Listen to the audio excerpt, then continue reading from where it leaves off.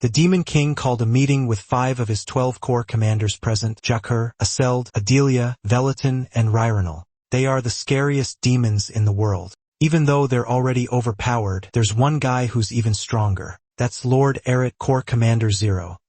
He's respected even by the Demon King himself for pulling off something impossible. In this world, there was a war between demons and heroes that lasted for years. There was one hero that not even the Demon King and all his commanders together could take down. Until one day, when the Demon King went to pick a fight with that hero again, he found the hero lying defeated on the ground and some guy standing over him. That guy was the Demon Eret. Right then and there, the Demon King made him the leader of his entire army. But things aren't always what they seem. Our protagonist is hiding some serious secrets. The first is that, after winning that battle, he got really sick. The Demon King, terrified of losing him, called the best doctor to take care of him. The protagonist's body was extremely weak, and the doctor had no idea why, but the protagonist knows exactly why. The reason his body is so weak is that he's not a demon at all. He's a human with a fragile body. His real name is Dion Hart, but the demons completely misheard it and understood Demon Eret. The other big secret is that he didn't kill the hero. He found the hero already dead on the ground, and the Demon King showed up right at that moment thinking he had soloed the hero. Nobody in the kingdom suspects this whole lie.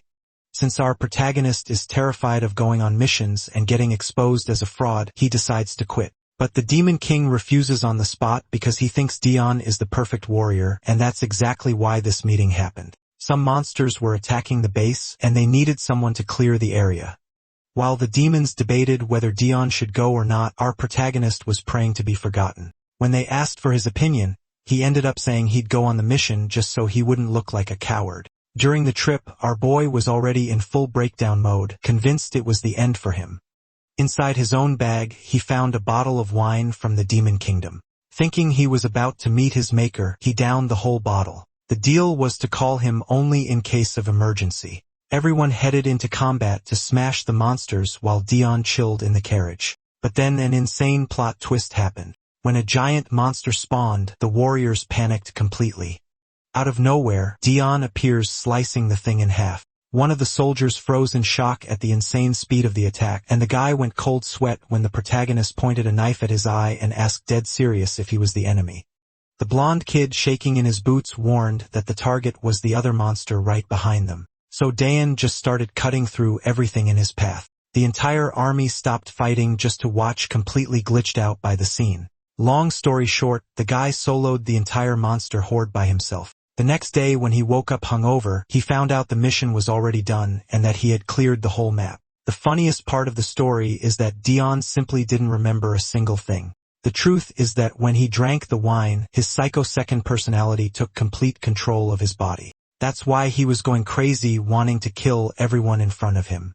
Dion thought it was just the alcohol, but he doesn't even know his own truth since his mind resets every time he wakes up. The whole squad stormed into his room, hyping him up like crazy.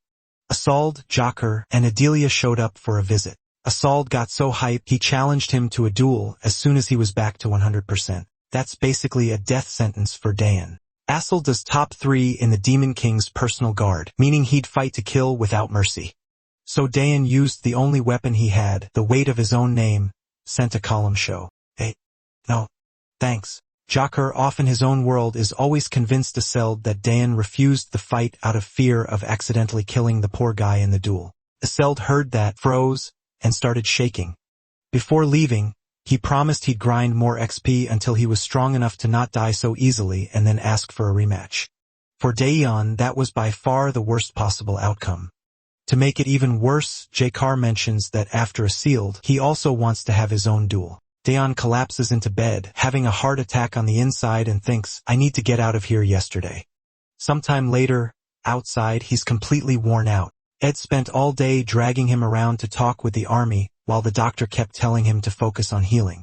On top of that, demons kept asking him to spar. He seriously can't understand why everyone wants his attention. Fed up, he kicks a rock and yells for them to leave him alone. Unfortunately, the rock flies straight into 2 demons' heads. They turn around, annoyed to see who did it, but then they spot Dion and freeze. Right away, they bow, wish him well, and apologize for making noise. MC has no idea what they're talking about, so they explained that an incubus had been causing trouble and they were trying to move him away. Now that same guy is standing there shaking, even though he's supposed to have one of the most broken kinds of magic around. Everyone else has already run off, leaving Dion stuck with this trembling demon in front of him.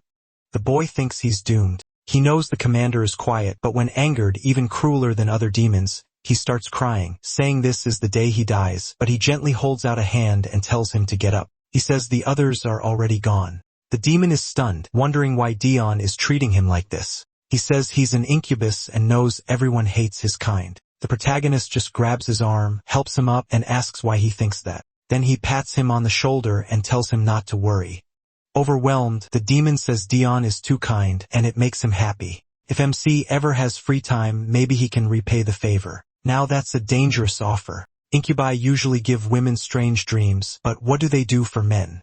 What exactly is this kid planning? Meanwhile, the demon asks where he is headed, but the protagonist has no clue what kind of free time he's talking about. Then the incubus offers a small thank you gift, a plant that helps with recovery. He says Dion must be busy as a commander, but if he wants, he can guide him to where it grows. MC didn't even know the castle had a garden with plants like that. The little demon apologizes for not introducing himself sooner. He explains that he's the gardener who takes care of the castle grounds known as Heen. Dean is shocked. A peaceful job like that even exists in a place this violent. Right away, he starts imagining flowers, fresh air, and a quiet place to breathe, basically perfect therapy. He admits he really needs somewhere calming and asks Eureka to take him there. Tion tells him to follow, and he is thrilled at the thought of finally getting some rest. Then they arrive. Tien thinks the garden actually looks pretty nice, but the first plant he notices suddenly tries to bite him. He barely dodges in time. Tien quickly scolds the plant, saying it shouldn't bite guests. Did it want another lesson? The plant instantly droops, and Hin apologizes, saying it just got too excited to see Dion. The protagonist, though, is sure it sensed he was weak and attacked right away. Now he understands what kind of garden this is, and leaving fast seems like the best plan. So he says he just remembered something important and waves goodbye. Tion asks where he's going, and Tion says the hall. He needs to meet the army and start practicing as soon as possible. After saying goodnight, he leaves Tion behind in confusion, thinking it must be something urgent. Next time, Tion decides they'll give MC a gift instead since he seemed to like the plant so much. Meanwhile, Dien can only shiver. He was an idiot for thinking anything in this place could be normal. Now all he wants is to get back to his room, the only place that feels peaceful before he runs into someone else. He especially wants to avoid the army because he's sure he got drunk, made a fool of himself, and embarrassed himself badly. He remembers Ed telling him to give some kind of speech to motivate them since he never really does anything like that. Though honestly, that was just how Dion took it. Ed never actually said those exact words. Still, he heads to the training hall only to find it completely empty. No one is there yet, and since he's supposed to speak, he starts wondering where he should sit. Then he spots some wooden swords and decides to practice a little. He doesn't remember what happened while he was drunk, but at least this might help him understand how these guys fight. The second he swings the wooden sword, it slams into the ground, and he realizes it's way too heavy. As embarrassing as it is, he can't even handle a wooden blade, never mind a real steel one. With arms this weak, he'd better stick to a dagger. Then he senses something beside him. A whole group of demons is standing there, staring at him with wide eyes. Tion instantly wonders if they saw that, but from their point of view, he's just standing there glaring at them, ready to fight. Everyone rushes over, asking if their commander is okay after worrying about him. Then they start praising him, saying what he did on the last mission was unbelievable. Tion tells them to relax while trying to figure out what these maniacs are even talking about. To make it weirder, they all look at him like they're deeply moved, and he has no idea why. Sovi turns to the group and says he couldn't meet them after the mission, but he praises everyone who took part. His real aim, he says, is to give them freedom to train and act on their own. Sovi adds that they don't need the protagonist's help because they're already great at what they do. Then one of them suddenly pulls out a sword and rushes in. Right then, Dion loses his balance. He refuses to fall, but as he ducks, the blade whistles right past him. The attacker freezes, stunned that MC avoided it. Dion has no clue how that happened, but the others are already crowding around, asking if their commander is hurt. He quickly realizes this place is not safe at all and tries to turn away, only to slam his elbow into the guy's face and drop him flat. The man curses him, calling him a damn demon. Only then does Dion notice. The one in front of him is human. He remembers that dream with two versions of himself and wonders if one of them is messing with things because this can't be luck. As the soldiers call for their commander, he realizes none of them recognize this man. The intruder panics and says he has to get out now. But the second he moves, Dion is already there, cutting down at him. He knew he couldn't let the man escape. He was too dangerous, so the protagonist struck without hesitation. The intruder drops, and MC immediately orders them to inform the Demon King and throw the trespasser in a cell. Then he just waves and leaves, while the others are left thinking, the commander must be disappointed in us. An intruder got in, and he was the one who got attacked. Still, one of them can't get over how smooth Dion's moves were. 1 second he looked completely casual, and the next, he dodged in one clean motion, then turned into a sharp elbow strike. It was terrifying. The poor idiot went down instantly. He seemed so far above them that the whole army felt like nothing but his shadow. One soldier thinks he's trained hard, but he never guessed the commander was still this far ahead of him. Soon, everyone is fired up, saying they have to train harder so one day they might stand beside him. Meanwhile, Dion has sprained his wrist just from swinging that wooden sword. Still, the army can deal with the intruder, so he heads back to his room. Sometime later, he wakes up and finds Groggy already waiting beside him. The king mocks him for sleeping like a rock. Dion wonders if he's dreaming, but the king tells him this is very real. He knows him just woke up, but says he needs to come with him now. That is the last thing the protagonist wants. He just opened his eyes and wants to go back to sleep. Still, if the king came himself, it has to be serious. So MC asks if it's about the intruder. The king puts a hand on his shoulder, says yes, and tells him to follow. As they head downstairs, Dion starts wondering why they're going toward the dungeon.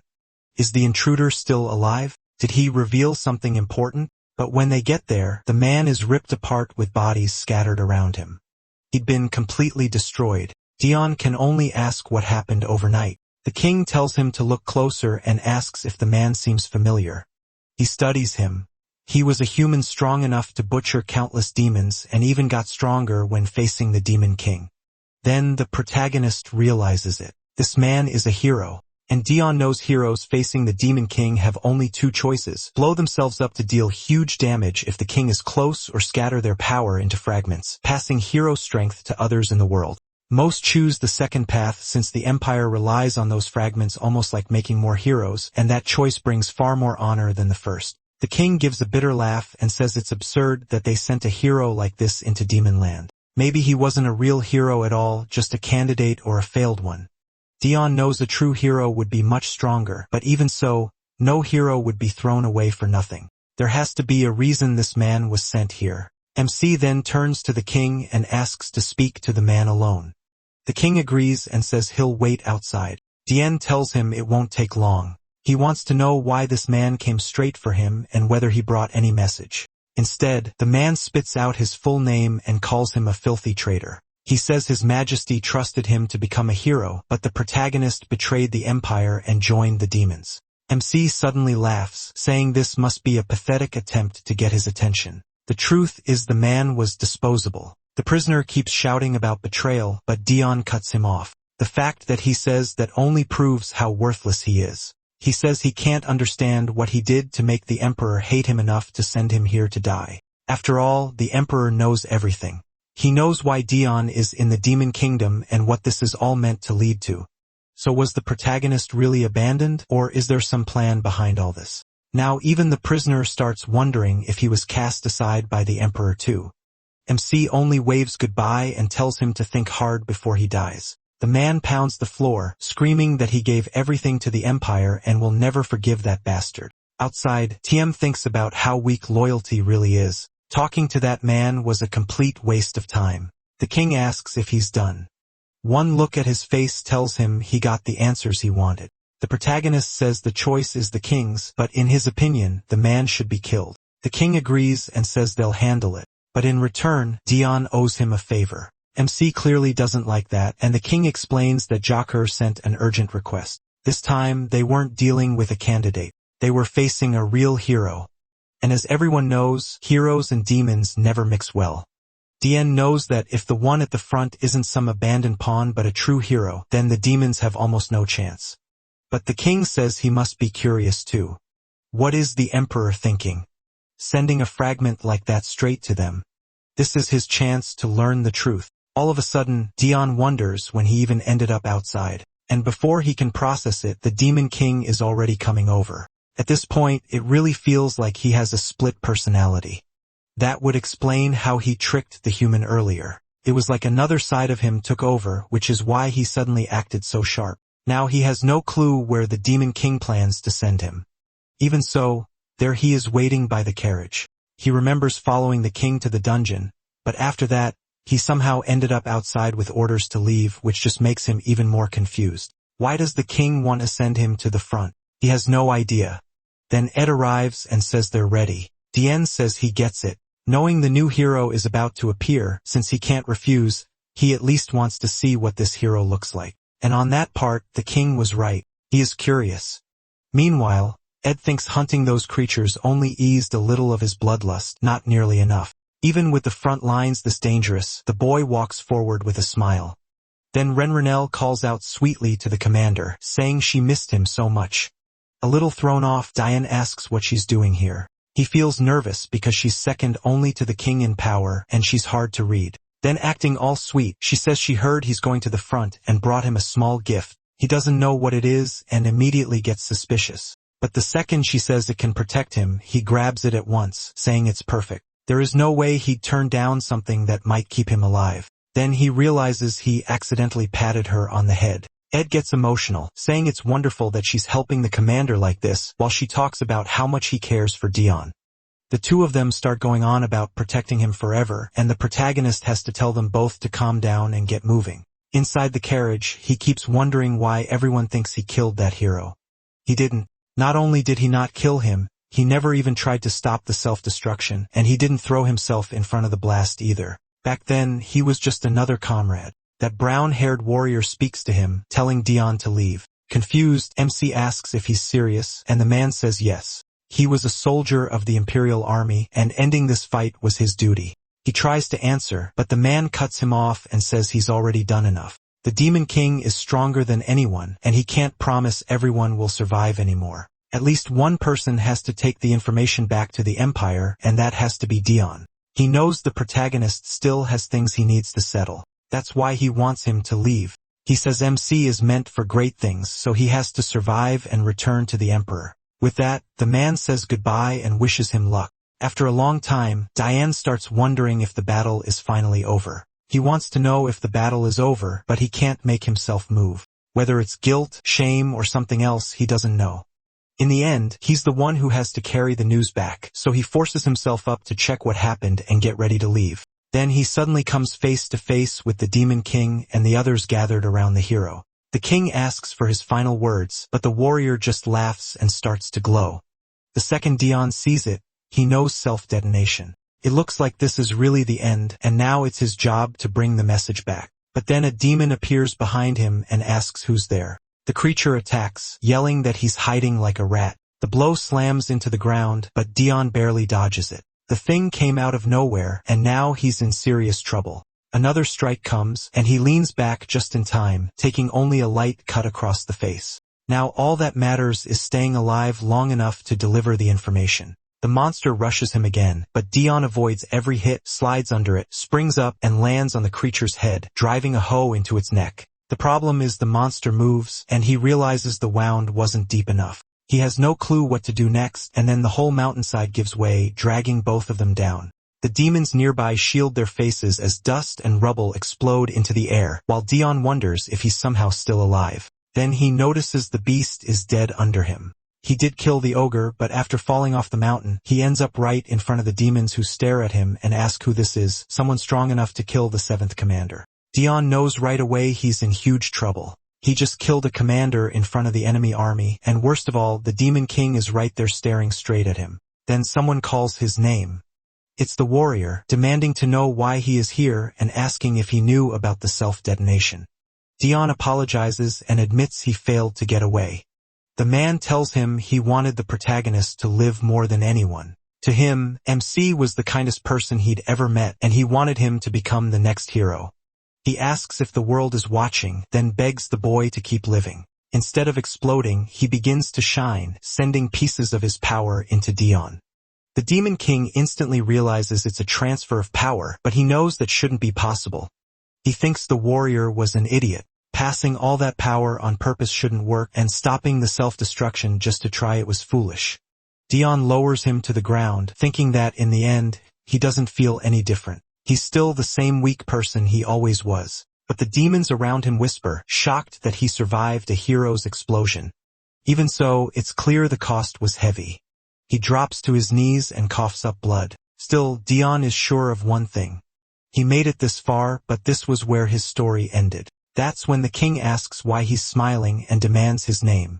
He answers, the protagonist heart. The protagonist heart. The king says he likes him. While Dion looks for a way out, the king offers him a place by his side instead.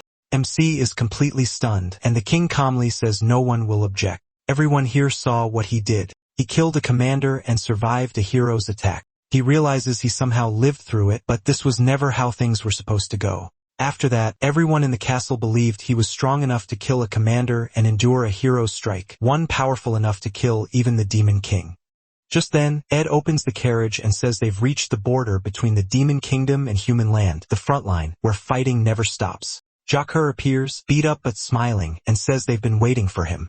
With shaking hands, Dion admits he should have stayed away from this place. But in the end, he never really gets a choice. He laughs and says life is a curse. Jakar thinks only their commander would show up to a battlefield laughing, but tells him to hold back for now. His time is coming. The protagonist has no idea what that means, so Jacker explains that he and the others will join the fight once the Empire attacks again. I still can't stop wondering, how does the king know Dion absorbed that power instead of just surviving it? So who's playing four-dimensional chess here? I need answers. Then I remembered that when he was possessed in the cell, he told someone he had a deal with the Emperor who knew everything. Could the Emperor be controlling his second personality? Man, I need to stop overthinking and just follow the story. I'll find out later. Meanwhile, on the Empire's front lines, word spreads that the Zeroth unit has arrived with its commander. His presence alone raises the soldiers' morale, while the humans on the other side look far less confident. Their captain hesitates. He didn't expect the commander's trump card to actually appear. He'd heard this boy was the most dangerous of them all. The officer beside him asks what they do now since victory isn't certain anymore. The captain says they'll send the assassin, but the mustached officer argues the odds are low. The captain says they at least need proof this person is real. The rumors are terrifying, but maybe they're fake, just something the Demon King made up to keep morale high. So this is the human side's hero. No, that's too simple. He says if the assassin can confirm the boy exists, that alone is worth it. The scene cuts to Ed wrapping Dion's bandages, while MC tries to figure out how to avoid the battle completely.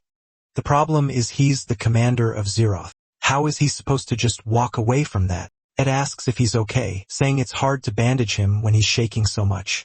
Dion says he's fine and tells Ed not to fuss so much. There's no need to be that careful. His real plan is simple. See the hero once, then run. But Ed only looks more worried, saying war could start at any second, so of course he has to be careful. He even gets upset that he never takes care of himself. The protagonist can't understand why Ed cares this much about him.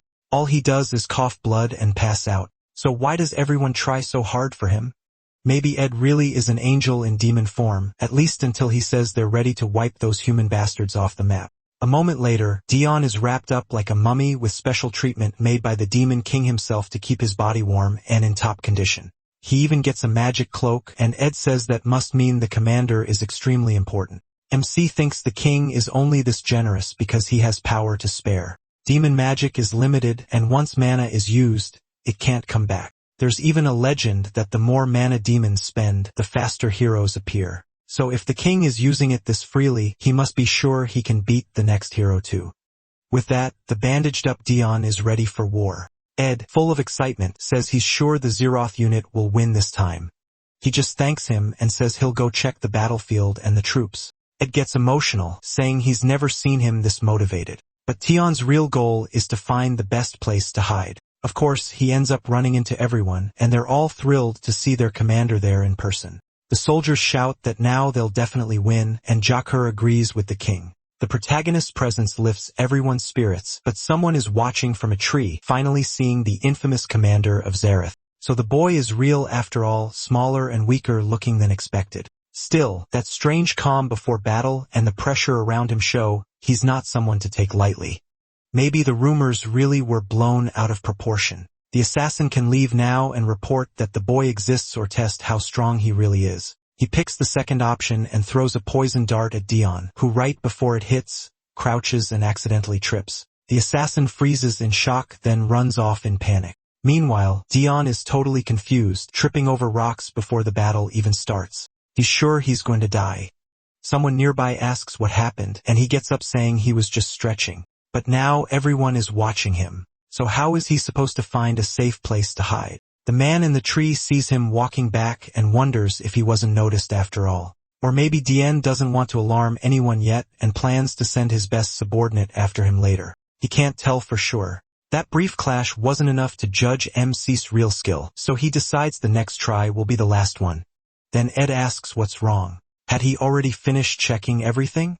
Dion says yes and quickly changes the topic, asking about the Empire's new hero. Ed says the man has hidden his face behind a helmet ever since he appeared, but everyone knows he's an amazing swordsman. From above, the assassin listens and realizes they're talking about Lord Kroll. Could they have already figured out who sent him? Just then, Tien suddenly blurts out, "What's this?" "Alcohol." He's annoyed. There shouldn't be any drinks there, and it makes him mad that others can drink while he's not allowed to. Ed apologizes and says it was actually prepared for him. The protagonist's face changes right away, and he asks if he can really have it. Ed says, of course, pours it for him, and Dien thanks him. He's thrilled, but then he hears something strange. He turns around, and Ed asks what's wrong. Dien says it's nothing serious. But the assassin had tossed a pebble to distract him, and when MC looked away, he slipped poison into the drink. The cup, a poison strong enough to kill on the spot. The assassin is sure it's over. He is about to drink it. He lifts the cup, pauses, and Ed asks what's wrong. Then Dion suddenly throws it to the ground, complaining there are bugs everywhere. Even the protagonist doesn't get it. Why did the cup slip like that? A fly had been buzzing around while Ed poured the drink. And when Dion raised the cup, it kept whining by his ear and getting on his nerves. He swatted at it without thinking and dropped the cup. At this point, it really feels like his second soul or some other side of him is helping out because this luck makes no sense. He starts to say sorry, but Ed spots the spilled drink eating into the ground, realizes it was poisoned, and quickly scans the area. Still, he finds nothing. Just confirms an intruder got close. At the same time, the assassin runs for his life, saying he has to report to the Empire. Lord Kroll needed to hear this. The demon army's commander was far too dangerous. Meanwhile, Joker tells everyone an infiltrator came to kill the commander. The soldiers are stunned that nobody noticed. Jakar warns them, punishment will come later for letting the enemy get that close. Behind him, Dion breaks into a cold sweat. He was one step from dying. Ed apologizes in shame, calling himself useless for not sensing the intruder. Dylan tells him the opposite. Even Ed missed it, which just shows how skilled the assassin was. Privately, he thinks this commander job needs to end soon. Puts a target on him. Worst of all, that stupid assassin ruined his drink. Then he spots a bottle in someone else's hand. He calls for Ed. Ed thinks he's about to be punished, but MC only asks if that wine bottle was unopened. Ed says yes. So Dien snatches it from the other soldier and points out the poison was only in the cup, which means the bottle is safe to drink. Back at Kroll's camp, the assassin reports that Dion is dangerous. He's completely sure now the rumors were real, and they can't beat him. Kroll looks shaken. The assassin wasn't weak, yet he came back terrified. The only way to win against that commander would be with that one person. The mustached man asks if he means the other Imperial hero, and Kroll says yes. Only that hero could do it. But that person isn't here, so their best move may be to retreat. The hesitant man argues that if they pull back now, everyone will say they're afraid of the commander. Kroll slams the map and declares they are retreating. But if anyone chases them, he'll make sure they die perfectly. Besides, this land isn't worth fighting for. What he really wants is to show the demons that if they stay out of human lands, peace is possible. The mustached man agrees, but asks what should be reported to the Empire. Kroll says his orders were to retake stolen land, not push farther. Now that they've recovered what was theirs, there's no reason to advance. That's what he'll report. Cruel calms down. This won't stain his first campaign as a hero, and no one can question his skill over this. He just hopes the demons don't stir up trouble. The mustached man tries to comfort him, saying the so-called commander barely even fights. Then someone rushes in, shouting for the commander that the demons are advancing with Xerotha's troops, exactly what Kroll didn't want. And their Dion is cutting straight through the enemy.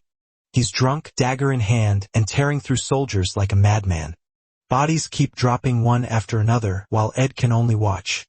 After finishing the bottle, Dion pushed everyone into a full attack. Ed isn't complaining. They're winning because of it. Another soldier falls, and when he looks up, all he sees is him like a demon in human form. If that wasn't the deadliest thing alive, he didn't know what was. He cries in fear, knowing he'll die if he doesn't fight, but he's too terrified to even lift his sword. Soon, he'll just be another slashed-up corpse. Dion tells him right to his face not to freeze up, at least try. If he wanted to live, he had to fight with everything. But then a blow crashes into Dion, throwing him into a tree. Ed rushes over and demands to know who did it. Of course, it's the hero. He says that Strike was supposed to kill Dion in one hit. Ed, worried, asks if the protagonist can stand. MC realizes he only lived because of the protection Ririnal gave him. While Ed panics, the soldier from before is filled with hope. Sure, the Empire's savior has arrived. He starts celebrating, convinced he's safe, then Dion walks past him and cuts him down, sending his head flying. Brutal. After that, he walks up to the hero and says he'd been wanting to meet him.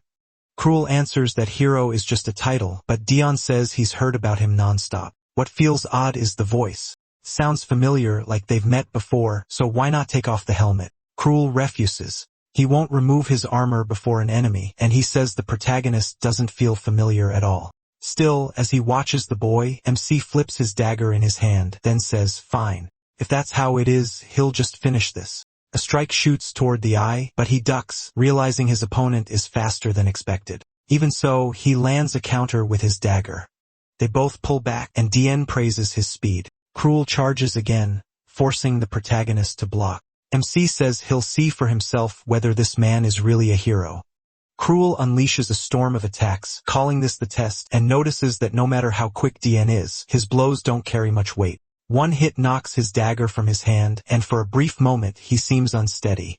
Cruel takes it as the perfect chance to finish him, but Dion instantly draws another dagger from his leg and catches the next attack. They stare each other down, then the protagonist drives in a hard kick, and both of them create space again. Cruel keeps thinking Dion's attacks are too weak. Maybe he's not even serious. If so, that only helps him. Then MC wonders if Cruel has figured it out. He raises his hands and says the fun part is over. Now it's time to end this. Cruel fires back that the war isn't over, especially since the demons invaded first. He argues it ended when they killed the commander of the invading troop. They already took back the land they wanted, so there was no reason to invade the demon kingdom further. Cruel tells him to shut up, but Dien keeps going. Why waste more strength when both sides can just protect their own land? Cruel knows it's not a bad deal.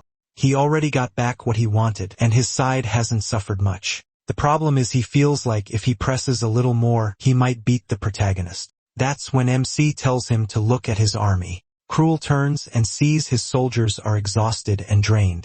No one is ready for another clash, so he agrees to retreat this time. They were at a disadvantage, and falling back was the smartest move, the one he'd already been leaning toward. Dien gives a little wave and says he hopes they never meet again.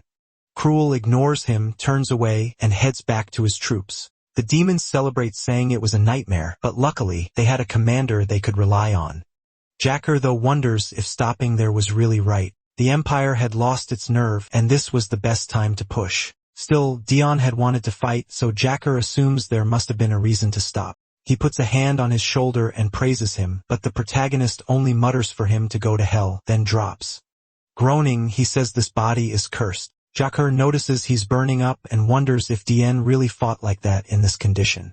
Maybe that's why he ended the battle, so the enemy wouldn't notice how bad his body was. If he collapsed in front of the demon army, their morale would have been crushed. In the end, it was perfect judgment. No wonder he appeared out of nowhere and became commander. From beating the 7th Squad commander to blocking the hero's blast to even earning the king's approval, it all proved how gifted he was. Even so, Jacker still had doubts. But today, he finally accepts that DM truly deserves his title. From now on, the DM can rest easy. MC will handle the rest. Back at the DM in King's Castle, Rinranel suddenly jolts up in panic because the crystal she gave him has shattered. Nothing should have been able to break it, so she fears he's in danger. She says she's leaving right away to find out what happened, but the attendant begs her to stay, reminding her the Demon King ordered her to guard the barrier. Meanwhile, Dion arrives, and the Demon King praises what he did. The protagonist glances over, and the king keeps happily praising him, saying Joker reported, he did an amazing job. He asks about the new hero, and Dion says he'll give a full report. The Demon King notices the boy looks tense from that. He cuts off the battle report, saying they can talk later since the Second Army's commander also brought information. That commander was apparently the type who loved dressing MC up, and the king notices he doesn't seem to miss her at all. Still, there's nothing to worry about for now. She's far away, and they're just going over paperwork. As he checks the documents, he finds something strange. Then someone suddenly calls for the commander, and Dion finally wakes up. Now he's confused, wondering how he ended up in the Demon King's castle. What even happened? He wasn't supposed to be here after the battlefield. What pulls him fully awake is Rinranel hanging on to him, crying and sniffling because she was so worried. Dion is still trying to sort everything out, and then he remembers he drank again. He can't believe one bottle was enough to make him black out that badly. Meanwhile, Rinranel keeps clinging to him and says she panicked when the necklace broke. That makes the protagonist freeze. The necklace was supposed to protect him from instant death once, which means he really had been that close to dying. Even then, she gushes that he still beat the new hero, which makes it even more amazing. While Ringler sticks to him with hearts in her eyes, Dion realizes alcohol keeps making him lose control. Then he notices the paper in his hand and opens it to see the name Cruel Heart. The last name hits him right away. It matches his own. He lets out a laugh because that's one person he could never forget. Cruel Heart is his older brother. Then we cut to Cruel facing a broken crying Dion. The boy begs his brother for help, but instead, Cruel raises his sword and cuts him down. So that's why Dion ended up with the demons. His family was even worse than monsters. MC gently pats Rinranel on the head and says there's something he needs to handle. The purple-haired one says he's acting scary and asks if Rinranel is okay. But Rinranel just assumes he got mad about something and thinks it's wonderful. According to her, he looks beautiful like this. Back in his room, he asks why the Emperor made that bastard a hero when he already knows what happened. That question matters even more now since Dion had been thinking about going back. We then learned the Demon King had asked if it was time for the protagonist to return to the Empire, and MC said yes. If allowed, he'd gather information on the new hero. The king tells him to travel carefully since staying away from the Empire too long would raise suspicion. Then he touches Dion's chest and casts a spell, so he can always tell where he is. Waving him off, the king tells him to report back as soon as he learns anything useful. That was the deal between them. Even so, the protagonist still doesn't get why he has to act as the king's spy. One thing is clear, when the stress gets too heavy, he loses his memory. So the answer should be avoiding stress, but that's a lot easier said than done. Just then, Ed says he heard Dion's leaving for the human world today. MC confirms it. There's something he needs to check himself, and he asks what Ed is getting at. Ed brings up something the Demon King told him. Earlier, the king had asked how Ed would feel about becoming a commander. It was for the 9th Army, which still had no commander, and the king made it clear the offer was real. Ed had been serving as Dion's assistant, but the king said he was fully capable of leading an army on his own. Ed stopped to think. Becoming a commander had always been one of his goals, but he'd pushed that aside to stay by his side. So he asked what would happen to his current role if he accepted. The Demon King said someone else equally skilled would be assigned to support the protagonist. He also said Ed shouldn't force himself. If he refused, another commander could be chosen. Of course, that would mean giving the position to someone less fit for it. After hearing that, Ed accepted. Tion is left trying to figure out what Ed means, but Ed only says it's nothing and decides not to explain yet. Instead, he says he'll have the cooks prepare whatever food MC wants for the trip. Right then, someone enters to say the carriage is ready. Tion says goodbye and tells them he'll see them again when he returns. Then he pauses, thinking Ed might be stepping down, but he can't bring himself to say it outright. So he just asks if Ed wants anything since he won't be in the capital much, maybe some special food or something that keeps well. Ed quietly laughs to himself. Most superiors would never care this much about a subordinate. Still, he says he doesn't need anything. Ton accepts that and waves goodbye. Ed wishes him a safe trip, thinking he respects him more with every day, but that isn't the whole truth. In that earlier talk, Ed had actually told the Demon King he didn't want to be a commander. The position mattered, sure, but staying with the protagonist mattered more. As MC leaves, Ed wishes him well and vows he'll wait for him as long as he lives. This really feels like a setup for something tragic. The next chapter opens with guards posted in front of a mansion, grumbling about how boring their shift is. Then Dion arrives, and the guards stop him, warning that this is the Hard family estate. The Count is away, they say, so no one is allowed inside. He simply tells them to open the gate. As they stare in confusion, wondering who this guy thinks he is, he lowers his hood, removes the bandages, and says he wants to enter his own house. So what's the issue? The reaction is instant. Everyone starts rushing around shouting that the Count has returned and bowing at the entrance. Honestly, Diane expected a much colder welcome, so all of this feels pointless to him. The butler, Ben, comes out to greet him. The protagonist smiles and says it's been a while, and Ben asks if the hunt went well. Caught off guard, MC answers yes and realizes everyone thinks he had gone off to hunt monsters. He's about to say it all ended fine when Ben reaches for his face and says it's a shame the monsters did that to him. Come on, Ben. Enough with that. Diane tells him he's not a child anymore, and Ben agrees. He's a respected Count now. Ben asks if he wants his room prepared, but he says no because he has to see the Emperor first. He'd rather collapse into bed. But now that he's back in the Empire, speaking to that man comes first. And on top of that, he needs answers about Cruel. Ben says he understands and will prepare everything. Elsewhere, in an office, a purple-haired man named Velaton mutters that the Emperor's dog has finally returned to his master. He immediately asks Cruel, who's beside him, what they plan to do now that the younger brother is back. Cruel says he'll send a request to the Assassin Guild, but Velaton warns that could lead the trail back to them. Then he turns to Isilde and asks about the other option. Isilde, the one in glasses, asks if he means the Revolutionary Army, and Velaton says yes. They're the group trying to drag the Emperor off the throne, so even if they get caught, it won't matter to them. Cruel agrees and says he'll contact them instead. Velaton grins, saying he can't wait to see what the hero does. Back at the mansion, the maids are all over him, going on about how great Dion looks in his little cape. He's completely lost. Since arriving, they haven't stopped fussing over him, bathing him, changing him, and doing all kinds of extra nonsense. Worst of all, they're clearly imagining him in all sorts of outfits and poses. At that point, he decides he just needs to escape fast. Before leaving, he thanks Ben for taking care of the mansion while he was gone. Ben says it was only his duty, then adds that he'd actually been waiting for Dion to return because he's getting tired and wants to talk about retirement. The protagonist instantly panics. This is the only person keeping the estate running while he does basically nothing. Then Ben laughs and says he was joking, which only leaves MC angry and confused, so Dion tells him to get out already. As he gets into the carriage, he says he doesn't need much protection.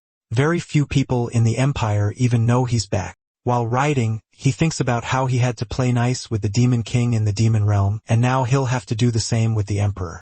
The bad part is the Emperor is just as terrifying. Adelia is the ruler who took the throne by force. He killed all 8 of his brothers and sisters, then killed the king and claimed the crown.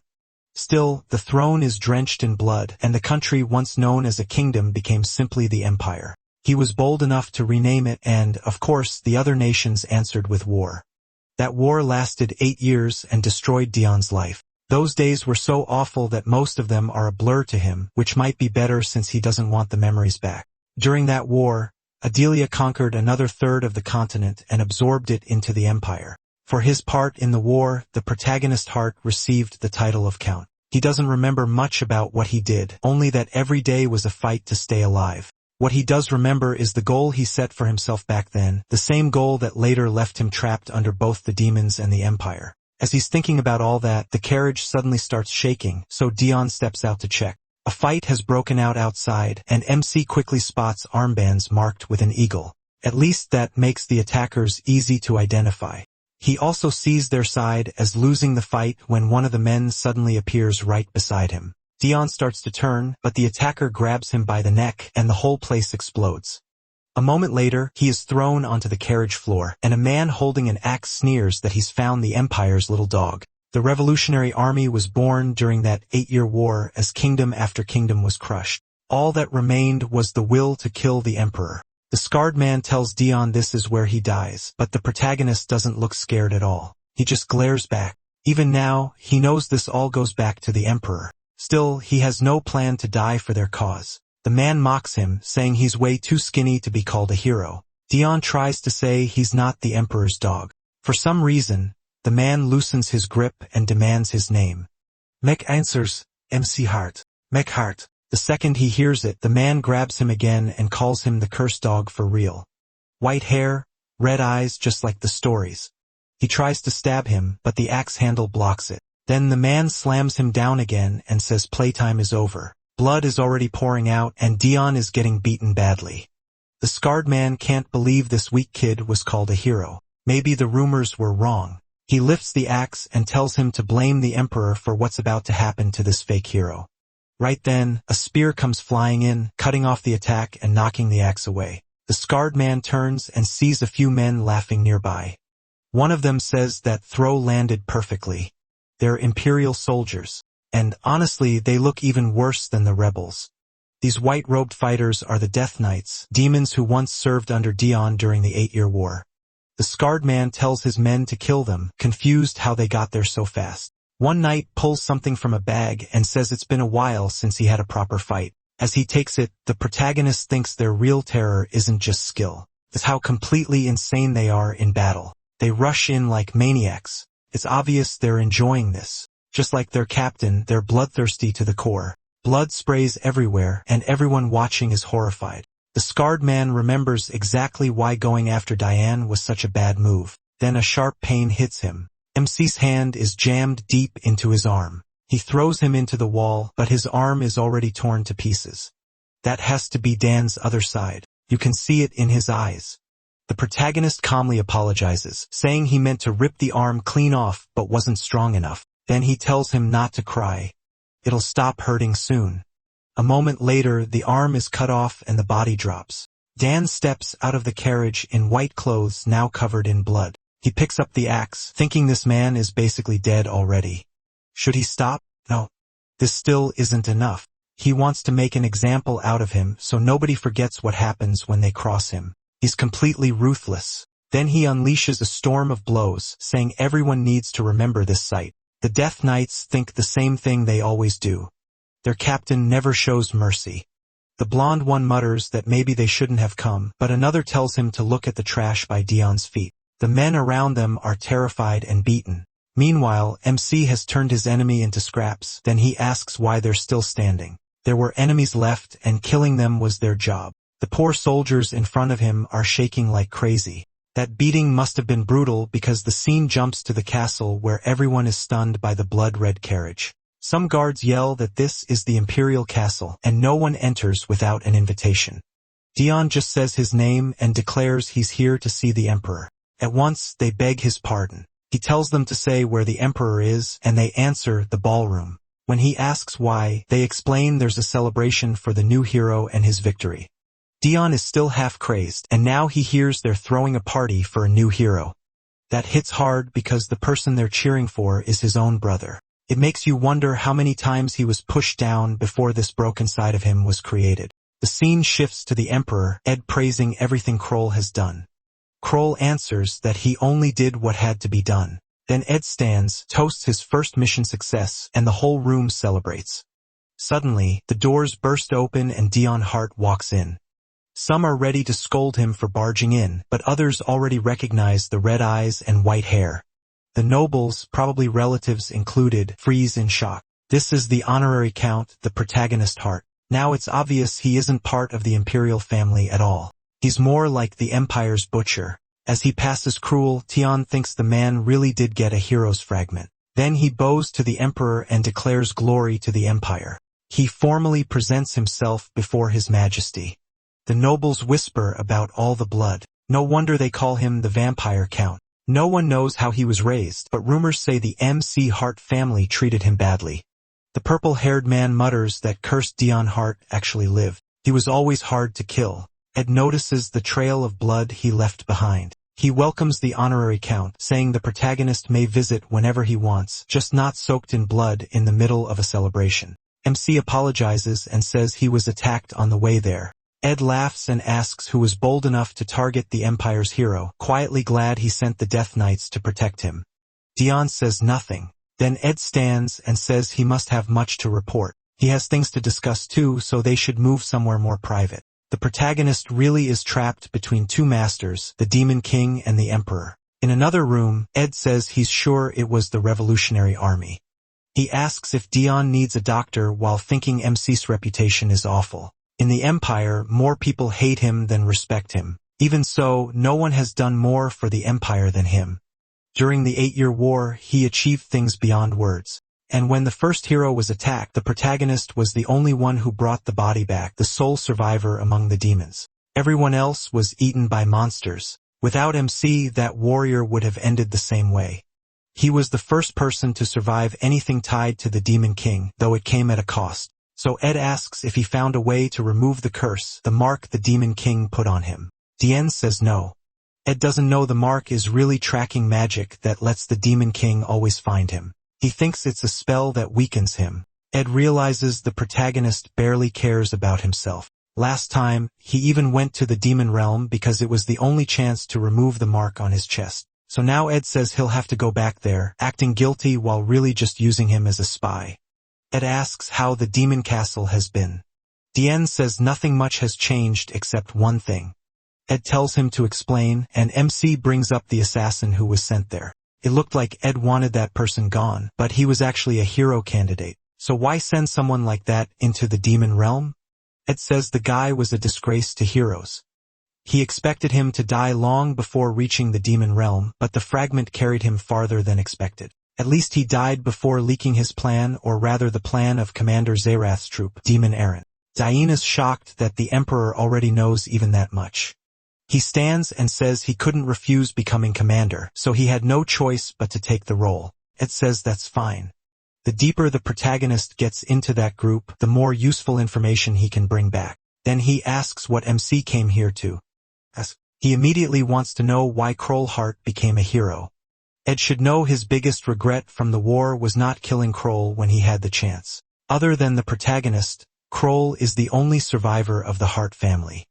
If MC was abused that badly, a lot starts to make sense. Then we flash back to Kroll speaking to him as a child, telling him not to keep their parents waiting. The little boy softly apologizes and asks if it's time for dinner. Kroll tells him to hurry. Dion hesitates, wondering if they'll get in trouble. His brother pulls his hand away and tells him not to touch him because he's dirty from training. He awkwardly says sorry and asks Kroll to wait a second. He wants to walk beside him, but Kroll just keeps going. Then Demon bumps into his back. Kroll turns and asks if he likes that painting so much since he's always staring at it. The protagonist says yes because it shows them as a family. Kroll brushes it off, saying it's only a painting. Then he tells Dien to stop coming out so much and stay in his room more. MC always felt alone in that house. The maids whispered that he was different from the rest. His white hair and red eyes made him stand out. Maybe he wasn't even the family's real child. But when he looked at that painting, he could pretend he belonged. He wished he had black hair and green eyes like the rest of his family. At dinner, his father complains that Dion is late and reminds him he was told to come quickly. His mother asks if the protagonist is feeling alright. If he has a fever, he can stay home tonight. But MC says no. He wants to go alone. His father tells her to stop coddling him. Dion can't stay hidden forever. She says she can't help it. He's so weak, and she fears something will happen if he goes out. That only makes him angrier. They can't keep him shut away forever, and sooner or later, he has to appear in public even if people start talking. He then warns him to be very careful and never let anyone discover his flaw. Keeping his head down, the protagonist says he understands and will be careful. That flaw was everything about him. They hated his strange looks, his sick body, and how they thought all of it stained the MC Hart name. Then Kroll brings up the new fencing teacher. Dien wonders if his brother changed the subject on purpose so everyone would stop talking about him. Their father brightens and says yes, especially since Kroll keeps getting better every day. The second that teacher came up, the whole dinner mood changed. Back then, he truly believed his brother was amazing. Even so, He couldn't help thinking maybe he felt out of place because he just wasn't good enough. So he decided to train hard and become as strong and capable as his brother. Then maybe his family would finally love him. Later, as he walks through the halls, someone calls out to him. There's a few noble boys. They ask if he's day on heart. No doubt those 3 idiots died somewhere in the 18-year war. The protagonist was too innocent to notice the bad intent behind their smiles. He thought they just wanted to be friendly, so he happily introduces himself as MC Hart. He starts talking excitedly about fencing, but one of the boys cuts in and asks why he's always alone. Maybe he was slow to catch on because everyone already knew he was the outcast of the Seahart family. The one kept hidden away in his room. The protagonist tries to deny it, but the noble boy steps in closer. He mocks MC's red eyes, says he's clearly not one of them, and that's why his family doesn't love him, why they threw him away.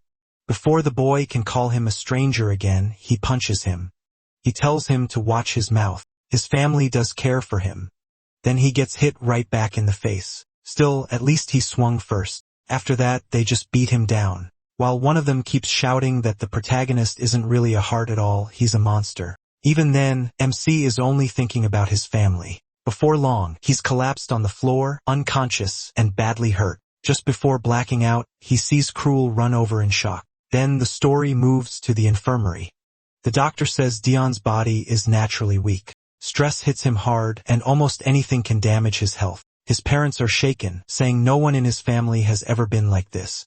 So how could it happen? Lying in bed, barely hanging on, the protagonist silently apologizes. As he looks at them, he promises he'll do better. He just doesn't want them to hate him. Then his brother, still gentle at that age, tells him it's fine. He says Dion doesn't need to prove anything. After all, no one expected anything from him in the first place. Pretty cruel, isn't it? And then it turns out to be a dream. MC wakes up for real in bed. His mother asks what happened, while his father reminds him he warned Dion to be careful while they were gone. Nervously, he explains that the other boys started it. Then he remembers they called him a monster, and he wonders if saying that would matter at all. Maybe his father thinks the same thing, so he only apologizes. His father says maybe letting him leave his room was a mistake, and he'll be confined again for a while. Better for him to stay there and think about what he's done. Dion can't believe his one chance to go outside only caused more trouble. The last thing he wanted was to shame the family. Later, while riding alone in his room, he hears people saying they feel sorry for him because he never gets to go out. He also hears his family laughing somewhere outside, so he goes to the window and sees his father walking with Cruel. He wants to be out there too, but part of him feels even wanting that is greedy. First, he has to earn that right by working until they finally injure him, until they recognize him. Step 1 was simple. Build enough stamina to last 30 minutes of practice. By the time he kept at it, night had already fallen. He says he's exhausted, feels like he might die, but still refuses to stop. He keeps swinging until Cruel suddenly appears and tells him to stop. Only then does Dion realize his brother is there. Cruel asks what he thinks he's doing and tells him not to be stupid. He already ordered Dion to stay quietly in his room and already said he didn't need to do anything, but the protagonist can't accept not even being allowed to try. Maybe they didn't want that because he was a failure. Then he suddenly backs down and says, fine. He won't do anything. He apologizes to Cruel, says he'll rest, and tells him to leave. After that, he stands by the window, wondering what he has to do to deserve being loved. Some time passes and the butler enters. He asks if Dion will eat in his room again. Now 14, MC asks where everyone is. Cruel, now 17, says they went out to deal with something else. Dion thought he'd be training, but Cruel tells him to come along. Morning practice is over and it's time for chess. Dion agrees and Cruel asks why he's acting so formal. It seems that every now and then, they still play this little game of chess. During one match, Cruel says the empire is unstable right now, so the family has been busy. But Dion is sure that's always the excuse, even knowing that sometimes he still chooses to believe the lie. Because once in a while, their mother comes in when she thinks he's asleep. She places a hand on him, apologizes, and tells him to rest well. Poor Dion nearly cries every time. He told himself not to expect love, but even the smallest sign was enough to give him hope again. Then Cruel says that after this game, he won't be playing chess for a while either. He says he understands, thinking it must be a pain for Cruel to keep coming all the way here just for this. But Cruel says no. If war breaks out, at least one member of the family has to go. Cruel asks why they're here, and a soldier says they've brought an order from the Empire. He asks for the boy called Diane, the protagonist, Heart. So that's what this is. The family kept him locked up, and now they're sending him off to die instead of Cruel. The butler points to the boy seated across from Cruel. At once, the Imperial soldier orders Diane to come with them. He says they'll explain on the way. As MC is dragged out, the knights whisper, wondering why they're taking a boy who can't even hold a sword properly. Then Cruel grabs the soldier's arm and says there must be a mistake. Tian isn't the one who should go. The man jerks free and says how Steinhardt already sent an official letter to the Emperor. They're only following orders. If Cruel wants answers, he should ask his parents. Being taken away, he still doesn't fully understand what they're saying. But one thing becomes clear. His parents are sending him to war. He's been sick and shut in his whole life. So what could someone like him possibly do on a battlefield? He pictures his mother's strangely sorry face and tells himself it can't be true. They would never do that. He turns back and calls for Cruel, but the door is already shut. In that moment, he wonders if his whole family really wanted him dead. Maybe getting rid of the failure who stained their name was easier for them. However, it connects later. The pain here is obvious enough. Then we jump to Daeyeon, awkwardly holding a sword, while an officer tells him to toughen up if he wants to live through battle. All the protagonist can think about is how heavy the weapon feels. And, of course, the soldiers around him whisper too, asking why the disgraced sickly son of House MC Hart was sent there at all. More than anything, Diane just doesn't want to die. But from that day on, his life turns into hell, and soon he's struggling in the middle of battle. Bodies crash down over him, and all he feels is fear of dying among screams and the smell of blood. Pinned under a corpse, he cries that he wants to go home. Then a soldier rushes over and cuts the body off him. The man orders him to get up, grab a sword, and do something. If he can't use a sword, then use a dagger or even his teeth. Whatever it takes, he has to fight if he wants to live. Panicking, Tien says he can't die like this, and that's when it starts. He snaps and decides he will survive. From then on, he starts killing without pause, stabbing, slashing, striking at anything in reach. Sometimes he's shaking, coughing blood, wondering how much longer his body can hold together. He keeps asking when he can go home and why he ever had to be there, and still he drives another dagger into a man's chest. The scary part is he was talented. You shouldn't throw a 14-year-old into war and expect him to live, but somehow he does. And the years keep passing as he survives again and again. Sometimes letters come to the soldiers at the front, messages saying they're missed, telling them to stay safe, things like that. But Dion, alone as always, gets only one letter. It tells him he's been promoted to commander and is being moved to another battlefield. That's when he decides to turn his house Heart into a place of terror, and that revenge begins the moment the door opens, and he steps inside with the butler beside him or whoever it was. He says he's finally come to pay his respects. His father tries to peace pop. His father tried to speak, but Dion killed him at once. In his mind, sending him away had been the right call. Their real mistake was staying in that house at all. They could have loved him, but even that was too much for them. He said goodbye and struck again. Then he burst out laughing like he'd lost his mind. With a hand over his face, he said they deserved it. They never should have thrown him away. All he ever wanted was their love. But even then, he wondered why it hurt this much. He'd finally reached the goal he'd clung to for years. So why was the pain still there? Then Kroll opened the door and found him. Dian was covered in blood, crying, and completely broken. Cruel stared in shock and asked what he had done. The protagonist started begging for help, then stopped himself. A darker voice in his head asked if he really believed Cruel would save him. Dian accepted that thought and attacked. Cruel could only fight back. In the middle of his madness, MC yelled that Cruel had always stood there and watched. As they kept fighting, he screamed that it hurt too much. Everything he had suffered came rushing back. Then he looked down at his blood-covered hand and understood his body was at its limit. Cruel moved in to finish it, and Dian only wanted to kill him first. But he suddenly woke up, and it's hard to tell if he fainted, had a seizure, or something else. At his side was a beautiful woman named Lion Reiner asking what he was thinking about. He said it had been a long time, and she smiled, glad to see he seemed well. Then he noticed they were in the ballroom and got confused. What just happened? That's when it clicked. They were back at the Emperor's celebration, the one he arrived at covered in blood. The last thing he remembered was the revolutionary attack on the carriage. So, yes, we were back on the main timeline. I thought the family massacre might have been fake or a warped memory, but no, he really did kill them. Lion asked about his talk with the Emperor, saying he looked awful afterward. He had no clue what talk she meant and guessed the stress had pushed him over the edge again. When he asked what this event was even for, she acted like he had to be joking. How could he come here not knowing? The whole gathering was to celebrate Cruel Heart's first victory. Just then, Cruel himself showed up and said he was glad to see Dion. He answered that now he understood why he'd had such awful dreams last night. It had been a while since they'd seen each other. At the same time, he bitterly thought about those green eyes and black hair, the mark of the hearted bloodline he never wanted to see again. More than anyone, Cruel was the one he didn't want to face. Cruel said that in the demon realm, he had come face to face with Zerotha's commander. Dion asked what the issue was, wondering if his brother somehow knew it had been him. But Cruel only said that Commander was great at firing up soldiers and somehow reminded him of the protagonist. He'd never seen troops with that much spirit. Since he'd heard MC was always an excellent commander, he wondered if the army would have been even stronger with him there. Tion suddenly laughed like a madman, apologized, and said Cruel had to be exaggerating. There was no world where the two of them would ever fight side by side. Cruel let it pass, though he noticed his eyes were the same as ever, cold and distant toward everyone. Full of hate for the man talking to him so casually, the protagonist turned away.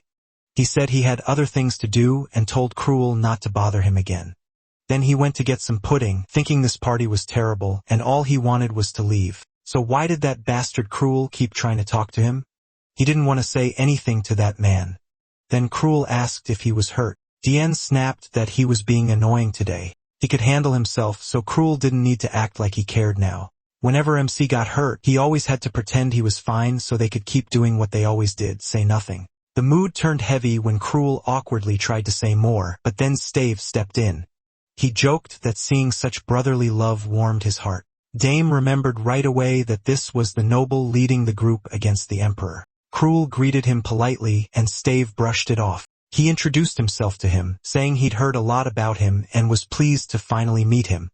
The protagonist only looked at the offered hand, then turned away. The guests were stunned that he had ignored a duke. This empire was packed with annoying people. Honestly, the demon realm had been better. At least the people there were interesting. Whispers spread through the party while Stave stood there in silence. Devcon ignored him anyway, acting like none of it mattered. No chance he was going to answer while eating pudding and risk drooling everywhere. That would be humiliating. So that was the reason he looked bold, but it was just bad timing. Seeing the Duke start to get irritated, he finally decided to greet him before this got worse. But then the Crown Prince, Elphidas, walked in and called for the Duke. Dion kept chewing, wondering if he'd somehow smeared honey on himself because people would not stop coming up to him. Elphidas said the place was chaotic tonight and Stave apologized for being involved. The prince told him not to worry and said it was his own fault. They hadn't spoken sooner. Inside, though, he was asking himself why Stave was talking to MC at all. He couldn't let that man carry out whatever he was planning. He looked completely set on protecting him no matter what, and I still don't know why. Then someone else suddenly rushed over and hugged the protagonist. At last, he had another intense little fan on this side too, Ilithia Desert. She said she had missed him so much. Then everyone froze in shock because that hug made him cough up a huge amount of blood. Now people were shouting for doctors. Our guy had just taken massive damage. Was her hug really that strong? Lime quickly covered his mouth, telling him not to talk or the bleeding would get worse. Then the Emperor arrived with the first hero beside him and a general called Nemesis. Seriously, with names like Nemesis and Cruel, it's like these people were born to sound evil. Althea was falling apart, apologizing over and over because she hadn't controlled her strength. Her brother apologized too, but the Emperor waved it off. A hero like Dion wouldn't be coughing blood from just a hug. He was clearly already injured, probably from an attack on the way here and internal wounds. MC, meanwhile, was overwhelmed. Too many people had suddenly gathered around him, talking about him and making a fuss when all he wanted was some peace and to leave. The Emperor told him to see a doctor, but he insisted he was fine. Soon people started whispering that maybe his weakness came from the Demon King's curse. For Dion, that was perfect. It was exactly what he wanted them to think. So he asked to be excused and said he was leaving. From what I can tell, He really did lose his mind back then, and this nicer personality may be something he built to hide the darker one. Still, this story loves keeping everything unclear, so we're left guessing. But right as he tried to leave, he stumbled and nearly passed out, only for Cruel to catch his arm. Great. When he needed help, it had to be Cruel. Dion slapped him away and told him not to touch him. He didn't need his help. After 8 long years on the battlefield, he hated this man with everything he had. So why was this happening? The Emperor stepped in and told him to calm down, saying he was clearly not well and should go home. Dion understood it for what it was, a polite way to throw him out. Normally that would be insulting, but this place felt so awful that he just accepted it. He walked out the door and the hall went silent, but Stave kept staring at Cruel. I still don't get why Cruel cares about the protagonist when he knows the protagonist killed their parents and saw it himself. Outside, Stave told Cruel that his younger brother had shown him open disrespect. And even after all the chaos MC caused, the Emperor still hadn't punished him. On top of that, Cruel himself was being strangely soft on the boy. Cruel said he didn't want to ruin the mood, but Stave cut him off. That wasn't the point. He knew exactly what kind of state Cruel had been in when he came to him before. Then we learned Cruel had once asked Stave to sponsor him. Standing before him was a man who had lost both his family and his home, and Cruel said he could become the finest sword Stave would ever use. Stave knew Cruel had other ways to survive, other roads he could have taken. Still, he agreed. He wasn't stupid enough to reject a hound willing to serve, but he wanted to know why Cruel had asked for that. Cruel told him that this time, he wanted to be the one who protected. Steve admitted he had never understood why Cruel wanted that role. Now though, he realized Cruel wasn't trying to protect someone else. He was trying to protect himself. Was he afraid of Dion? Cruel lowered his head and said yes. Stave answered that they were both walking the same road now, getting rid of the Emperor's dog. With a hand on his chest, he felt how important this was. That tightness in his heart told him Dion was a threat to everything, and he swore he would kill him someday. By the carriage, Lion asked if he needed help, but he said he was fine. Then he looked up and saw the mansion entrance wrecked and on fire. Worse, the Death Knights were there too. For a second, he thought it had to be a dream or some hallucination. His stress had pushed him to the edge, but the heat against his skin proved it was real. And he demanded to know what kind of disaster had happened here. The soldiers call him captain, but one corrects them. He's a count now, so that title doesn't fit anymore. He's just about to ask why the place is such a wreck when a bomb suddenly drops right into his hand. Stunned, he hears Lion warn him to be careful. Dion hurls it away, and it blows up in another part of the garden. He demands to know why they're attacking like this. Leon checks if he's hurt, and the soldiers around him look just as worried. Then someone steps out through the flames. A man walks from the fire and says the cursed one really is a hero. He had tried to catch the protagonist by surprise, but the protagonist threw the bomb to the perfect spot and killed him on the spot. The soldiers are stunned. MC had already shown up and taken one down while he himself hadn't even noticed the intruders. That's when he realizes the Revolutionary Army attacked again. His men explain those attackers came to destroy his home, so they rushed over to stop them. Dion, though, wants to know why all of them are here in the first place. The soldiers just stare, confused. They already told him, but he figures that if they're all running around after him, they must have messed up and lost their posts. That actually gets to them. They say the captain really does care. And while they've had problems before, none were bad enough to get kicked out. He tells them to quit being disrespectful and tries to walk off. This kid really can't catch a break. No matter where he goes, people keep bothering him. Right now, what matters is that the Revolutionary Army attacked his carriage and his home too. They clearly came to kill him. Then he spots one survivor from the Revolutionary Army starting to get up and trying to run. Dion needs answers, so he has to catch at least one of them.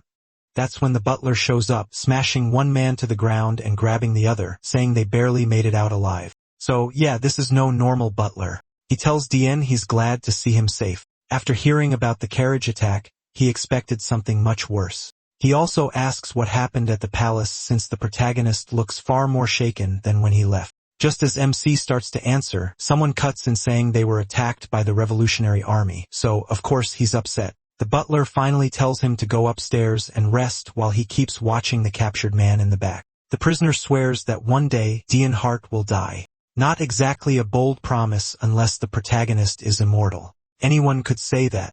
Three people stood in the way of taking down the Emperor: Commander Nemesis, Chancellor Ardle, and without a doubt MC Hart, the army spearhead, and the one who shaped the 8-year war more than anyone else. Worse, he worked in secret so no one could guess his next move. People said he went off to hunt monsters, but they knew it was always some hidden mission instead. One man starts calling Dion nothing more than the army's dog, but another grabs him by the collar and tells him to shut his mouth. They were the ones fighting the Emperor, so they were the reason that war happened in the first place. The man tries to argue, but the other doesn't bother debating. He pulls a knife, says he needs to rest, and kills him right there. Watching that, the butler just thinks about how annoying this cleanup is going to be. The next chapter starts in a poor, empty city. A starving girl thinks about how she hasn't eaten since that day, but in the slums, crying doesn't get you food. Then a friend shows up and says he got a piece of bread. It came from the Church of Salvation, which sometimes gives out water and a few other things for free. She says that can't be true.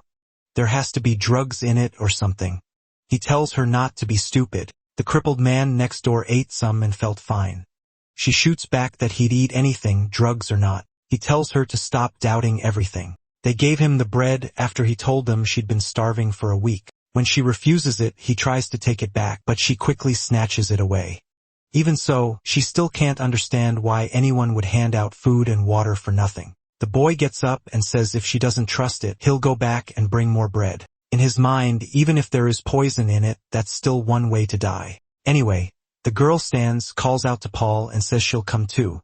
If what he said is true and people are really giving out food, then this is their only chance to survive. Back at the castle, a week has passed since Dion returned to the Empire. The place is already fixed, and now the Death Knights, his so-called mad dogs, are going to work with him for a while, totally unexpected, and he has no clue why. His plan had been to use his time in the protagonist demands to know which idiot approved this useless project that will waste time and money to build. The butler calmly says he did. MC instantly switches tone, calls it a great idea, and approves it. Ever since seeing the butler kill those men, he decided not to push him too far. Better to let him handle this stuff anyway. Then shouting catches his attention, and he looks outside. A fight has broken out. The Mad Dogs, his men in white, are clashing with Imperial soldiers, the same troublemakers as always. Tion asks if those idiots seriously have nothing better to do. The butler explains the Emperor used to keep them busy with missions, but now they're under his command. And since he hasn't given them anything to do, they've been training, wandering around, and picking fights. The protagonist has no desire to command these men, but the butler says the answer is obvious. His Majesty must care a great deal about him. The Emperor would never leave a force this strong at some far-off estate where betrayal could happen easily. Sending them here showed how much trust he placed in Dion Hart. MC is sure of the opposite. The Emperor dumped those lunatics on him because no one else could handle them. He also asks why there's so much paperwork. He already gave Hart territory back to the Emperor a while ago.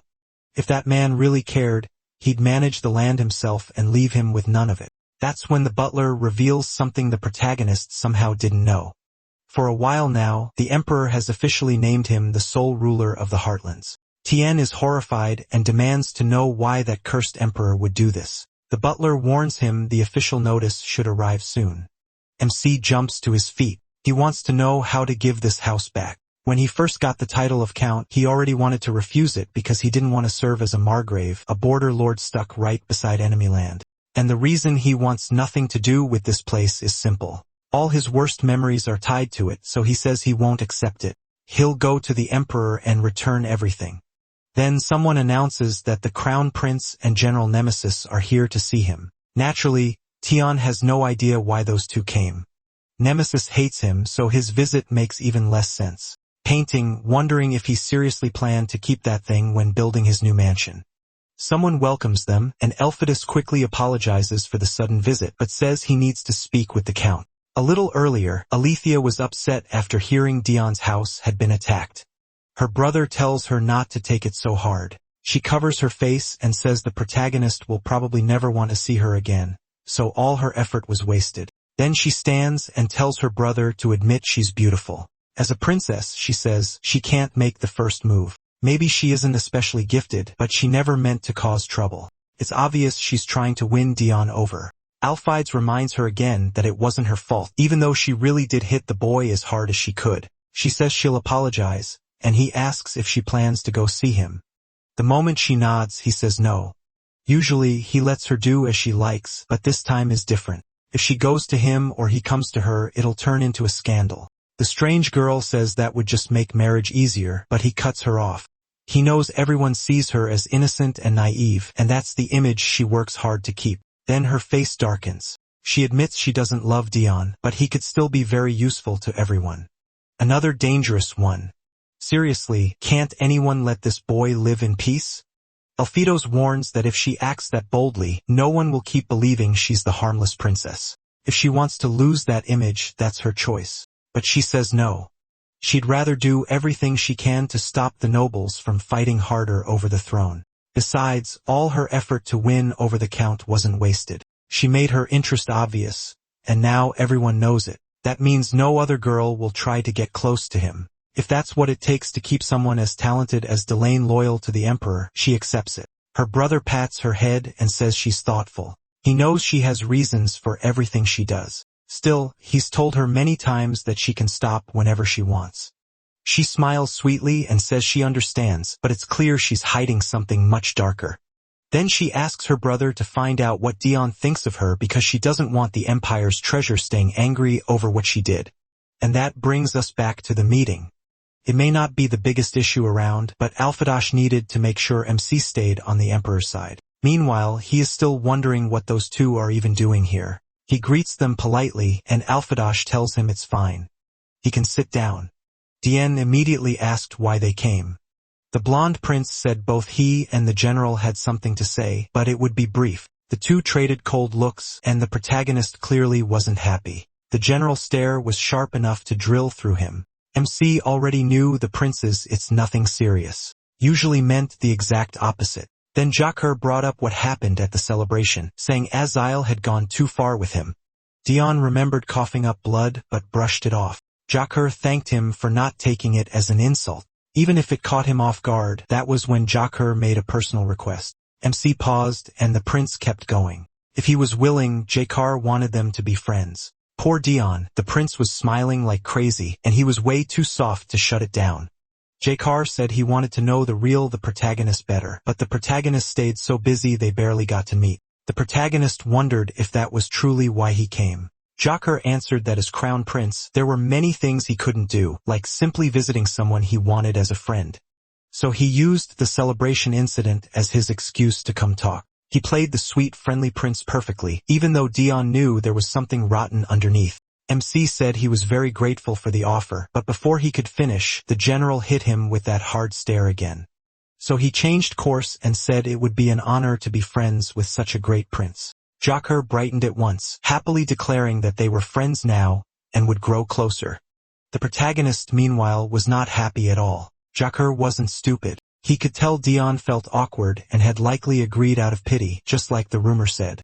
He quickly pushed further, saying he'd visit soon so they could train together and have tea after. MC was just about to refuse, but Jacques stood up first. He said he had a lot to do and gave his goodbye. Then he left, already excited about seeing his new friend again. Diane, though, really did not want to stay alone with the general. The man addressed him as honorary count him and said it had been a while since they spoke in private. The protagonist started to answer, but the general cut in and said he'd be direct so he could leave quickly. The emperor wanted MC to hand over the revolutionary soldier he had captured. They wanted the man to lead them to the group's base so they could wipe them out. But since he and his troops caught him, he had the right to refuse. Grateful that he got straight to the point, the protagonist said he didn't care and told him to take the prisoner. Once they were at the cell, a prisoner was brought out. MC pointed him out and said that was the one, but the general said he had heard he was attacked by 3 people. One died in the explosion, but the second death was never confirmed. Diane asked why that mattered. The general told him to explain how the last one died. At the same time, he thought to himself that he never hated anyone for no reason.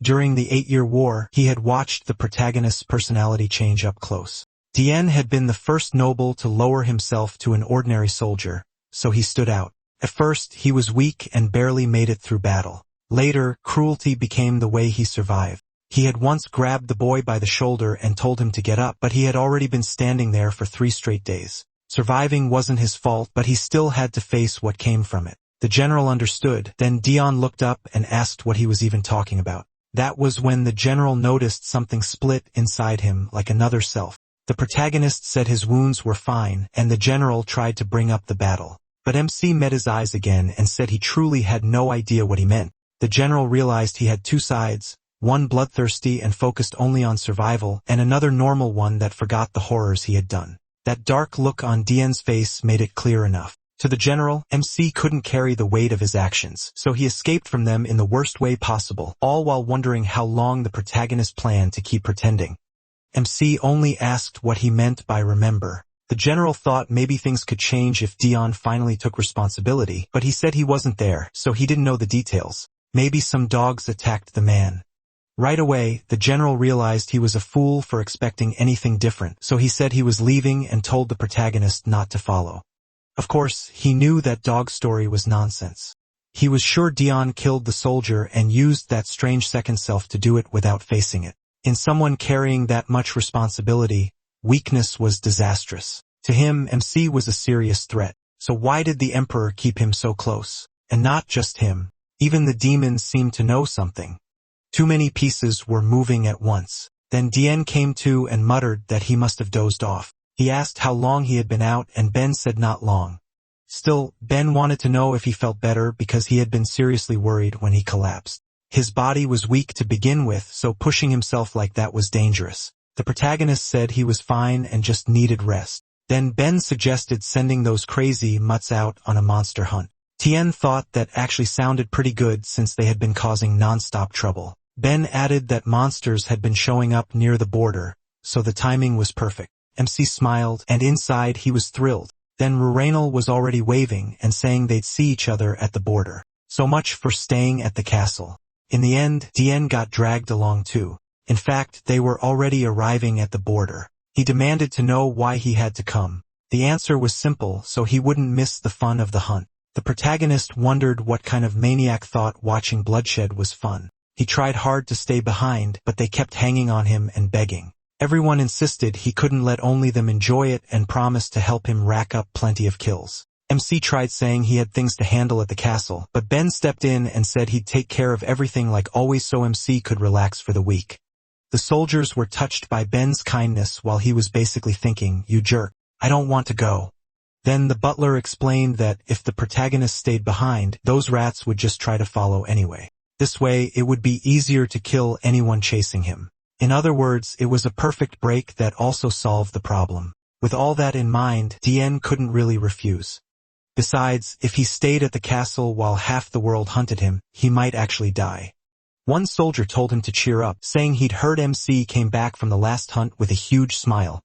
MC knew that smile was only because he had been hanging out with demons. Now orcs and shamans were already appearing, and the soldiers got fired up, ready to get to work. He, on the other hand, already missed the demon world. Then he looked at Adelia and sighed, realizing even she seemed tired of this mess. When he asked for someone to command the Death Knights, she was the first one chosen. Unlike these lunatics, she was what a true warrior should be. She asked if he wasn't going to join in, but Dion said he'd let them enjoy themselves for now. He was fine sitting back. Meanwhile, the others were already arguing over who would kill more. They kept trying to pull the protagonist in, but he told them to keep enjoying themselves. He had a bad feeling that if he stepped in, something would go wrong. Then suddenly, he sensed something, and an arrow slammed into his shoulder. Radronica screamed for him, while Dion realized that if he hadn't turned his head, it would have gone through his neck. But who would dare launch an ambush like this? Unless someone wanted war with the Empire, no one should have the nerve, so it had to be another group of assassins after him. Nearby, hidden in the brush, an archer drew a second arrow and wondered how Dion had dodged the fatal shot. At that point, MC was fed up with all of them. He told Adelia to cut the arrow, and she moved at once. But she knew any movement would bring terrible pain and shoved the arrow deeper into his arm. Dien ignored that, called the dogs over, and ordered everyone to use the drugs. From above, someone watched the fight and asked if that down there was the Empire's hero, him. The man beside him said yes. That white-haired boy was the one leading them.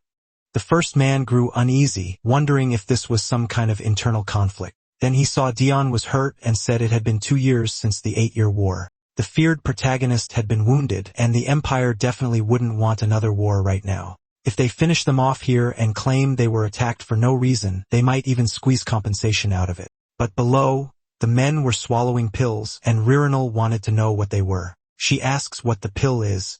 MC says it shuts down your reason, and she points out it was banned because it's too dangerous. That warning means nothing to him, who cuts people down without a second thought. The men take cover and lift their blades before rushing in. Dion jumps off his horse and says this is the first one. A second later, the man is covered in blood. He warns him not to move unless he wants to lose both legs. Then he tells the soldiers they have one prisoner. The rest can die. The army charges and the enemy force is wiped out. He orders Lion to watch the captured man and make sure he doesn't get away, but then he notices some soldiers hesitate before delivering the last blow. The others were already dead, and this one looked like he was dying anyway. Dion steps in and hacks the man apart dozens of times, then reminds them they've spent 8 years fighting like dogs. So why did they suddenly start acting like humans again? They were still weak and pathetic with no real chance to live. He taught them over and over that mercy gets you killed.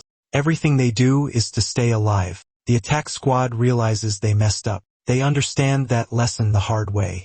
As the scene turns to Cruel, the butler asks why he paid half the reward for just a wound. When the Duke clearly wanted Dion dead, Cruel says he knows the goal was murder. He only added one extra condition. The butler pushes back, asking why their money was spent that way if the protagonist had to die. Cruel tells him he'll take full responsibility.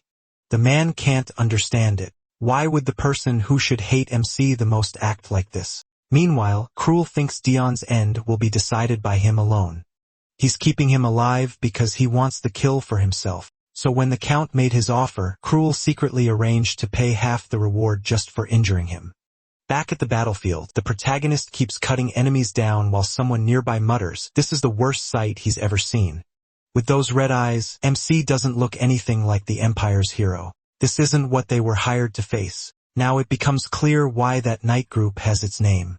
They don't seem human at all, but like demons. Honestly, in this story, the demons feel more like the good guys. Dion walks up and asks if the man is desperate for money, stupid, or both, then drives in a knife and stomps him down. He says he doesn't enjoy dragging torture out forever, so the man should just tell him who sent him, and they can end it quickly. The scene shifts as someone reports to the Emperor that the Kingdom of Aryan filed a complaint, saying the Dions were hunting near their border. Their troops clashed, fought back, and now Aryan claims it was an invasion. The Emperor ignores that and asks only one thing. Was the boy ambushed, and is he alive? The report says Dion survived, but an arrow hit his shoulder, so he won't fight properly for a month. The Emperor asks if those fools are demanding compensation, and the answer is yes. He immediately understands. They think hurting him means the Empire won't risk war. Too bad they're as weak as they are dumb. It seems he's been holding back these past few years. The informant nervously suggests they could claim responsibility for arranging the ambush instead of starting a war, but Ed simply orders them to prepare for war. Both men are shocked and beg him to rethink it. The 8-year war only ended 2 years ago, and nobody wants another one. The Empire is broke. Ed doesn't care. Once they conquer more land, money will follow. If they handled one 8-year war, they can handle another. The Chancellor argues that the army isn't ready, and the people won't support this. But Ed cuts him off, reminding him he's a tyrant. He was already planning to conquer the rest of the continent, and the timing couldn't be better. The moment he killed his brothers and sisters, he chose this road for good. He won't turn back even if it's become a chain around him. And right now, that chain is pulling him toward another disaster. The Chancellor thinks there is nothing wrong with living by your own duty, but Ed's priorities are clearly twisted. All he can do is pray that if those disasters really come, the Empire survives them. After the Chancellor leaves, the Emperor asks Nemesis what he knows about the Church of Salvation. Nemesis says it's the cult gaining a crazy number of followers in the slums. He adds that it's not surprising when life gets hard, people naturally cling to religion. Ed agrees, but says the group has grown far too large and should be crushed before the war begins. He wonders if Dion should handle it as punishment for the trouble he caused. Even with an injured arm, wiping out a cult would be easy for him. Nemesis rejects the idea right away, saying the boy is too dangerous. Ed asks if that's because the protagonist is cruel for no reason. Nemesis says that isn't even the real issue. It's how hard he clings to survival. The boy has 2 personalities, and his mind is fragile as sand. The worst thing they could do is push him into a situation that makes him break for good. But the Emperor only laughs and says he knows that better than anyone. Nemesis asks why he'd still do it, and Ed answers that if MC acts out, that's MC's fault too.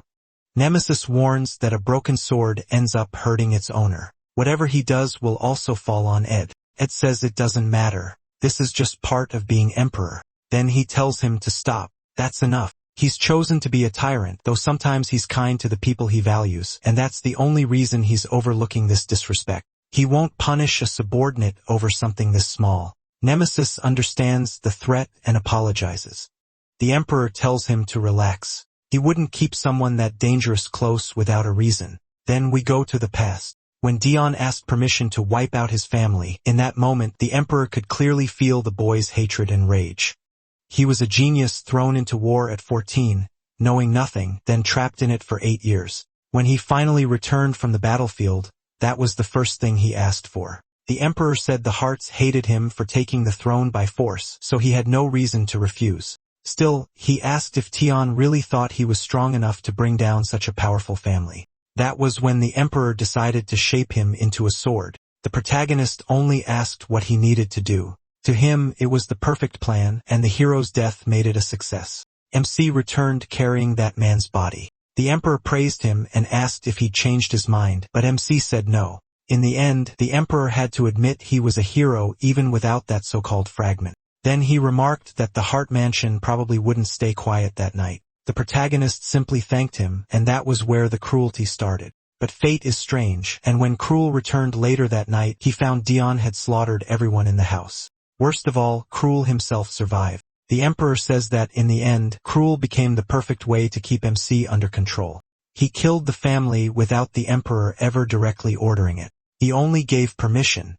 But Cruel lived, and if the protagonist wants to kill his older brother, he'll need the Emperor's help. On the other side, Cruel works for that Duke because it's the only way he can stay alive. The two of them became each other's leash. As long as Cruel lives, Tien will remain at the Emperor's side. Honestly, it feels like the boy might kill you soon too, but whatever. Next chapter, MC is surrounded by bodies being dragged all around him. Wondering what this is, a voice tells him to give in to the madness, saying everything they do is just to survive. He covers his ears and tries to calm down, but then a shadow comes from behind, covers his face, tells him not to think about it. He has to accept that his family ignored him in the end, even though he was always there. Suddenly, he wakes up and wonders if it was just one of those dreams again. His shoulder still hurts, and he remembers the arrow that hit him. The problem is after that, at the border, he barely remembers anything. Still funny. This is one of the rare stories where the main character leaves and comes back in just a chapter or two. In most stories, they'd be gone for 10 chapters. He even thinks that without that strange dream, he'd believe nothing happened, but his wounded shoulder says otherwise. Then he asks about, remember, who shows up at once and says, who would have thought they had a spy there the whole time? One man was about to collapse, tried to speak, and got stabbed immediately, dead on the spot. Remember says, they'll now work for the dead. Someone comes to carry the body away and warns him that Dion has returned. Remember says, fine. He'll meet the boy and tells them to find out who that man was serving. But hold on. The guy is dead. Are they really getting answers from corpses now? How are they supposed to figure that out? Then we cut to Remember speaking with Dion. He notices the injury and asks if the protagonist is alright. The protagonist says it's nothing serious. The butler points out that MC uses his right hand, so he can still keep fighting. Then he says the smell is awful since he just killed a spy and is still covered in blood. He claims he meant to take the man alive, but something went wrong. He really can't get a moment of peace. The butler asks whether he learned who attacked him. Tien says they died before he could find out, and he barely remembers anything anyway. The butler warns that whoever planned this is dangerous. He adds that Duke Alistair is one of the biggest suspects. For once, that actually makes sense. Either way, Dion can't deal with this alone. The butler says asking His Majesty for help would be best. Right after that, he apologizes for speaking too boldly. The protagonist says it's fine, though he's already planning to see the Emperor himself and talk about giving back the empire he never wanted. He wants to wrap this up fast and finally live the quiet life he's always wanted. But when he gets there, he learns Duke Alistair is already meeting with His Majesty. MC says that's fine, but he's clearly thrown off. He came to talk about that very man. So why is he here? Then that fake Lydia runs up all emotional, calling out to him. Her brother keeps her close and greets Dion. He answers the greeting. The shady prince smugly says they're friends. I'd like to think he's decent, but no chance. Everyone here is rotten. Then, Alphatus suggests they wait together before seeing his majesty. A moment later, they're seated at a table, and that clingy girl is hanging off Dion's arm. The protagonist is clearly annoyed. If he'd known those two were here, he never would have come. Alphatus mentions MC drinks a lot of tea and offers to send him some later. He says that's not needed, but Alidia suddenly pushes a cookie into his mouth. Then the prince tells him to be more careful. He heard Dion join the hunt and came back in terrible shape. The protagonist says it's fine, but Alphida tells him to take care of himself. Since he doesn't want to be emperor, the one in that role now has to stay alive a long time. Namsi nearly chokes hearing that. He plans to stop serving this man and leave this place as soon as he can. Alphidas explains that if he ever took the throne, it would mean something happened to Ed, and he doesn't want that. As far as they're concerned, His Majesty is like a brother, and they want him happy. What happened to being his sons? These people all lie the same way. Emperor.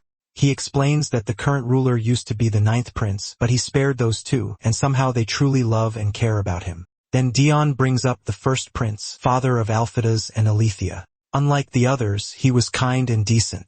He raised the 9th prince alongside his own children until he died. They were basically brothers, so it seems he truly forgave him. What a lovely family.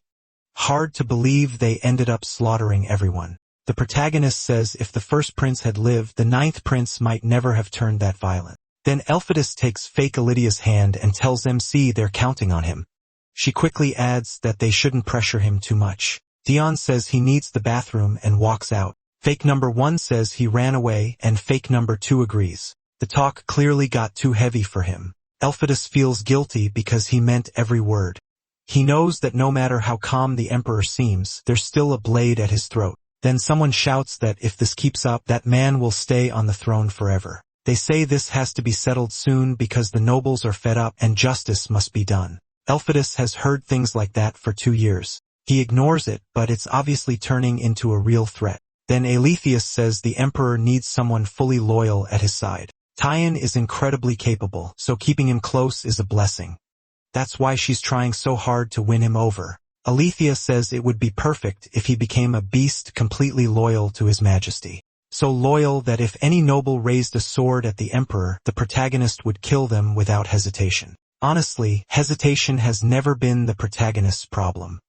Tion wanders through the castle looking for the bathroom. When a door suddenly opens, he recognizes the shocked man standing there.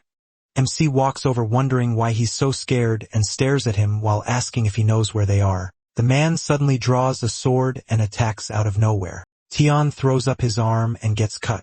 He's still trying to understand why this lunatic attacked him when he only wanted directions to the bathroom. Turns out the man had been stealing documents and thought Tion had caught him.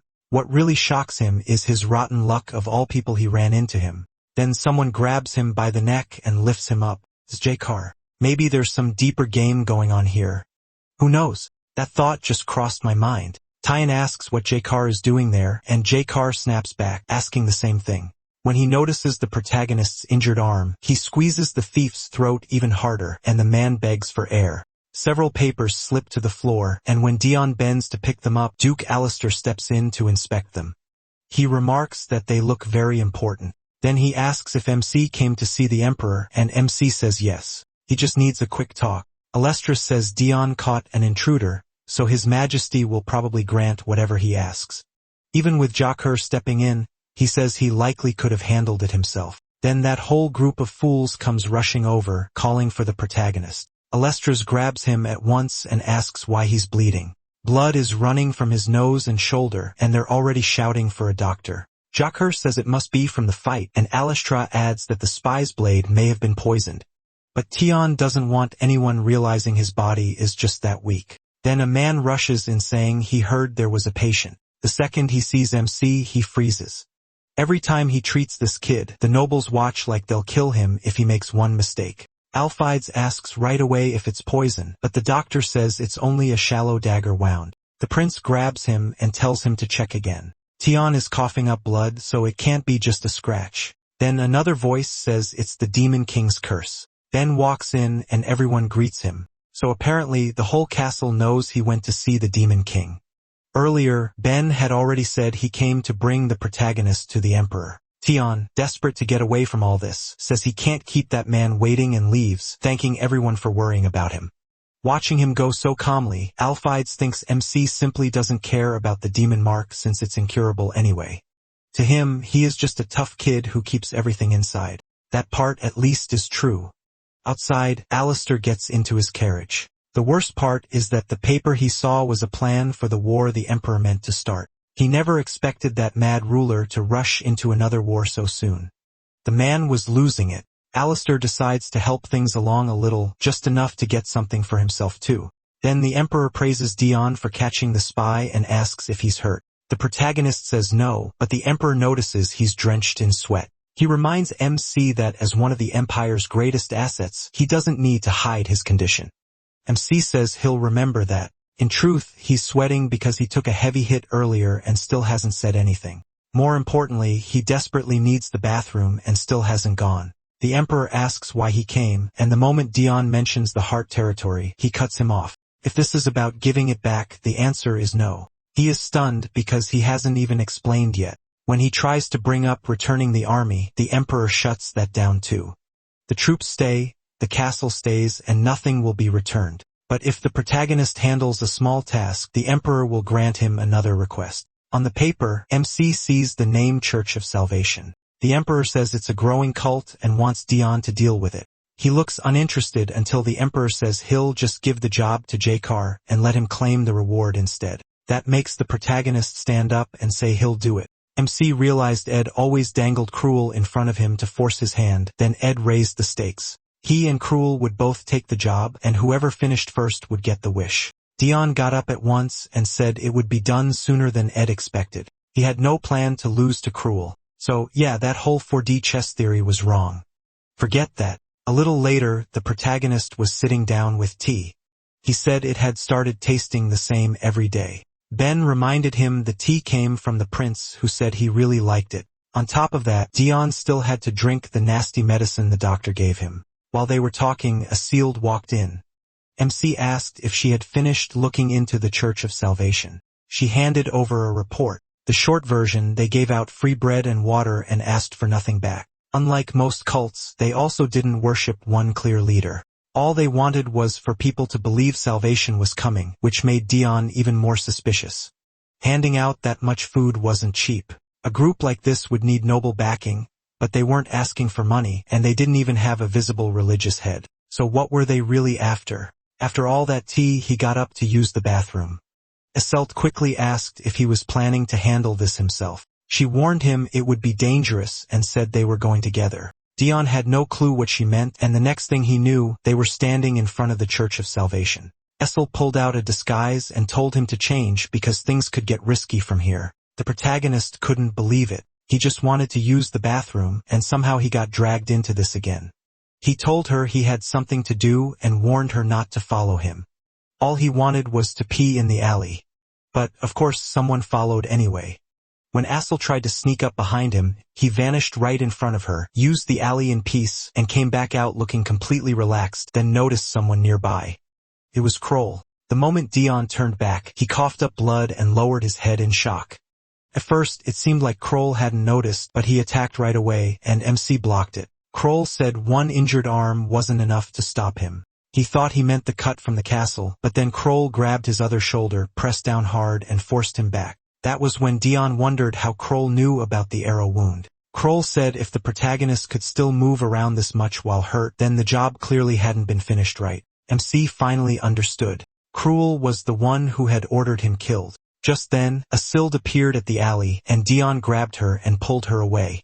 She was more worried about him coughing blood, while Cruel recognized her as the captain of his knights. The protagonist moved in front of her and told her to stay back. He could fight Cruel himself and maybe keep things under control, but if she attacked the famous hero, everything would blow up. Cruel then asked if MC meant to infiltrate the Church of Salvation. Dion brushed past him and said he didn't need to answer. Kroll warned him anyway. If he dug too deep, he'd be in danger. That only made him wonder why the man who tried to have him killed was suddenly worried about him. What a thoughtful brother. Later, Kroll looked over a paper and said that if Dion's life was almost over, he should care more about living quietly. The protagonist already had a weak body, and the Demon King's curse was still eating away at him.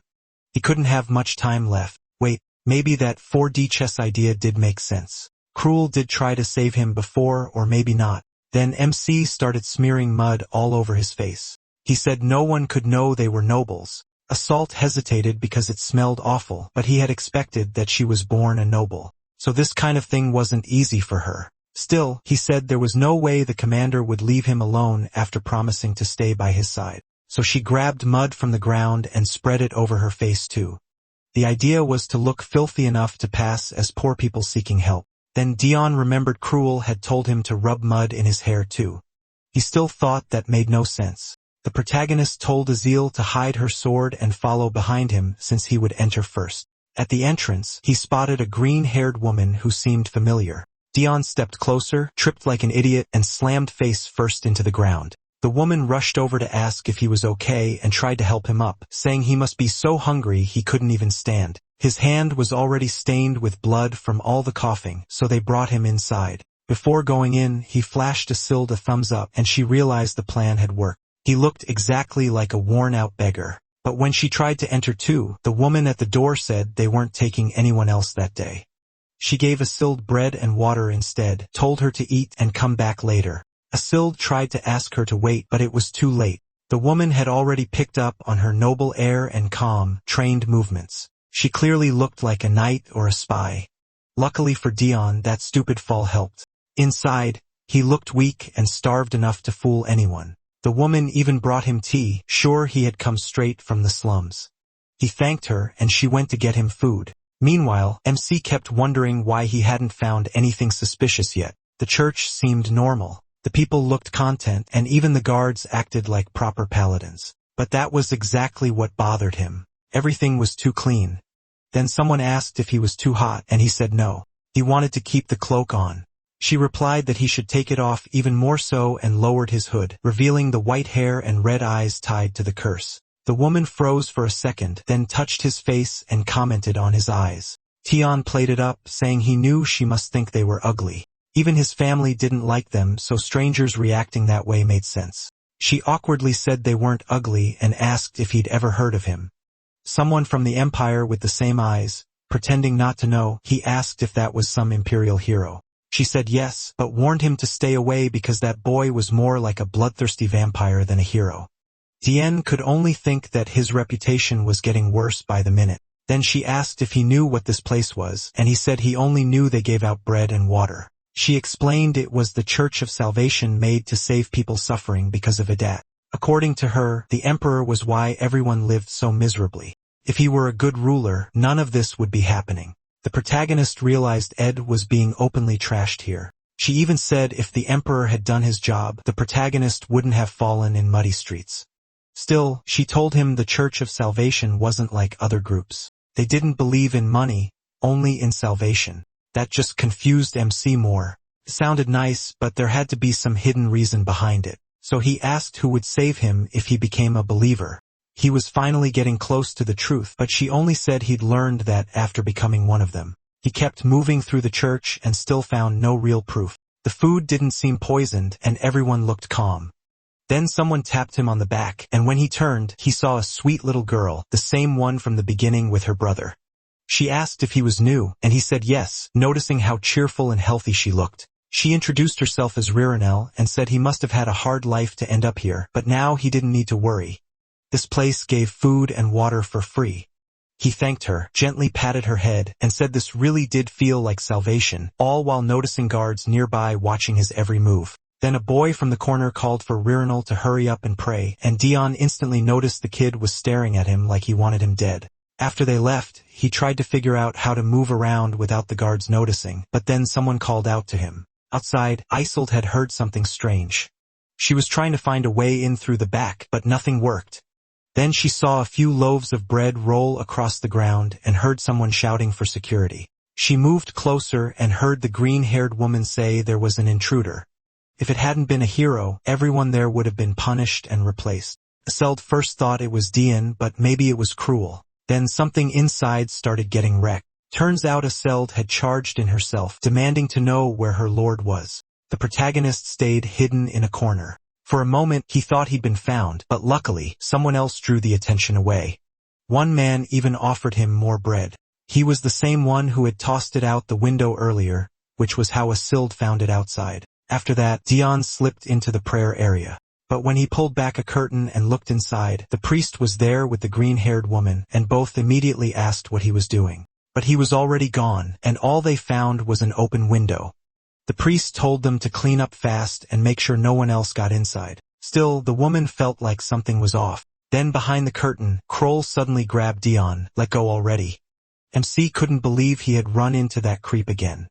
Both of them turned to the green-haired woman as she announced it was time to pray for salvation, saying every true believer would be led down the right path. But instead of starting the prayer, she began talking about what real salvation meant. The crowd lit up and thanked her. She said they were about to enter a room.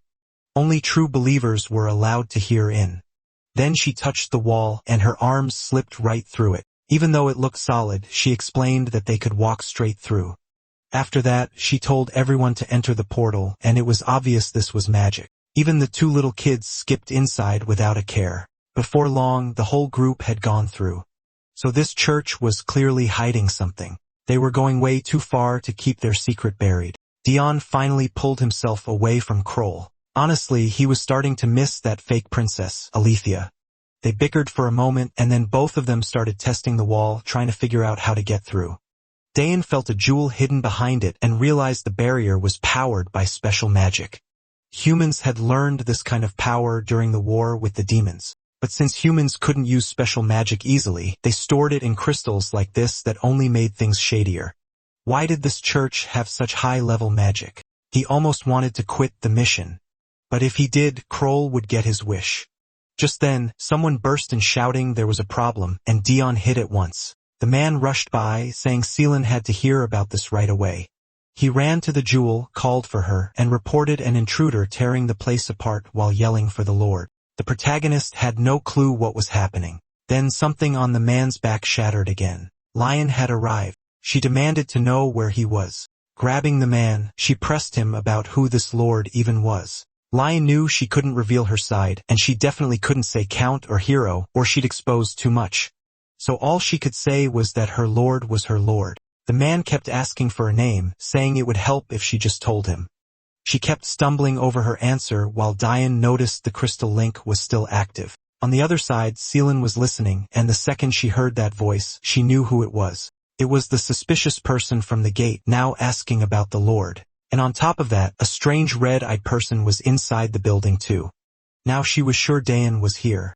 She had guessed the Emperor might send him, but not alone. Meanwhile, Cruel was calmly talking with Seelan, asking how she had gotten inside. He wanted to confirm she wouldn't help him see, especially since she knew he was there for a test from the Duke. Besides, he had already learned the most important part. Then he remembered where he had seen her before, besides Stave. So Cruel had just been messing around there. She left, saying it was a favor since they served the same master. Still, she promised to tighten security so Dian wouldn't get in. What she never saw coming was him casually walking in through the front. She went back to the pulpit and apologized for the prayer delay, while silently wishing the protagonist wouldn't show up and ruin everything. This all had to follow that person's plan. Leon was busy knocking people around, but none of them seemed to know anything useful. Then Dian showed up, called out to her, and told her to stop making a scene. He said they should get out first and talk later, but she dropped down and apologized for failing to follow him properly. He told her it was fine, but she kept going, saying his perfect enemy infiltration and his skill at gathering information had deeply moved her. Right there, she swore to follow him forever. Dayan just stood there confused, unable to understand why this weirdo was saying all this in the middle of a mission. The only way to get her back on her feet was to pound his chest and swear he'd never betray her loyalty.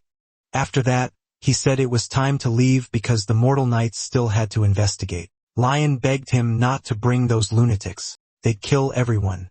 3 days later, he was at the castle, wondering why it was so hard to find a sorcerer in that area. Out of almost 100 in the empire, 99 were in the south, leaving the north with almost none. He just hoped Cruel hadn't already handled it. Then Recronel came in and said they had found someone who could remove that, or at least a place where they might get help within a day. Soon, he was on a mountain above the city where some sorcerers were said to live. Lion told him to rest after their rush to get there, but Dayan said they needed to find someone fast before that person arrived. And, of course, Cruel was already coming up, making MC wonder how that bastard had shown up again. He couldn't believe Cruel had caught up this fast. Suddenly, a rock flew out of nowhere and smacked Dion in the head. When he turned to the side, Cruel was already there, and it turned out one of the villagers had thrown it. Bawana declared disaster had arrived and said they should kill him. They needed to drive him out of the village at once. Leon immediately snapped, asking how she dared talk to her lord like that. Dion was annoyed too, asking what this disaster nonsense was supposed to mean. Lady, she really shouldn't have thrown that rock because he was almost slipping into cursed mode, calling himself a simple sinner. Then he stopped and figured she had to be out of her mind. Just then, someone told the sorceress to calm down. That was when Dayan realized she was the one he had come to find. But she suddenly grabbed his arms and told him he must not hate anything. He couldn't hate anyone or anything there, or a terrible disaster would happen. Not understanding any of it, he pulled away, asking why she was getting so close. Right then, another woman touched her shoulder and gently told her grandmother to calm down. At last, another woman stepped in, hopefully not another fake. The old lady kept warning her about the disaster, but the granddaughter said it was fine and nothing would happen. You couldn't judge people before even knowing them. Then she said they had been waiting for him. She introduced herself as Ran and apologized to Dion. He said it was fine, and she quickly asked if he had come looking for a sorcerer. He had no idea how she knew, but she said that was easy for a sorceress like her. The moment he formed the thought, they already knew he was coming. Was it because of the Church of Salvation? Dian started wondering if their magic really worked or if she was tied to that person too, since everything seemed connected.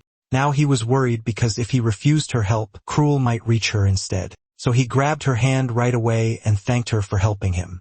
Meanwhile, as Cruel watched them leave, he thought it didn't matter how the protagonist got a sorcerer. Even if the Duke wanted proof, that man cared most about winning, and Cruel planned to get one too. He wanted to talk to the old woman, but before he could, a strange woman appeared and suddenly hugged him, saying she had seen him there too. Cruel was confused, but she told him he'd suffered enough and didn't need to worry. No one there hated him. She knew no one in this world still loved him, but he had to be careful because people without love didn't live long there. That was why he had to survive and win the fight to outlive the other. Even if he was the one who would start the apocalypse, if he stayed alive, then the apocalypse wouldn't happen.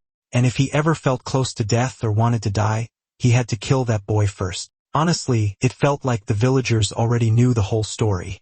At that, Cruel raised his sword to her neck, saying he knew how to survive and warning her not to come any closer.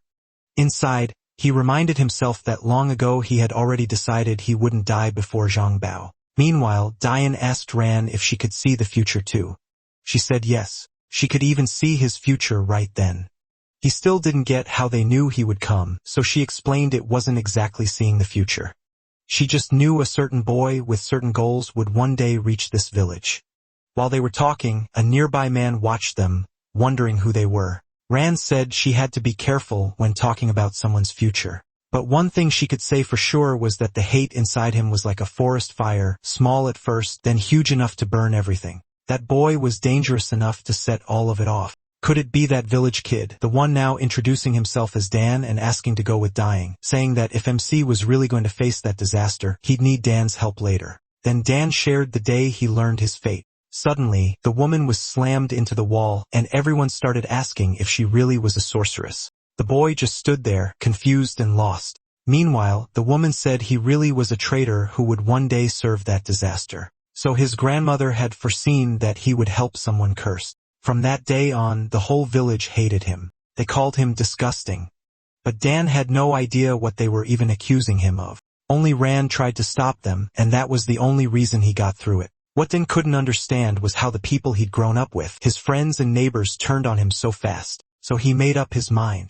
If everyone would hate him over this, then when that so-called disaster came, he'd accept it. After a long wait, that person finally appeared.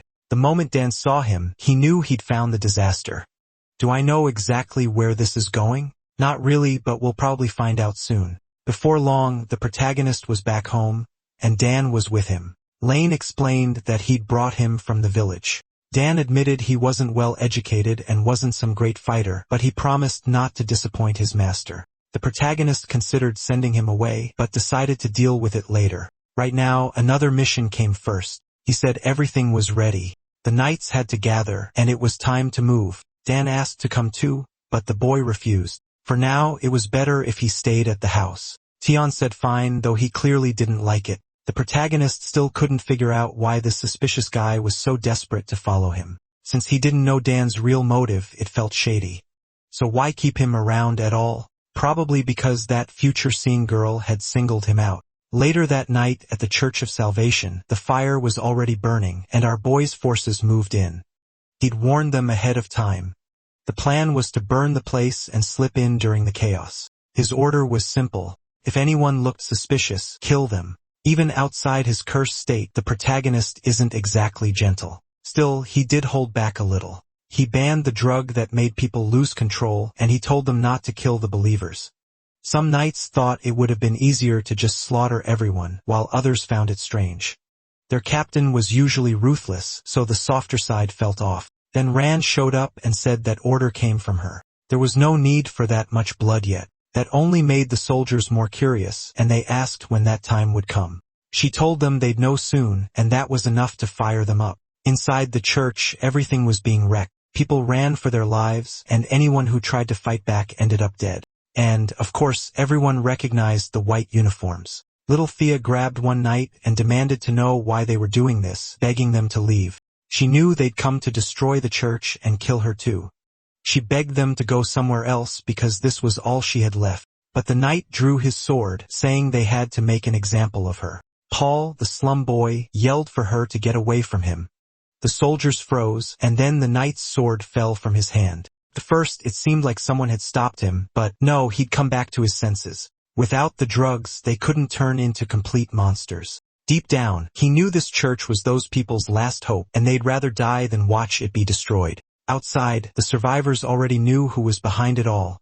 The Emperor's sword, Dion. Now they swore they'd never forgive the Emperor for taking away the only paradise they had. In the prayer room, Rand studied the crystal and said the power inside it felt different. It seemed made for communication in bending space. Then a magic circle suddenly appeared, and she jumped back, realizing this wasn't just a spell. It was powerful magic hiding as one that mattered because real magic was supposed to belong only to demons. Dion said that made no sense in human territory, but Ran insisted she'd suspected it from the start and was sure only magic could activate it. That made him wonder if the demon knew about this. Ran asked for more time so she could study the structure and maybe open it. The protagonist doubted a sorcerer could solve something that complicated.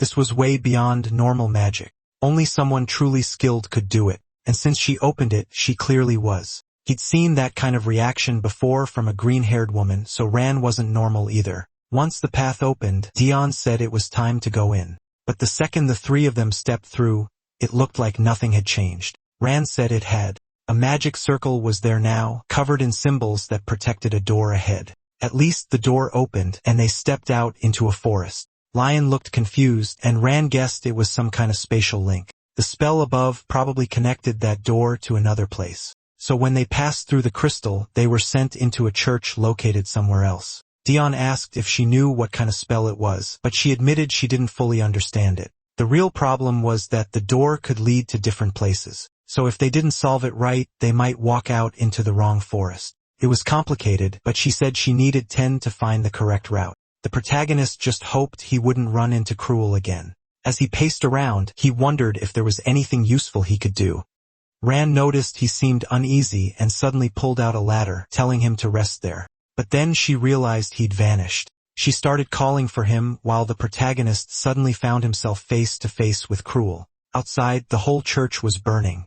Salon watched civilians being evacuated and knew it wouldn't take long for people to learn who had done this. To her, this plan was weak. If it were her choice, she'd lock everyone inside and kill them all. But with Dion involved, the real priority was getting the evidence far away. The boy needed to uncover who was behind everything to destroy the organization, and she was set on making sure he never got what he wanted.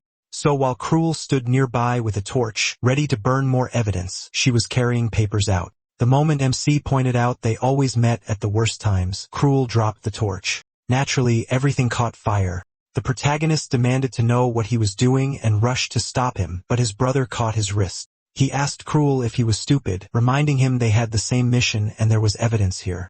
The problem was that, in this calmer state, Dion didn't have it in him to simply cut his brother down. Instead, Cruel shoved him into someone's arms like he was laying him down, then walked off. The protagonist was furious. He wanted to snap and tear him apart. Beating his own chest in frustration, he started thinking about who could really be behind the church. There weren't many people in the empire who could set up something this huge. Then he asked himself which royal held the most power, the one with the purple crest, and the same one Cruel served. Obviously, it was that bastard, Stave Lester. His face changed at once as he realized those bastards had been using him. He drove his elbow into Kroll's face, but Kroll barely reacted. Instead, he threw the boy into Lion's arms, and she quickly asked if he was okay.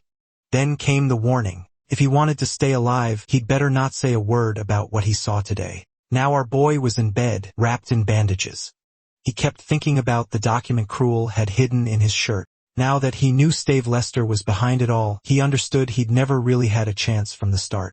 Then Lane entered the room and told him Ron had already left. That discouraged the protagonist a little, but then another memory hit him. And right after that, someone came in to say he had a visitor. This guy never gets a break. It was a summons from the Emperor. Since Tion hadn't won, he now had to face his punishment. The next chapter opened with Ed jerking awake in bed. Ever since taking the throne, he'd never slept peacefully. The people he'd killed came back to haunt him every night. Worse, even after waking, he could still see them staring at him, saying they hated him and asking why he was the only one still alive after what he'd done. As he clawed at his own neck in agony, Alphides came in and called out to his uncle, saying Dawson Cruel had arrived. He asked if his uncle was okay since he looked so pale and guessed it had been another nightmare, but the Emperor just snapped at him to leave. Even so, Elpidus noticed his uncle wasn't looking at him directly. His eyes were fixed on something off to the side, which was strange. He asked if his uncle was seeing things, and Ed replied that it didn't interfere with his daily life. Alpidus wanted to call a doctor, but the Emperor told him to calm down. It was only stress from preparing for war, and he had no plans to get rid of it. If anything, he secretly liked seeing those visions. He told the boy not to worry. It wasn't a big deal. Even so, Elpidus asked how long he meant to keep carrying this guilt. After all, he'd already compensated every victim's family, and he cared enough to remember all their names by heart. So was this one of those cases where the Emperor killed everyone because he thought it had to be done? The Emperor said no. None of it was normal. Those people would still be alive if not for him. Then he said the 8-year war had been his choice, so the blood of both allies and enemies stained his hands. That was a burden he'd carry for as long as he remained Emperor, but he didn't care because he had too much to do to let it break him. Then the story cut back to the protagonist staring at Cruel, while Cruel stared right back. They locked eyes with pure hatred until the Emperor walked in and welcomed them both. They bowed, but the protagonist found it strange. Even though the mission was done, the Emperor still looked annoyed. It told them to lift their heads. He'd heard the job was finished. Still, he'd also heard Count Dion Hart had shown too much mercy.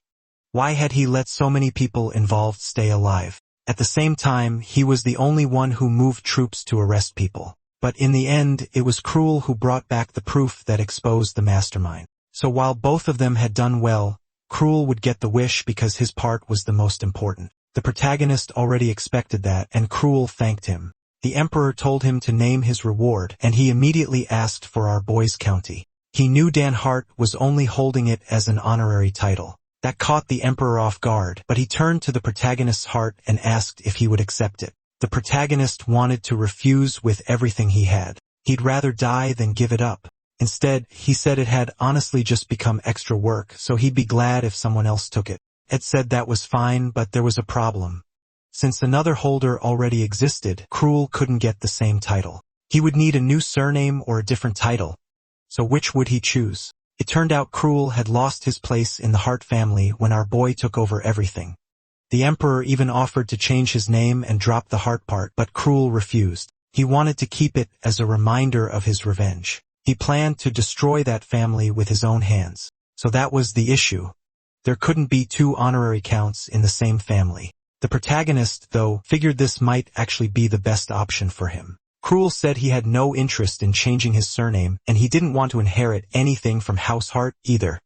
Tion found that strange because unlike an honorary title, the Heart name carried real history. At that point, they were the only descendants left, and the seat of the true family head was still empty. Tion first thought that Spot was his, then remembered he was only honorary. So maybe Kroll wanted the bloodline to end, but that didn't fit either since he also refused to change his last name. The Emperor said he had made the same choice himself. They really did act like brothers. Then he suggested giving the land to Duke Elister. Cruel wouldn't need a title, and he'd still run the place because the Duke would leave it to him.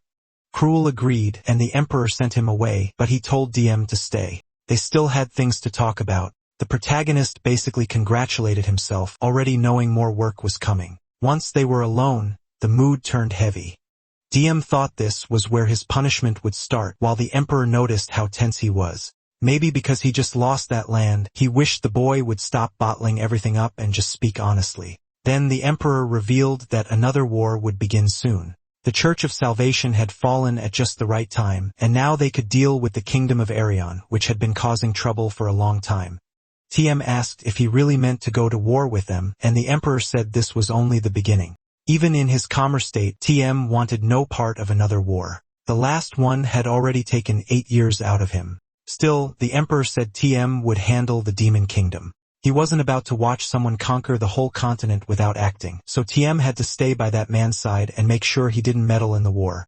At least that was better than being thrown back into non-stop slaughter. The Emperor thanked him, reached for the mark, and said that by the next time they met, it had better be gone. Thiam only said he'd try. Still, he'd at least be going back to the Dummans, where those two actually seemed to like him, unlike that weird Alicia. Then the story moved to Cruel, who told Stava Lester that Hart County had been given to him as a reward. The Count remembered that the last time he spoke with DM, the boy had talked about giving that place back. So now he asked if Cruel had chosen it because of his brother. Cruel said no. He just didn't really want anything else. Stave still didn't look fully convinced. He apologized and guessed Cruel might be tense about the meeting ahead. Cruel brushed it off and said it was fine. After all, he was responsible for the reward he chose. Stave praised all his hard work and asked if there was anything else he should know. Cruel said no, hiding the fact that the protagonist had already learned Steve was behind everything. They had tried to keep TM away from it, but he found out anyway. Now the problem was that things would get messy if Steve ever found out he had allowed TM to learn the truth. As Steve left, he told Cruel to hurry or they'd be late. Cruel stayed behind, thinking he had to make sure Stave never learned that TM knew everything. Even so, he kept staring at our boy's shadow. Weirdly, he was acting like this because he was scared Stave might kill TM. I thought TM was supposed to be the dangerous one. Outside, he praised Seelan for what she'd done with the church. She thanked him and said not to worry. They still had plenty of followers, and soon they'd get what he wanted. That finally made their goal clear. Honestly, it was pretty simple. While they gave out bread and water, she casually told people that Duke Alistair was paying for it. That made him look like a savior of the poor, while more and more people turned against the Emperor, while the Duke became everyone's rescuer. And since the Emperor wasn't even trying to protect his image, the job was almost too easy. Stave said that, and then the story cut to a meeting where everyone was asking why they'd been called in so suddenly. Listening to them complain, Stave thought they were idiots. If they'd all been summoned at once, it could only mean one thing, the greatest weapon of the current Emperor. Another war was coming, and yes, the order had come from the Emperor himself. I thought this would be some secret meeting, but nope, it was an official summons. The moment he walked in, everyone stood and saluted, praising the Empire. He told them to sit, said he knew they were busy, and got right to it. From that day on, they would prepare for war. The nobles panicked right away. It had only been 2 years since they came back from an 8-year war. He answered that the war had only stopped because no one dared challenge their power anymore. Now after just 2 years, their enemies had already forgotten their place. One advisor admitted Arian had crossed the line, but said that still wasn't enough reason to start another war. There had to be another way. The Emperor said it wasn't only Arian. Others had started underestimating the Empire too. Elsewhere, men in turbans were talking about Count Dion Hart, saying he was hurt. The so-called vampire count might be out of action. A man in a blue turban said, if that demon was injured, this was their chance to bring down the empire. Hard times make heroes. And after that endless 8-year war, only 3 were left alive. Of course, the most famous one was the protagonist. The emperor said the boy's very existence crushed enemy morale, but Dionheart's name wasn't the empire's only strength. It was time to remind the continent of that. Their goal had always been to rule the whole region, and now they were going back to that plan. The nobles hesitated and said it was still too soon. There was still a revolutionary army to deal with, and pulling soldiers from the capital now would be too dangerous. The emperor said that was exactly why he called them there. He wanted an answer to that problem. When they kept pushing back, he slammed his cup down and reminded them they were forgetting who he was.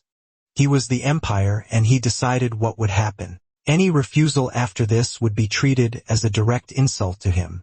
The whole room went quiet, and he declared the war settled. By the next meeting, they needed a real plan for dealing with the revolutionary army. Easy for him to say he starts a war and leaves everyone else to solve the mess. I'd hate that too. As the nobles left, they muttered that this was bound to happen sooner or later. That war-crazy man was always going to do something like this. Then the emperor called for Duke Alistair and pointed out that the person leading the Salvation Church was someone who met with him all the time. The Duke apologized and said he had failed to control his people. But then the emperor put a sword to his throat and asked if he really took him for a fool. This was the same ruler who had already killed 8 brothers, and now he wanted to know if the Duke truly thought he was merciful. Alistair quickly said no, but the emperor went on, saying he'd heard an interesting rumor about him being a sinner and Duke Alistair being salvation itself. The Duke tried to laugh it off, saying that was just nonsense from ignorant fanatics. Ed nodded and said they were wrong. He was much worse than a sinner. At that, Alistair told him to stop pretending because His Majesty couldn't kill him. Ed replied that maybe he had forgotten he was the last duke left in the region. Alistair answered that even so, he knew he wouldn't be killed because if the emperor cut down another noble, the rest would never support this new war. The emperor laughed, pulled back his sword, and said the people calling him a sinner had it wrong. Meanwhile, Alistair was already hurrying down the hall, thinking that if he wanted to take the emperor's power, he first had to remove the one protecting him. It was time to act. Then we cut to the protagonist with Elphodus, who asked if he was going to the demon kingdom. Dionheart barely knew that himself. So how the hell did Elphodus? He tells him to relax. He speaks with the emperor every day, so he naturally knows most of what goes on. Then he adds that MC also knows the emperor is dying to start another war. The order is simple. If the demon moves against the empire, Dion must come back at once and help defend it. No exceptions. As cold as ever, he says he'll remember that. Elphodus gets up and thanks him for his work. Seriously, he's really trying to boss the protagonist around. And this time, he didn't even use his sister to soften him up. Once he's alone in the hall, Elphodus feels uneasy. MC isn't just absurdly strong on the human side. He's also one of the demon commanders. He has no clue what the emperor is planning. But one thing is clear, Dion could betray them whenever he wants. That's why Elphodus keeps trying to stay on good terms with him, even if his personality makes that almost impossible. Then the most honest girl in the story asks how the talk with Dion went. He says it was nothing major and she didn't need to be there. What she should worry about is becoming crown princess. She grumbles that it's boring and she doesn't want it, but he tells her to wake up. As second in line for the throne, she has duties. Alethea says he looks way too tense, probably because of all this talk about war and the revolutionary army. Then she grabs his hand and pulls him away, saying he needs to relax and have some tea for once.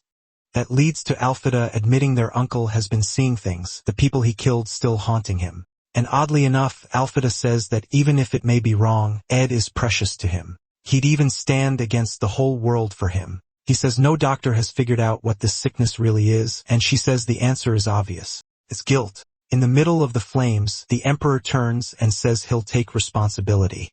Then Ed says Alethea has to understand they don't have time. The moment he learned about the hallucinations, he started getting ready to take over the emperor's role, and that work is almost done. Until then, he'll handle what he can while she focuses on her studies. So, yeah, he says he wants to protect the emperor, but it also sounds like he's preparing to replace him. He says that when they were saved, they were still children, and being a child in that palace was basically a crime, especially after everyone else had been killed. Meanwhile, Dion is back home wondering how much the prince knows and what the emperor really meant by making that kid deliver the message. Ben, who somehow is still part of this story, stays beside him and asks why he looks so troubled after meeting the Emperor. He asks if he has something to say since he's been standing there the whole time. Ben says yes. He wants to start making money, not because he's greedy or anything, and he's even ready to give all the profit to Dion. The protagonist steps closer and says he's been questioning Ben's motives since the day they met. No one follows a stranger for no reason, and now he's suddenly talking about earning money just to hand it all over. Either he's trying to fake trust or he truly wants to serve him. Either way, Dion doesn't care. He gives him a sheet of paper and tells him to follow what's on it. If he does, money will come. Whatever Ben's planning, he'd better not become a problem. Alright then. Looks like Dion's moving again, heading back to the demon realm. But the whole group shows up, saying he can't leave without at least saying goodbye. Wirenal apologizes. She tried to stop it, but the news spread. Dion still pulls up his hood, gets on horseback, and rides off with a quick wave. One of them tries to chase after him, but Wirenal yanks him back off course. They all stumble into each other, fall over, and get left behind. Azald apologizes for letting him get away, while the others just pray he survives again somehow. As usual though, Renal notices someone from the Revolutionary Army hiding nearby, and he's smiling too. Seriously, is this guy the one behind everything? Dion really has a cursed life. He can't trust anyone in this place. At least the demon realm feels more honest. Now he's heading back, only to walk straight into an ambush from those idiots who are obviously about to get cut down and tortured. The next chapter starts at the Revolutionary Army base. One of them asks why they're waiting to move until after the Emperor has taken half the continent. Jocker says that's the plan, but the revolutionary Captain Daniel wants to know the reason. Jocker explains they need the war to hit a point where the Emperor can no longer end it, only drag it out. That's when they'll attack. By then, his army will be split everywhere, even around the palace, and the defenses will be stretched thin. Daniel says he gets it when defenses are weak, killing everyone gets easier. Jocker praises that answer and calls him a genius. Then someone suddenly rushes in and reports that Dan had abruptly left. Daniel is thrilled, and Jakar says this is a huge chance. You never know what might happen. The captain thanks Jakar for the help and says he'll send someone after MC to see what's happening. Then he heads out right away. Jocker just sits there smiling. It's pretty obvious anyone sent after Dion would just end up dead, and that's exactly what happened. The first one was already taken out, not by him but by another squad guarding him. Then that squad got wiped out too. They were following the Emperor's orders, and even they didn't survive. Now Velatin is tracking the people tracking Dion. So Jakar and the Revolutionary Army are basically working against each other too. They just don't know it yet. Jakar wants to cut off the Emperor's information on the protagonist, hoping that makes him more nervous and more likely to mess up the war. Meanwhile, Velatin's mission is to find out where his brother is going. I honestly thought they knew by now that Dion was close with the demons, but apparently not. Then the story moves to the church where everyone has been abandoned and Adelia is crying. Paul blames himself, saying he never should have brought her to this so-called place of salvation. Even if they were starving, they should have been more careful. All this place gave them was false hope, and then it ripped that away too. He tells her he's going to join the Revolutionary Army. He wants revenge on the Emperor for taking away the little happiness they had. He reaches out to her, asking if she wants to come with him. But unlike before, when she said yes, this time she stays silent. So he says, fine. He'll do it alone if she wants to stay there and be abandoned. Then he looks back and remembers you can make friends, but don't get too close. He should have kept that rule because then he wouldn't have gotten attached to Adelia. Now he's crying saying it's too late. He can't just leave her. Meanwhile, over in the calmest place in this story, the Demon King's castle, Ririnal misses him and wonders when the commander will finally come back. Someone next to her asks how much longer they're supposed to just wait. Then Ririnal suddenly takes off on her broom, saying she feels a strange presence coming closer. She rushes to the gate and lights up the moment she sees Dion arrive. That look says it all. She pops right up in front of him, all smiles, saying she missed him and asking how the mission went. He only lets out a short sigh, but inside, he's startled she appeared out of nowhere. Dion says it was exhausting, but he finished dealing with some strange religion problem and other matters. Ririnal doesn't even know what religion means, so he explains it's like people following one person with all their heart, kind of like how they follow the demon. She says that's dumb. You shouldn't blindly follow someone like that. If anything, people should be following MC instead. Like that demon church? He asks, and she brushes it off, saying it's nothing, then asks if he's going to see the demon. He's in the central garden right now. And apparently there really may be people worshipping Dion, which honestly fits this crazy demon realm. In the garden, the demon is meeting with the Queen of Mermaids, the Fairy King, the Vampire Queen, and the Dwarf King. They already know he's preparing for war with the Empire. The Abyss isn't home to demons alone. These other races live there too. The demon says he didn't expect them to care this much about humans. The Fairy King answers that they have to care. Once the Empire takes the rest of the continent, they'll be next. And with humans and demons always fighting, the other races won't stay untouched. The king says that's a pretty bold claim, but the timing is perfect because his informant from the human world has just arrived, Captain Dion. Seriously, this kid is everywhere with the Emperor 1 minute, then talking to the demon the next. The demon is already excited, asking if his trip went well. Touching the mark on his chest, he says they have a lot to talk about. Before Dion can answer, he asks if it's true. The Emperor plans to conquer the whole continent. He is about to say yes, when the elf suddenly cuts in, saying he's heard about this so-called informant. But really, who there would trust a human? Honestly, it is suspicious how easily everyone's trusting him, but we know the demon always has another card to play. He tells them not to worry. As long as he's here, they can trust Dion. Still, the protagonist realizes something. If he ever betrays them, everyone in that room will turn on him. Then the demon asks what orders he got from the Emperor, and MC hesitates for a moment about saying it in front of them. He answers in front of everyone. The Emperor's order was simple. If the Demon King stepped into the war, he was to get in the way. And if the king fully joined the fight, he had to return to the human side and help defend it. He says it plainly. No lies. No tricks. And because he's so direct, nobody doubts him.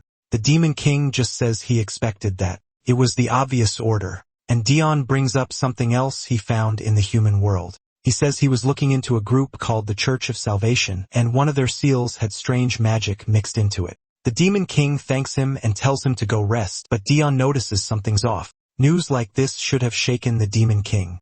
Instead, he doesn't look curious or upset at all, which feels strange. Just then, the doctor appears beside him and startles him.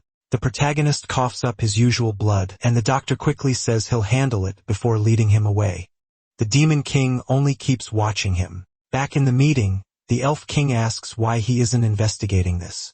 What demon would dare use magic in the human world without his knowledge? Then he flat out says the Demon King must have ordered it himself. The Demon King snaps back, telling him to watch his mouth. The blonde elf slams the table and warns him to be careful. His race can sense changes in the world, and he can already feel it. Soon a hero will appear, someone unlike the others, a danger to the whole region.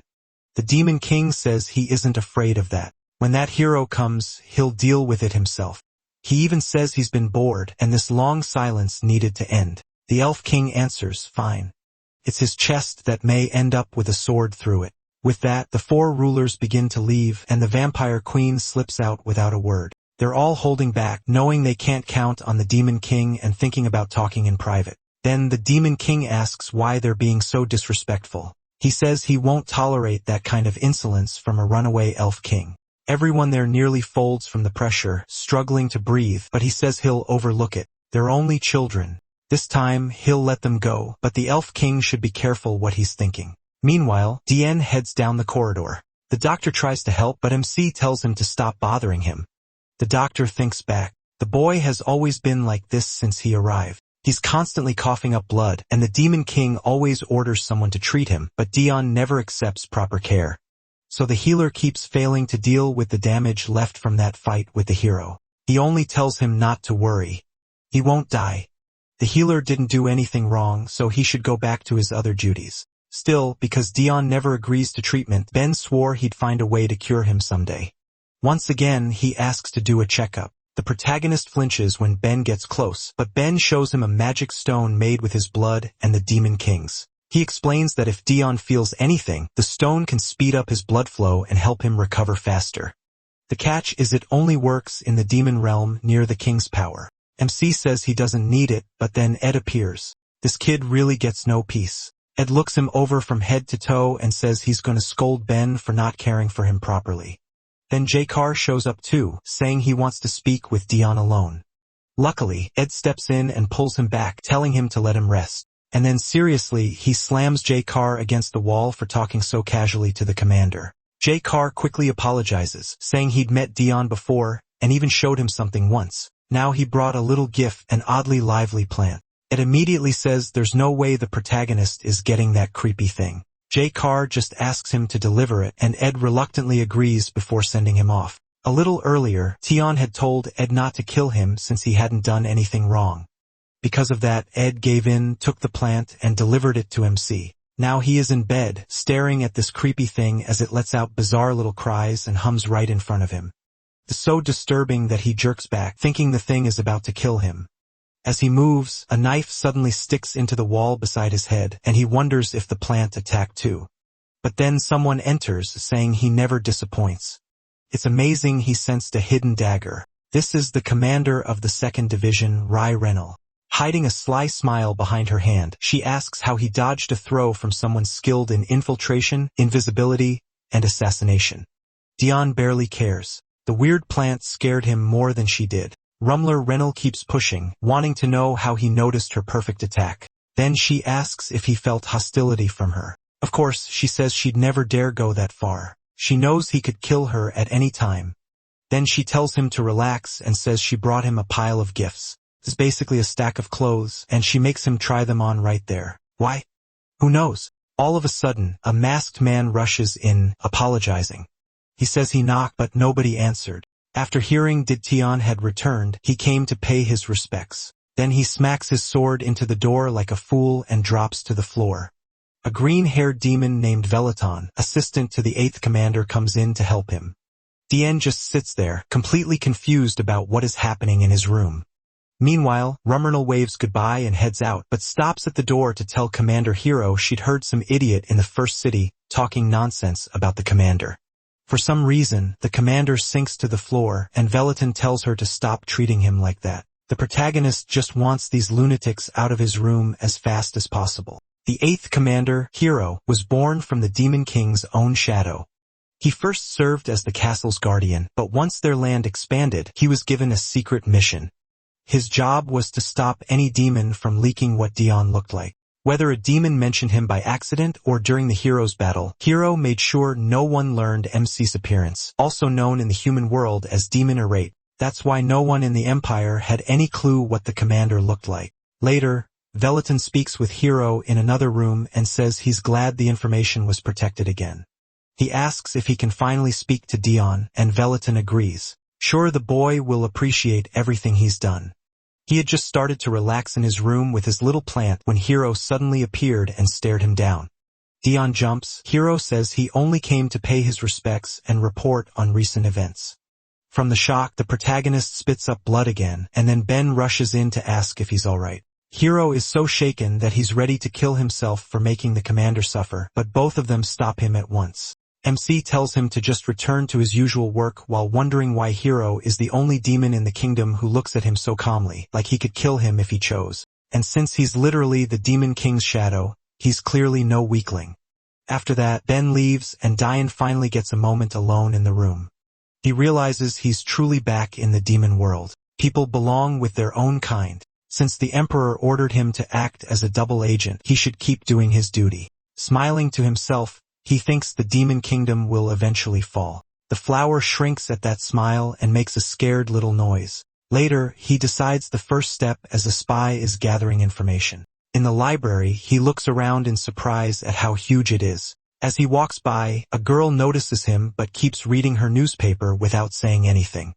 Then she realizes who he is and turns red with embarrassment. She shoots to her feet and loudly welcomes Eric. At once, all the nearby demons bow to him. Dion thinks that even though he's used to this by now, it still feels scary. He decides to grab what he needs and leave, but one book catches his eye. He pulls it from the shelf and asks if it's a report analyzing the Empire. Turns out to be a report on the current heroes, Adelia and Renal, and the protagonist asks if they update it every time new information comes in.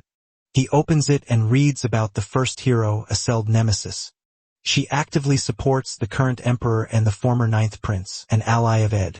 After serving as Supreme Commander in the 8-Year War, she was made a Marquess, the only noble without a family name. The second hero is Ben Stigma Primero, the illegitimate son of Viscount Lawfully. He was drafted into the 8-Year War, given a new surname and the title of Marquis, then sent to fight barbarians on the Empire's southern border. His physical strength is said to be incredible. Seeing that, Dion wonders if they have a file on him too. They do. He's listed as the third hero. Luckily, there's no portrait. The note says that by the Demon King's order, investigating him or showing interest in him is forbidden. MC thinks there's no way the Demon King would overlook something like this. He keeps reading and moves on to the fourth hero. The entry says Cruel Heart is related by blood to the third hero and serves a duke who opposes the emperor. Dion shuts the book with a hard slam, clearly annoyed. He burns with anger, thinking he still knows almost nothing about that weirdo. Nearby demons see his mood and panic, deciding to get away fast. Then he spots another book. It was written by Cobber. No, by the Demon King himself. The first line says a warrior is someone chosen. That chosen one receives the power to destroy the Demon King. Their talent, strength, smarts, lifespan, and everything else are above normal humans. He thinks he already knew that part. The book goes on. Fragments of a warrior can enter humans for no clear reason, turning them into beings called heroes. Even if their power is below a true warrior's, they're still far beyond normal people. Again, none of this is new to Dayan. Then one line catches his eye. It's about the Demon King. The protagonist figures this might finally be useful. Before he can keep reading, the Demon King suddenly appears beside him and quietly asks what he's doing. Startled, MC drops the book. Trying to explain, he awkwardly points at it and says he dropped it. Flustered, Tion turns to him, apologizes, and reaches down to pick it up. The open page says the warrior and the Demon King exist as proof that the world is still immature. He lifts the book and wonders what the world's immaturity even means, hoping he didn't damage it. Then he asks what brought His Majesty here. The Demon King just smiles at the book in the protagonist's hands. He takes it from him and says he needed that one. Tien is caught off guard, wondering why this book matters so much. He studies the Demon King, confused by the way he's staring at him. With a pat on MC's shoulder, the Demon King apologizes for taking his book. MC hides his irritation and says it's fine. The Demon King says he has to leave and tells him not to mind it. Just keep doing what he was doing. He wonders if he'd noticed him gathering information or if that was permission to keep reading. A while later, the protagonist leaves the library still unhappy. The girl there bows and wishes him a safe trip. He walks off with a faint smile, thinking he should just go back to his room. Some spy he is. He'd be better off sorting things out there. On the way, he overhears two demon girls talking.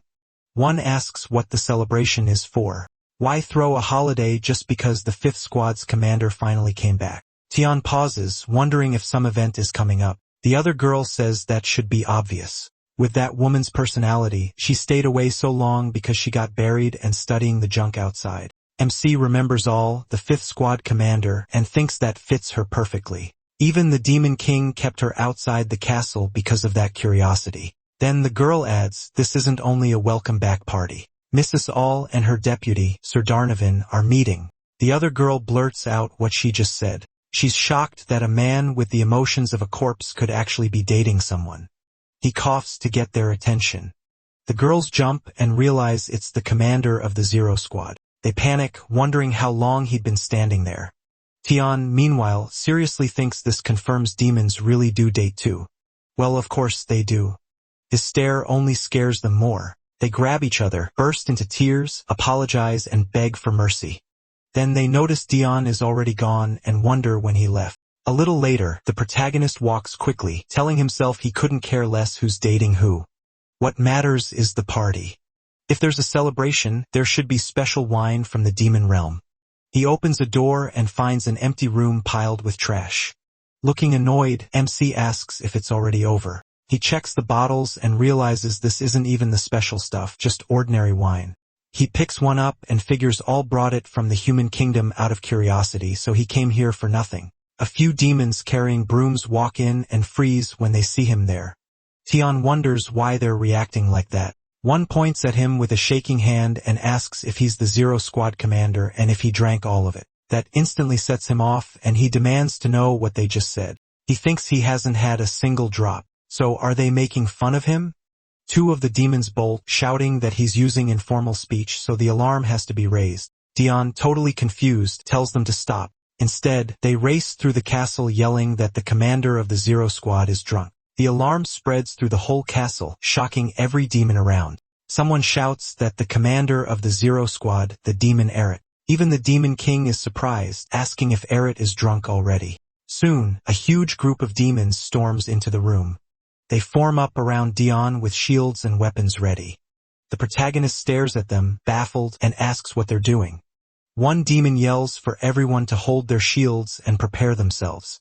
If even one of them falls back, they'll all die, because when the Zero Squad commander drinks too much, he kills everyone. Dion gets furious, thinking he already said he didn't drink. Still, the mood around him feels familiar. Back in the demon realm, everyone always reacted like this to him drinking. Sometime earlier, the Demon King had said this was his direct order because MC loved to drink too much. He angrily asked why he was the only one banned. The Demon King wondered if he truly didn't get it. Deep down, the protagonist knows he really does lose control when he's drunk. Still, he thought they could just stop him if anything happened. That only made him more annoyed. He couldn't understand why these weirdos acted like it was the end of the world. One demon that was face red from drinking, he asked if that demon was the enemy. That was the day everyone truly learned what Sir Eret was like. The demon told him he'd already said no, so why keep asking? If MC planned to get drunk, he shouldn't cause trouble after, but he ignored him and swung the dagger. The demon snapped and shouted that fine, he was an enemy. So what now? Maybe this was for the best anyway. He'd never liked that the Demon King created a special position for Dan and brought him into their ranks. Why should the angry demon had barely asked if that was true when MC drove the dagger into his chest. He coughed up blood, stunned that he hadn't seen it coming. He stared at him with a chilling look and slowly repeated that he must be the enemy. Then he kept stabbing, and one commander died almost instantly. After that, new rules were made in the Demon King's castle. First, if the Zero Squad commander asks whether you're the enemy, answer no right away. That's stage 1. Second, if he asks why, give the clearest answer possible. That's stage 2. Third, if he seems suspicious anyway, take a defensive position immediately. One demon quietly asks why they're defending instead of attacking if they want to survive. Another whispers that if they hurt the Zero Squad commander, the Demon King will kill them. The first is shocked and blurts out that this is insane. A third demon quickly covers his mouth, telling the idiot to shut up because he's talking too loud. They must not provoke the commander. The Demon King will handle him. Their job is just to stay alive. Then Demon turns toward them. That terrifies them enough to duck behind their shields, and one of them wonders if he just smiled at them. He starts to speak, but the Demon King enters and tells Eret to stop. At least he was nearby. Demon looks over and realizes the Demon King came himself, and Ed and Ben are with him too. Is this getting out of hand? The Demon King asks if MC can hear him, and the MC starts to panic. He can hear him just fine. He just has no clue how to get out of this mess. The Demon King thinks he's still only at stage 1 if he's this calm. He tells him not to ignore him and just listen.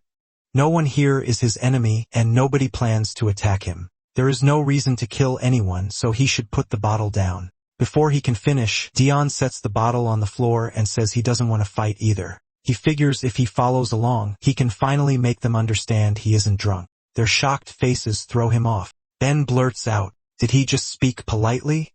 The protagonist asks their pardon, still trying to figure out what was strange. He usually talks that way, so why are they acting like this? The Demon King asks Irate if he's really drunk, and Dion calmly answers no. He says he only looked at the bottles because they came from the human realm. At least now, he thinks they're finally hearing him out. The two demons who had been panicking start to think they're safe. After a short silence, the Demon King asks Irid if he's really that bored, leaving MC confused. With a smile, the Demon King scratches his head and says he should have guessed after that library visit. He thinks he only went there to spy. Then the Demon King asks if he'd like to visit the second city with Devilania. She already asked for permission to take him out of the castle. Dion apologizes and asks where he's supposed to go and with whom. Inside, he's furious and wants no part of it. The Demon King pats his shoulder and says that if war may break out soon, he should go now while he still can. The protagonist leaves, wondering why everything keeps turning out like this. The Demon King calls Ben back, so he stops while Dien and Ed leave the room. Pointing at himself, Ben asks if he will come see him before he leaves. Sometime later, the Demon King reads a newspaper in his office. It says the kingdom of Elion is surrendering and the Empire has won. He says he meant to act once the Empire had taken at least half the continent, but it looks like he still has time. He lifts a glowing crystal and announces to the whole demon realm. From this moment on, magic is banned across all demon lands. They cannot use any magic except through sealed magic tools already made. The only exception is when a life is in danger. The commanders of the 2nd, 4th, and 8th divisions must make sure anyone using magic for no good reason gets punished as they deserve. If needed, they may even be killed. Devilania smiles when she receives that order. Adelia smiles too and says it looks like she'll have plenty to do. Hill says the king gave him this task because he trusts him. The Demon King lowers the crystal and thinks that in normal times, he wouldn't care much about a warrior appearing, but war changes everything. Right now, all they can do is push that appearance back for as long as possible. At the same time, Ed asks if Tien is really going alone. Ben says he doesn't need to worry because he'll be with him. The protagonist, Hart, tells them they don't need to come along. The Demon King stares out the window and wonders, even if the world won't unite, who can predict or stop a typhoon? In a garden, the king of the elves sits with tea and senses something. With a serious look, he realizes the entire demon realm stopped using magic in a single instant. He smiles and says it's already too late. He doubts the king even knows the warrior's arrival is very close. The world has finished preparing. Now it's only waiting for the right time. The moment the world sends the warrior will be the worst possible time for the Demon King, and in the end, it is simply waiting for that exact moment. At the same time, Margrave Amanville tells His Highness that he asks forgiveness, but they are having trouble continuing the war. Ed gives him a cold, frightening look and asks what he means. Amiable says he understands that Ed accepted the surrendered nations and spared their people and nobles, unlike in the 8-Year War. But if the nobles of defeated countries stay alive, their national spirit won't truly break. After all, the soldiers gained through war won't stay loyal to the emperor. If this keeps going, they'll start running short on manpower at the front. Supplies can be replaced, but soldiers cannot. For the empire's people, he says, the war must stop. After saying that, he bows his head. Sure, he's doomed. Still, he had to say it for the empire's sake. He doesn't regret it. He only hopes for a painless death. Ed says nothing and just thinks, which shocks Amiable and makes him wonder if Ed isn't angry at all. Then the man beside the Margrave asks what he's talking about. Can't they just get more troops by drafting commoners? Ed stays silent and lets them talk. They say it's too soon to panic. They're already telling the people to fight for the empire. So what's the issue? Exactly. They can just send the poor from the slums to the battlefield. Ed slams his fist onto the table, shutting them up. Sitting straight, he says he can't judge their talents, but they sure know how to bark. Do they really mean they can fill the army by throwing commoners into war? They won't offer their own troops and they won't volunteer to lead them, yet they easily suggest sending citizens instead. Do they even know why people pay taxes? That money is for safety and peace. Citizens may defend the empire, but the empire also has a duty to protect them. Amiable is stunned by those words and calls out, Your Majesty. Ed grabs his sword and says it's time to make things clear. He points the blade at them and says the war will not stop. If he needs more soldiers, he'll order them to join the fighting. The rule will match the 8-Year War. If a family has more than 2 men, at least half their private soldiers and 1 family member must serve.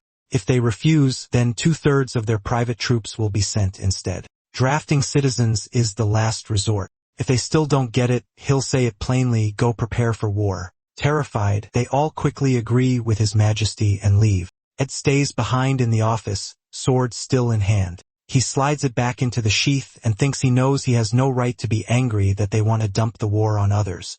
But if their emperor isn't normal, shouldn't his subordinates at least have some sense? They're disgusting, just like he is. Ed lowers his head and sees a huge pool of blood from his hallucinations spread beneath him.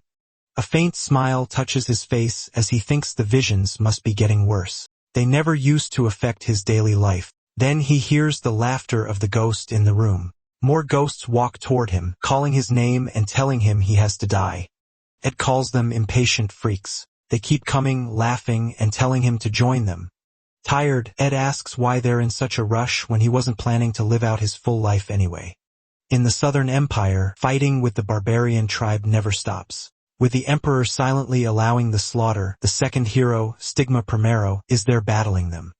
Reading the paper, he says the Empire has declared war on the Kingdom of Sirhan, so the Emperor has ordered him to prepare. His growing army, already worn down by barbarians and southern disease, fighting barbarians is fun, but it doesn't compare to real war. The man beside him asks if he really loves war that much. Stigma says it's not about loving war. Walking over to a barbarian still clinging to life, he says the Emperor rewards real merit. Then he finishes the man with a slash to the neck. Stigma says there's something he wants to ask the Emperor for. During the 8-Year War, he got the title of Marquis and a huge estate in the south, plus a mountain of gold and jewels.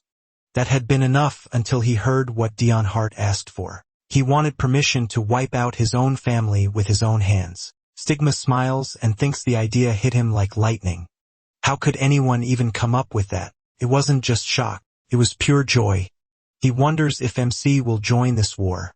The man beside him says if he means that honorary count, then maybe. But later, Stigma smiles and says he can't wait to meet him. For now, it's time to get ready for war. They should burn the rest since they might carry disease. He leaves the village. His soldiers set on fire, thinking that just like that freak, he too should ask for the right to destroy his own family. At the same time, inside a carriage, Devilania says with clear annoyance that she thought they'd be alone. Ben replies that it's the Demon King's order, and even without him, they still wouldn't be alone. After all, they brought plenty of troops from the second detachment. Devilania says the strange part is that they didn't bring any of Dion's own squad while heading to the second city through the outskirts. Bean says he knows the Zero Squad is elite, but those troops would only slow Sarella down. Looking out the window, he wonders why he'd bring his squad at all when they're only going to the second city, and why do they keep talking about the outskirts, even the Demon King? Why is everyone so nervous about the outskirts? The protagonist can't figure out why they were sent this way. He starts tapping his foot and remembers Ririnal gave him a protective pendant before they left. Even stranger, Ed made sure he was wearing his armor, like they were getting him ready for trouble. But is that really it? A bad feeling creeps over him. He wants out of here, then the carriage suddenly stops. Tion tears up, thinking, please let everything be okay.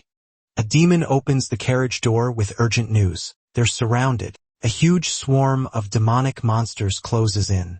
MC watches the warriors fight them off. The second squad is holding its ground, but there are way too many monsters. He looks around and realizes standing still won't help. They have to act. Assault scans the area in disgust. These things are crawling out from everywhere. Bean explains that every city has a commander for protection, but the outskirts don't. Dien stares at them, confused by how calm they are. It's almost like they expected this. Asold points out that, with numbers like this, the monsters could invade more than just Demonland. He starts panicking. Why was he invited to take a walk through the outskirts? Damn Demon King. Keeping demonic monsters under control is the Demon King's job, so they don't spill into other races' lands. By sending them through the outskirts, he basically led them right along the borders of other territories, and Dion, like an idiot, agreed to it. He wants someone to wake him from this nightmare. Asiel turns to him and says she'll go first. He needs to save his strength since there are so many. The protagonist thinks he doesn't want any part of this. How is he supposed to handle that many demonic monsters? Then Bean calls out to him from behind. MC notices and figures Ben wants to say something, especially since he'd been coughing up blood again. He turns and Bean asks if he's really in shape to fight today. That catches Dion off guard. Was his trying to avoid battle really that obvious? Bean may treat him well, but he's still a demon. If he realizes him is weaker than him, he could kill him on the spot. Bean thinks it over and says he always avoids fighting unless he's drunk or his life is on the line. That's how it's always been when he's sober and not cornered. The protagonist starts to answer, but Bean adds that any normal demon would see that as weakness. Tien thinks this was bound to happen sooner or later. Demons aren't stupid. He says he wasn't trying to fool him, and Bean quickly says he gets it. The two of them awkwardly apologize, and MC asks what Ben was trying to say. Bean says there may be countless enemies out there, but they're only demonic beasts. To him, they're so low level they're not even worth handling himself. Tien just stares at him. Bean reminds him that he's his personal doctor, so, of course, he understands how he thinks. He is furious. This idiot seriously scared him. Then Ben pulls out a bottle of alcohol and says not to worry. He prepared something special for him. The protagonist lights up at once and asks if it's a Demon Realm special. That makes him suspicious, looks uneasy, and says it's all he has, so he won't stop him. Tion's suspicion grows as Ben pours him a glass. Ben says all he has to do is relax and get in the mood. Just drink. MC thinks even he shouldn't trust something this shady, but he still takes the glass. He watches the others fighting and realizes he probably can't avoid battle. So if he's gonna fight, he doesn't want to do it, so he tells himself he won't overdo it this time, downs the drink, and Ben stays beside him. Ben sighs and apologizes to Dion in his head, remembering what happened at the castle. The Demon King had told him that if he hesitated in battle, he should give him a drink. He's too restrained when sober. So restrained that he even looks weak, but once he drinks, he loosens up fast. Back then, Ben had been surprised, but now he realizes it was true. Even though Dion likes fighting, he's unbelievably patient when sober. With a sly grin, the Demon King had asked if it wasn't better to let him vent before he snapped. Ben thinks that's exactly how the ruler of the Demon Realm works. He uses everything. Now in the present, Ben wonders if this was too dangerous. He gave the protagonist alcohol while he was still sick. It might be smarter to apologize now when MC suddenly slams him hard against the wall. With a chilling smile, he says Ben finally used his head. He thinks alcohol and medicine must be some kind of key, something that weakens the wall built inside him. He never tried very hard to hide it, but he still didn't expect them to use that key this openly. He asks if they think he doesn't have much time left. The Emperor is moving faster and bolder, and the number of demonic monsters keeps exploding. There's no time to wait around.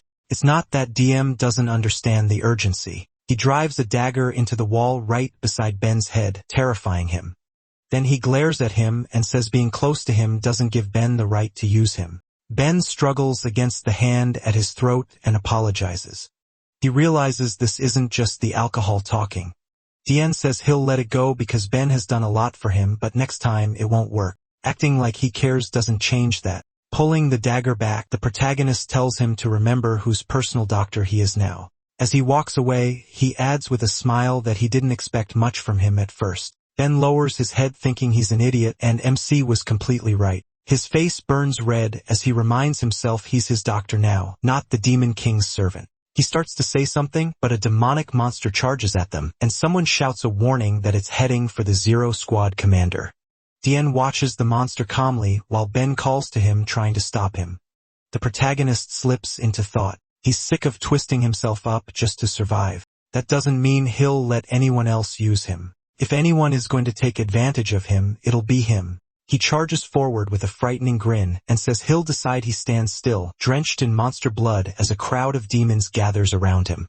Glancing aside, he calls for Ben and says to contact the Demon King by video call. Ben is stunned. He says magic use outside the walls was forbidden, but that doesn't matter now. The Demon King answers and asks what happened. Ben wouldn't use magic out there without a reason. He cuts in and says there are far more monsters than they expected. The Demon King agrees. He thought 2 commanders and 1 squad would be enough. He says reinforcements are on the way. Can they hold for 15 minutes? Demon turns away and says he'll try. The Demon King comments that he must be furious. The protagonist walks toward the mass of monsters, thinking they keep coming from every side. Do they really have to last 15 more minutes? He hasn't faced a mess like this in a long time. The demons spot him and shout that MC has joined the fight. Now they're saved. Dion thinks if he'd collapsed the first time Despair hit, he never would have survived the 8-year war. He rushes at a monster that lunges for him, thinking the only difference now is that his enemies are demonic beasts. How to survive this? Then a monster strikes him hard enough to make him cough blood and drop one of his daggers. Ben breaks off mid-fight and shouts his name. Dion snatches the fallen dagger back and thinks fast about what he can still do. Then he kills the huge monster with a brutal stab through its back. Looking at the others around him, he thinks his real skill isn't killing. The spreading fear. Demonic monsters still obey their instincts, so if fear crushes them, they'll retreat. It might not work on all of them. Ben, worn out, says none of them will dare touch him. He thinks if the monsters pull back, they can survive for now. But long-term, that isn't enough. He calls for Assault, and she turns at once. The protagonist tells her they need a trap. He decides they have to kill as many monsters as possible now. One beast tries to flee, hits the trap, and is instantly decapitated. The others notice thin threads spread all around them. Tion thinks that the second they move, those threads will slice their limbs off. These monsters probably still don't get it. They're surrounded by a web of nearly invisible threads. Devilania says she got them into the trap, but it won't hold for long. So what now? She figures the net-like setup placed by Sir Eret's orders has trapped the monsters well and slowed them down. Ben starts treating Dien after the fight and notices something is off. He warns that MC's hand was only patched up for now, so he has to be careful. He just gives an annoyed snort, then he heads toward the trap, but Devilani stops him and asks if he's really going in there to kill them himself. Without the right skill, those threads would be almost impossible to notice.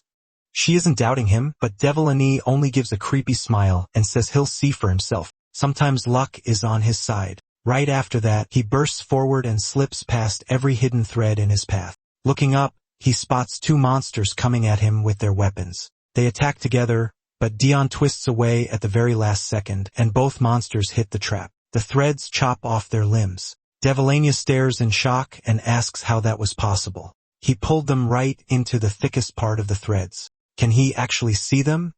The protagonist keeps cutting through monsters with the traps and his own strikes. Then he turns with a pleased smile and realizes he can see it, moonlight glinting off the threads in a faint flicker. Flying straight into a trap, killing it on the spot. Tion isn't sure if it's because he spent his life hiding from light and heat, but he's always been sensitive to light and more at ease in darkness. Maybe that's why he can do this. Smiling, he looks ahead and wonders if it's just luck. The monsters freeze, staring at him in fear. Watching this, Devilania says the battle has turned. The monsters are now too scared to rush in blindly. Ben looks over and says there are still too many. Something bad could still happen. Tion's already at his limit and his hand is hurt too. Ben asks when the reinforcements are coming. Suddenly, MC's injured hand starts shaking hard from the pain and he coughs up blood. Ben calls out, but he quickly cuts him off and says he needs to stop. Embarrassed, Ben says he should quit trying to treat him. The protagonist asks if they didn't expect this already. There's no point in weak efforts now. They need to stick to the plan. Still coming at them, Tion fights on two, but feels like he could drop it any second. Even though he avoided most direct hits, the shock is building up inside him. On top of that, his right arm won't move. Ben, meanwhile, battles a crowd of monsters with his bag, then notices something terrifying and shouts for Sir Adrit. Tion drops to the ground, unable to move as several monsters rush toward him. He thinks he just needs to hold on a little longer. Then someone saves him, driving a dagger into a huge monster's head. That same person quickly takes down the others trying to reach him. An unknown voice greets Sir Eret. Turns out to be Selaga, commander of the 7th Detachment, saying it's been a long time. She says she ran over as fast as she could. After hearing there was a party, Tion slowly gets up, wondering if she really said party, staring at her in disbelief. He thinks he's about to die. So what party is she talking about? He grabs his injured hand and wonders what happened to it. Then he notices all the monster corpses around him and thinks, what happened here? Then he remembers the alcohol. Ben gave him wine and after that he joined the battle. Did he do it again? Salawa suddenly steps right up to him with an angry look and shouts that this isn't Sir Eret. Tien has no idea what she means and awkwardly asks for forgiveness. With a chilling aura, she says he was just in front of her a moment ago. So why and how did this happen? What does she have to do to see Sir Eret again? MC wonders what's wrong with her. She's honestly starting to stress him out. Silua picks up a monster and tells Sir Eret it's a demonic monster, so he should grant it eternal rest with his dagger. He just stares blankly, wondering what this crazy woman is doing. Silua then she was supposed to come as backup. Silua loudly assures Sir Eret not to worry. Her subordinates will crush all the monsters except the ones meant for him. Right after that, several demons charged the remaining monsters. Devilinia watches and calls it complete madness. These are the reinforcements the Demon King sent. But how did they even leave the border to come here? She just hoped Siloa didn't bring the whole squad. Siloa says she left a deputy in charge. Besides, aren't they perfect reinforcements? Clapping happily, she says that since they almost figured things out, Sir Eret should too. But before she can finish, Ben reaches Dion and says he can't push himself any further. He needs to rest while Ben handles the rest. Ben knows he must have disappointed him badly before, but asks for one more chance. The protagonist doesn't remember. Ben turns to the commander of the 7th squad and asks why she doesn't help the commander of the 2nd squad. Sulua looks offended and refuses. Later, after the last monsters are dealt with, Devilania goes over and says that except for the ones who escape, they wiped them all out. Ben says the treatment is done and MC can move his arm again. MC nods and thanks him. Devilania turns back and says things seem settled now. So isn't it time for the commander of the 7th squad to leave? Sulua asks if she really wants her gone after all that, saying she didn't know Devilania could be so cold. Smiling, Devilania says it's for her own good. They are heading to the 2nd city, and she knows who's guarding it. Sulua instantly gets angry and says it's the commander of the 10th squad. Clutching her head, she says she'd better leave because she doesn't want to see that freak who doesn't deserve his position. Then she bows to Dion and says she'll look forward to meeting him again. He watches her and thinks he didn't expect her to back off that easily, though he's glad she did. They mention the commander of the 10th squad, which means they're talking about Gassadil. Why does she hate him that much? Sometime later, they all reach the 2nd city, where the commander of the 10th detachment greets Sir Barrett with a bow and a smile, saying it's been a long time.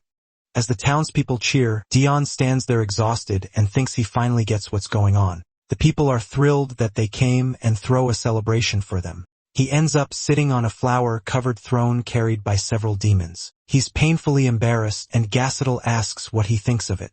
He put it all together in a rush the moment he heard the protagonist was coming. It's called a palanquin from the human world, meant only for people of high status, which suits him perfectly. MC covers his face, thinking this is unbelievably embarrassing. Then he buries his head in his hands and says nothing, making Gassadil ask if he has a headache or if something else is wrong. Tion thinks, is something bothering him? Of course, this whole mess is in just a short time. He already understands why Sulua hates the commander of the 10th division so much. Gassadil, clearly worried, says that if he explains what's bothering him, then he can help. But he gets cut off when Ben rushes in and knocks him aside. Calling out to Sir Errett, Ben asks if his head hurts and says he should let him treat it. Everything stops as Ben fusses over him while everyone watches. One of the residents asks if that means this is the commander of the 0 squad, saying he wondered who would get carried around in such an embarrassing way. But if it's the commander of the 0 squad, suddenly it feels cool. Since no one knew much about him, only rumors spread. They can tell he's human because he gives off no demonic energy. But how can a human have an aura like that? Even other commanders struggle to please him. Soon, all the townspeople gather to see the mysterious commander of the 0 squad, a man given that powerful title by the Demon King himself, accepted by the proud squad leaders, while his role and powers remain a mystery. Some even say that after seeing him in person, he seemed second only to the king in strength. Dayan stays silent for a few seconds, gathers himself, and quietly says one word away. Gassadil doesn't hear him, apologizes, and asks if he said something. He repeats himself, and that leaves him stunned. Then Gassadil spins toward the crowd and yells for everyone to get out. He's baffled by all the demons swarming around them. He says they need to clear them out right away. The protagonist is horrified. This fool got it all wrong. The flowers and pollen were making him sick. That's what he wanted removed, not the innocent townspeople. The soldiers start forcing the citizens back, shouting that the commander of Squad 0 is angry and wants everyone gone. They even threaten death if anyone stays. Dizon just stares. The residents whisper among themselves. Walking beside him, Adelia thinks this is going to bring a lot of trouble. Dizon spots several demons carrying posters with his face on them and wonders what kind of mess this is. Now one of them tells the others they should all pray for Sir Errett together. They immediately put their hands together and start loudly praying for him. He has no idea what he's looking at. Then he remembers what Ririnal once said, that if they wanted to believe in something pointless, they might as well believe in him. The protagonist freezes. Don't tell me this really became a cult around Errett. He's sure this has to be Ririnal's doing. That only makes him madder. He even gave her cookies to keep her from pulling anything weird. He glares downward and says nothing.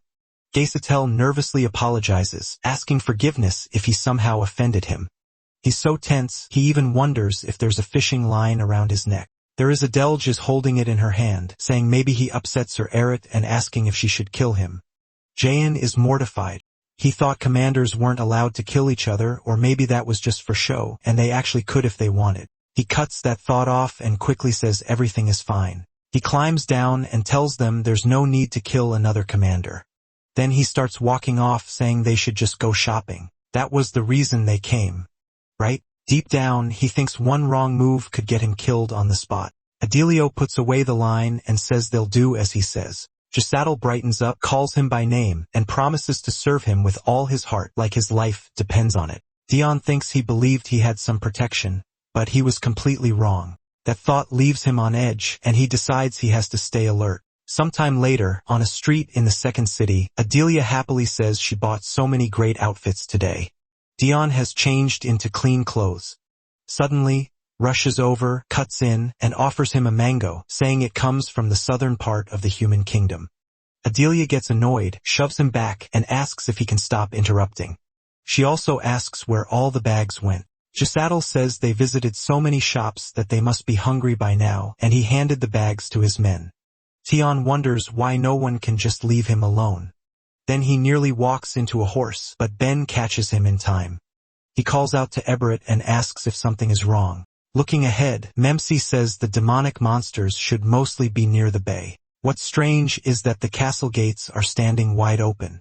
And with all these goods from the south of the human kingdom around here, is the border really that close to? He stops when Gaisatel suddenly turns to him and anxiously asks how he knew that. Dion is thrown off by the question and wonders what that means. Sometime later, they take down. He reveals that they opened a border near the southern part of the human kingdom.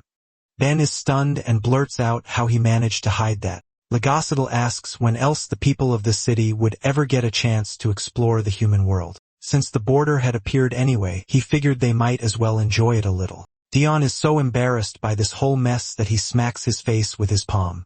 Legacidal says they even gave orders to move in secret so they wouldn't be found by humans. And as far as he can tell, they did everything they could to stop demonic monsters from crossing over. He looks around and feels a little relieved, but what happens? Gets off his horse and says they need to report this to the Demon King. Gus Hun sadly says he knows. Dion adds that first, they need to confirm it themselves. He needs to see whether this place really connects to the southern human lands, and if it does, which country those lands belong to. He moves on and tells them to follow. At the same time, in a small southern country, a man shouts asking what was just said. Demons covered in blood crossed into the human world. That's insane. Another man says he'll call the royal doctor at once, but the ruler refuses, saying a doctor won't help this. He had known demons were using the southern border, but since nothing happened, he chose to ignore it. Now of all times, this happens. He's certain the Empire has gone mad, and he wants no conflict with the Demon Kingdom at all. Then he's told there's an even bigger problem. The ruler snaps, asking what could be worse than this. The answer, one of the demons has been confirmed as Adelia, commander of the second squad. As for the other strange figure, judging by how everyone treats him, he appears to be the famous commander of Squad 0. The ruler is shaken and asks what he's doing here. This must be hidden. He raises his voice and says that no matter what they do in the human world, they must hide the fact that the commander of Squad 0 and his group entered his country. Meanwhile, Ben tells Surer to keep himself fully covered under his robe. The sunlight in the human world is much stronger. Dion pulls up his hood and thinks about how hot it is. More than that, why did they all have to follow him? Adelia asks where he wants to go first. The busy main streets or somewhere quieter. The protagonist thinks he wanted to visit the human world alone. They all should have stayed behind, maybe like Guy's hotel. Still, Adelia does know this world, so maybe she'll help. He says they should start somewhere they can watch how locals live. First, they need to figure out where they are. Adelia says that means going to the market. Ben stops her after noticing someone nearby. She asks what now, and then 3 men bow before them. One apologizes for blocking their way. Dion studies them and wonders if they're local knights. The man lifts MC is confused. They think his group are mercenaries. He had expected trouble instead. Then the man pulls out several items and asks them to accept a small gift, gold and robes. They guessed the group's clothes would be covered in blood after the fight, so they brought replacements. Ben and Adelia glance at their blood-stained clothes when he says that. Tion suddenly realizes he was so lost in thought that he forgot how suspicious they all looked. Anyone should be able to tell his companions aren't human if they aren't covered by robes. So why are these people welcoming them instead of chasing them off? The man holds out the money bag with trembling hands and asks him to take it. He looks at him and realizes they're scared, but not shocked. So they've dealt with demons before. That means this southern country already knows about the border between the worlds so they're hiding the fact that demons come and go as they please. Dian suddenly laughs, shocking the man in front of him. For the protagonist, this is a huge relief. If they've chosen to ignore the demons, that makes things easier. The men only grow more nervous, wondering why he's laughing. He figures they just want his group to leave quietly. The three men bow again and wish them a safe trip. Adelia thinks Sir Oret seems to be in a good mood. MC keeps laughing, amazed they even handed over money. As far as he's concerned, they don't need to worry. He has no interest in causing trouble. The men keep bowing as he and the others walk off until one of them suddenly looks up. He notices Dion's clothes are far too clean compared to his blood-covered demon companions. That strange presence confirms it for him. This must be the commander of the Zero Squad. They had done all they could for their lord. After that, the group spends some time in the country's market. The protagonist walks through the street looking around. He admits it's kind of fun, but first he has to gather information. Then he bumps shoulders with a man passing by. Dien grabs the man's shoulder and Devalania rushes after him. She loudly calls out to Sir Eret. The man gets nervous and asks if he's okay. Did they really hit each other that hard? Devalania wonders why he's so shaken over a normal person. MC, meanwhile, can feel her suspicious stare and starts to panic. Ben suddenly grabs the man and shouts, asking how he dared to do this to Sir Eret. The poor man, flustered, quickly apologizes. He asks why Ben is making such a big scene when Devalania stayed calm. Both of them feel awkward, and Ben reminds himself he's a doctor, while Devalania thinks she should have been the one to snap first. They switch roles in an instant. Ben asks if Sir Eret is alright, while Devalania grabs the man with a terrifying look and asks how she should deal with him. The protagonist thinks it's fine and wants them to stop already. A crowd gathers fast, asking what's going on. One man raises his hand and shouts that they need to catch this freak. The other man charges over and backs him up. MC figures they're royal knights. Now everyone is staring at them just like he feared. He raises a hand and apologizes, saying they never meant to cause trouble. He's clearly embarrassed as the guards move past him. Instead of taking him, they seize the man he bumped into, shocking Dion. The man panics and asks why they're grabbing him. One guard yells, asking how he dared to cause a disturbance in the middle of the market. They decide to take him away. As the guards drag him off, the man starts crying and says they only brushed shoulders. He heart watches in shock, thinking the human world follows the law far too well. So this is really how things work here. Sometime later, someone tries to snatch their money bag, but Ben catches the hand first. With a scary glare, he asks how this little thief dared rob Sir Eret. Did she already write her will? He squeezes the girl's hand hard enough to make her cry. A guard sees this and, confused, tells them to wait. One of the guards takes the girl away while the other bows and promises to handle it. After a little more time, Tion tries a strange fruit, immediately feels sick, and wonders why it tastes so awful. The guards instantly grab the seller and demand to know how he dared try to poison him. They call for the scoundrel's arrest. The protagonist thinks the fruit was just a little spoiled. There's no need to jail the man over that. Every time something happens, the guards appear right away. Sometime later, the locals beg for mercy, saying it won't happen again. They can't understand why the knights are even here. Dion frowns and figures they're trying to settle things quietly before it turns into a public mess. The townspeople whisper to each other not to go near these people. They can't keep investigating like this. They need to head back. Then he hears someone nearby loudly complain that he said not to sell DST leaves to just any merchant in town, want to import DST leaves. An annoyed seller says, maybe they should meet these Dan merchants and see what kind of freaks they are. Then he notices him standing right in front of him and goes silent. Nervous under that stare, he asks what he wants. The protagonist says he wants to ask about buying some DST leaves. The seller instantly turns friendly and says so he's the customer. He'll pack some right away. To him, MC looks like an ordinary traveler, but that terrifying aura says otherwise. Maybe he's a noble hiding who he is. Dion stays quiet, thinking about the DST. Because the number of plantations is so small, it's nearly impossible to find in the empire. That's why nobles pay a high price for it. What kind of southern the merchant thanks him for the purchase. Ben tosses over a bag of money and says he can keep the change. Devalania walks up and asks if the protagonist is done. The guards watching them the whole time say they're finally leaving. It's surprising they went without causing a riot, but one of them still doesn't think that was the Zero Squad commander. The real one was always coughing blood and looked weak all over. So who was that? He doesn't know. He just hopes they never come back. Meanwhile, at the Empire's camp in a safe zone, Ed sits at a table and says he came all this way for a private meeting, only to ask that. He pauses, then asks what exactly was said.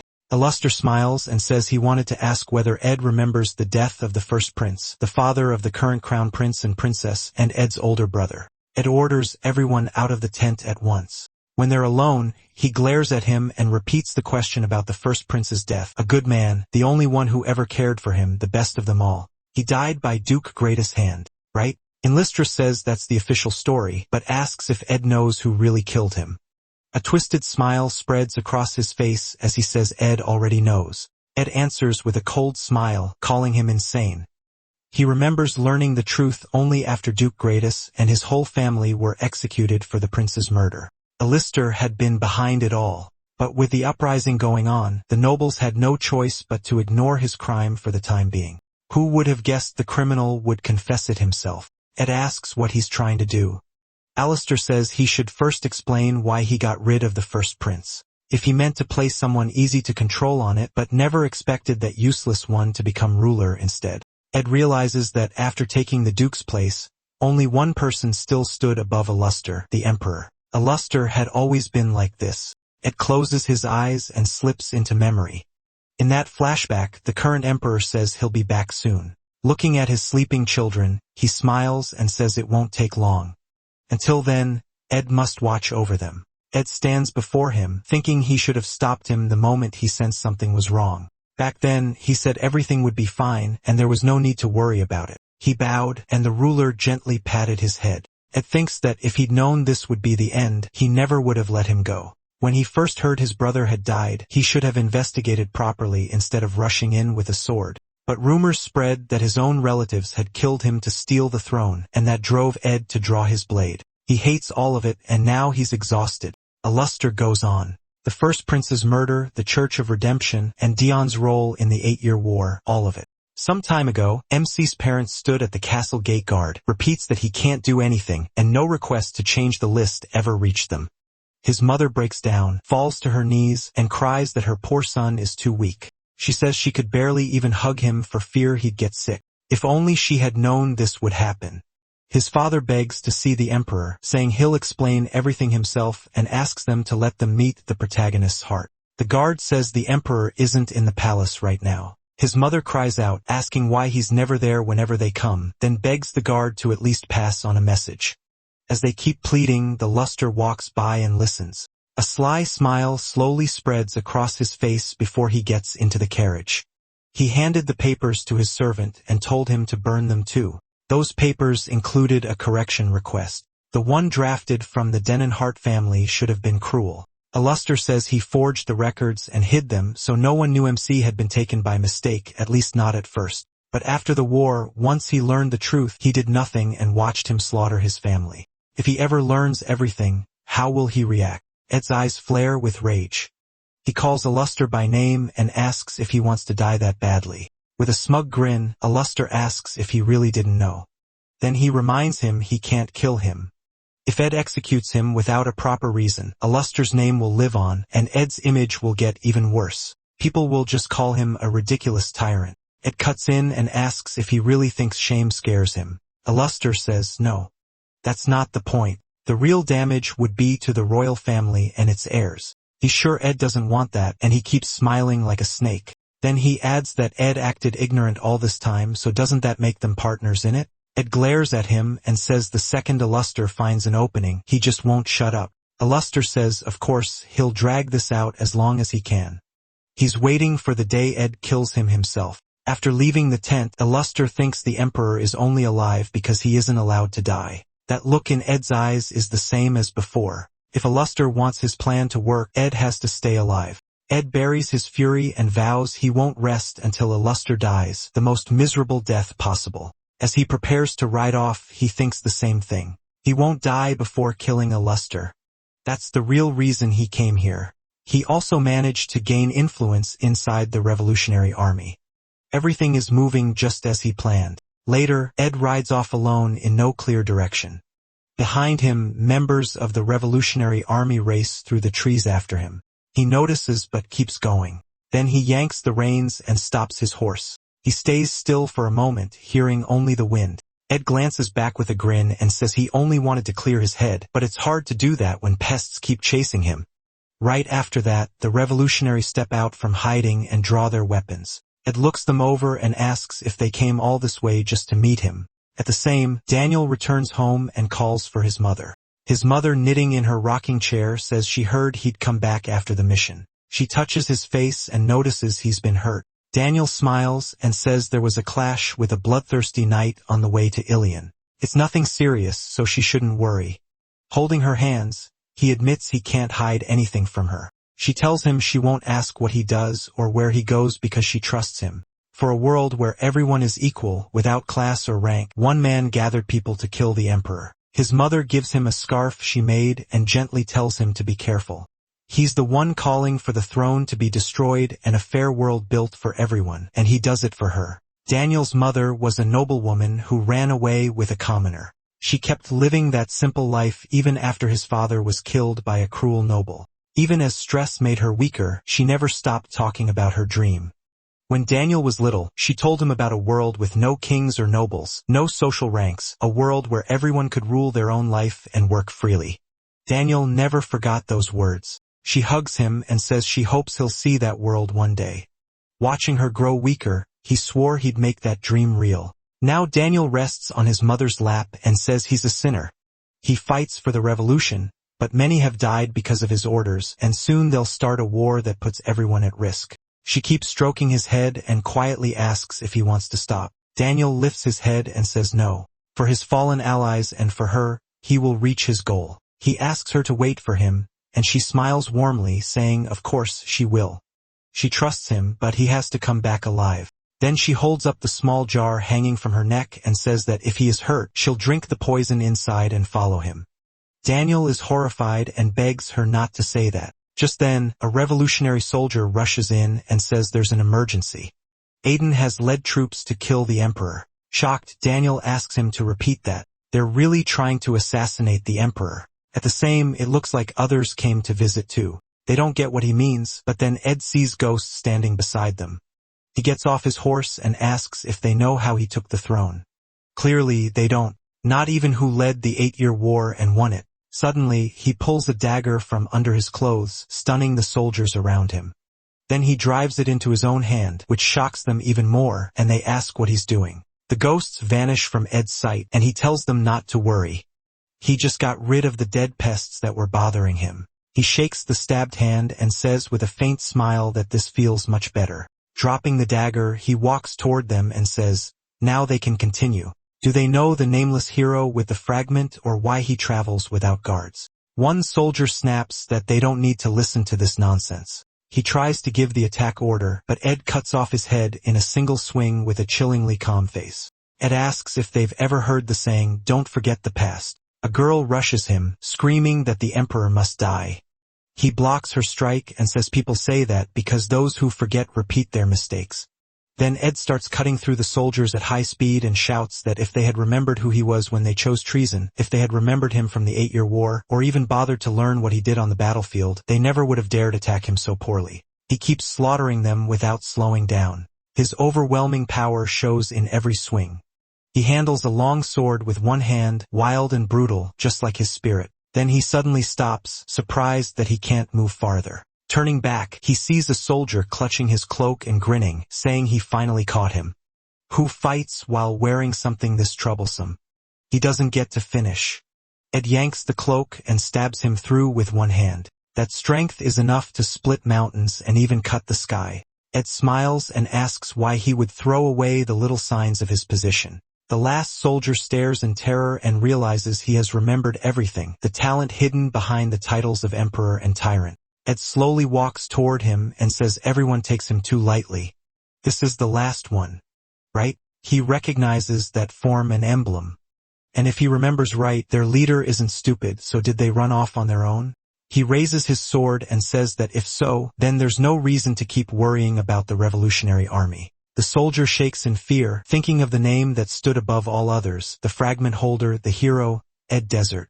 After killing every revolutionary sent to assassinate him, Ed stands by his horse and wraps the hand he stabbed himself. Looking at the bodies, he thinks the Duke must have sent them. He had to know they were no real threat. So was he using the army to bring Ed down but not letting them be the ones to kill him? The revolution wants equality, but the Duke only wants more power. In the end, clenches his fists in anger and asks how dare that man use him. After the failed attack, a revolutionary soldier reports that 1/9 of their army is gone. Their plans will have to change because they don't have enough men. Paul, now one of the soldiers, asks in shock if he really said 1/9 had fallen. Daniel, clearly upset, asks what Aiden was thinking, attacking the emperor head-on like that. They worked hard gathering resources, and now it's wasted. Until they rebuild their strength, they'll have to pull back again. He thinks Aiden had worries about delaying their great goal, but he never should have acted this recklessly. So why did he do it? Paul points out that once the emperor moved toward the battlefield, his route became hard to trace. So how did Aiden find him? Daniel thinks it over and realizes only someone with enough power could get that information. Then he remembers a luster and thinks that, looking back, someone saw Aiden talking with Shaolin before he left. Did she and the Duke plan this to set the revolutionary army against the emperor? A while later, Ed returned to his castle. One servant rushed up and asked if His Majesty had come back alone. Ardo ran over, saw the blood, and shouted that the sun had barely risen and he was already ambushed. Ed just answered that if he had died, then that would have been fate. Ardo, deeply shaken, asked how he could say that so calmly. Walking past him, Ed said it was only a joke, then asked if the Chancellor really couldn't tell a joke from the truth. Ardo wilted at that and begged him not to joke about something like that. Ed fell into old memories and asked the Chancellor if he remembered. One of his sisters said she wanted to make their country rich. One brother wanted to build an empire so no one would ever look down on them, and another dreamed of uniting the whole continent. They had so many plans that they could spend all day talking about them. But because of what he did, none of them got to make those dreams real. So now it was his duty to fulfill their wishes. He said he couldn't turn away from the path he chose. That was why he had to carry such a heavy burden. With every hour of his life already planned, he couldn't even picture dying in some pointless way. Ardo looked at his hand and noticed the wound on Ed's left hand was still bleeding. He figured Ed kept reopening it. The man meant to be the Empire's center suddenly looked fragile. Ardo told him that duty mattered, but he still shouldn't throw away his own safety. Ed cut him off and said he should have led with that. He didn't think his body had any real value. So what if it ended up near death? Then he stopped, turned, and smiled, asking if Ardo really wanted to waste precious military resources fixing a piece of meat. Ardo was horrified and could only cry out to His Majesty. Ed kept walking and told him not to worry. He planned to burn bright to the very end, and thanks to someone dying soon wasn't even on his mind. At the same time, in the demon realm, a new commander of the 9th Squad, Trover, had appeared. He was already in a fight, calling out Earthquake. Trover claimed magic was his specialty even though he mostly relied on his heavily trained body. His opponent was Durnovan, deputy commander of the 5th Squad. Durnovan dodged aside and thought it was just a crude power hit. He sent magic to his fingertips and struck fast with claw attacks, but Trover blocked it with a shield skill. Aseld and Jocker sat together watching the match. Velatin was there too following the fight. Dion sat beside Ririnal, wondering why Trover shouted spell names when he barely used magic, but that wasn't even the main problem. What bothered him more was why he had to be here at all. Looking up, he wondered how this even happened. Right after arriving at the Demon King's castle, Trover had asked to spar, and the protagonist managed to avoid it by saying he was tired. Sometime earlier, Trover had laughed and said he'd been waiting for this for so long. He asked Sir Eret to judge the match, then added that once he had rested, they should fight too. Remembering that, MC realized this was how he got stuck here. Then Trover noticed Alt staring at Durnovan and said that in romantic novels, a knight entering battle dedicates his win to the main character. Hugging her, he asked if that was true.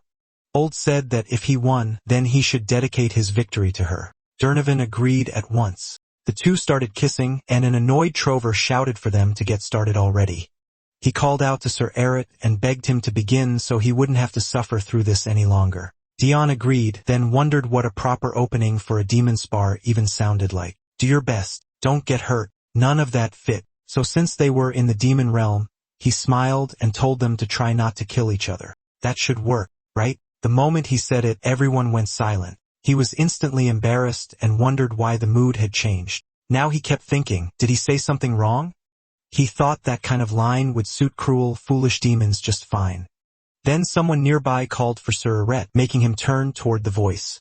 It was Myers, commander of the 12th squad, pressing a fist to his chest. Dion was surprised he spoke at all since he had heard Myers was very quiet. In fact, Myers looked more like a squad leader than anyone else there. The protagonist asked if he wanted to say something. Myers lowered his head and tried to speak, but no words came out. Then he quickly hid behind his deputy, Dahar, leaving him to talk instead. Caught off guard, the deputy turned around and saw that Myers was either terrified or completely embarrassed. Dahar bowed. He introduced himself as the deputy commander of the 12th squad and asked permission to pass along a message. Then with a bright grin, he said it was incredibly cool when Sir Eret told them not to kill each other. Just thinking that he would allow the fight to end only when one side could no longer continue or surrendered, and, of course, he would never accept surrender. Dion, confused by that wild reading of his words, tried to stop him. MC couldn't finish because Dahar loudly praised him again, saying no commander before had ever been so cold-blooded. Keep it up, sir. With that, he straightened and said he was done. The demons around them approved, and he was so stunned by the nonsense of it all that he had no words. Assad smiled and said that thanks to Sir Eret, things had gotten more interesting. Still, he didn't think they'd see a winner anytime soon. Jakar calmly added that was probably true. Since Durnovan had once been offered the job of 9th Squad Commander, the two were likely on the same level. Veliton said she had heard there were a strange number of refusals for the squad leader post this time. Dion turned, surprised, and wondered if Durnovan had stayed a deputy even after getting such a good offer. Veliton said he had turned it down, and the third person offered the job had been Trover, right? At that moment, Trover used a blindness spell and jabbed with his finger, but Durnovan avoided it. Asold said he had wondered why Durnovan refused, but after seeing him today, the reason was obvious. All said it was because he couldn't bear being apart from her. Startled, Asold turned and said she scared him. Tian was surprised too. He hadn't even noticed when she got there. Holding her stomach, all called to Sir Eret, she said she had heard that sometimes when two people love each other, they can make a child. Was that true? The protagonist froze, realizing she meant pregnancy. As he searched for an answer, he thought it sounded like she wanted a child, but he had believed demons couldn't have children. Glowing with a warm aura, Alden said she had heard children like that were called blessings. A dark aura rose from MC as he stared at her. Meanwhile, Trover lifted a huge rock and shouted, "Meteor." He hurled it, and Durnovan looked up at it without changing expression. Alden said she wanted to receive his blessing too. Don's fist tightened. A worried Ririnal softly called, "Sir Eret." The dark aura around him only grew heavier.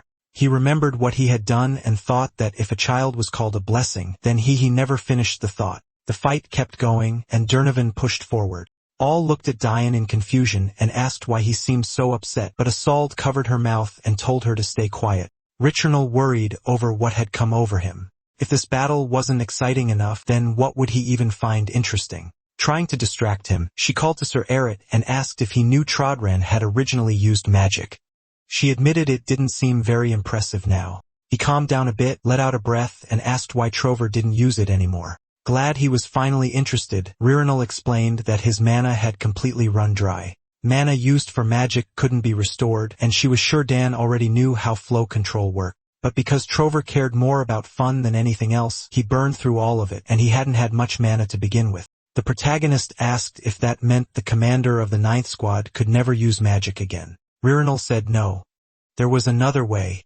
They could use the Demon King's power stored in their bodies. Since they were all his children, their bodies were made from his power itself. You could call it the purest and strongest mana there was.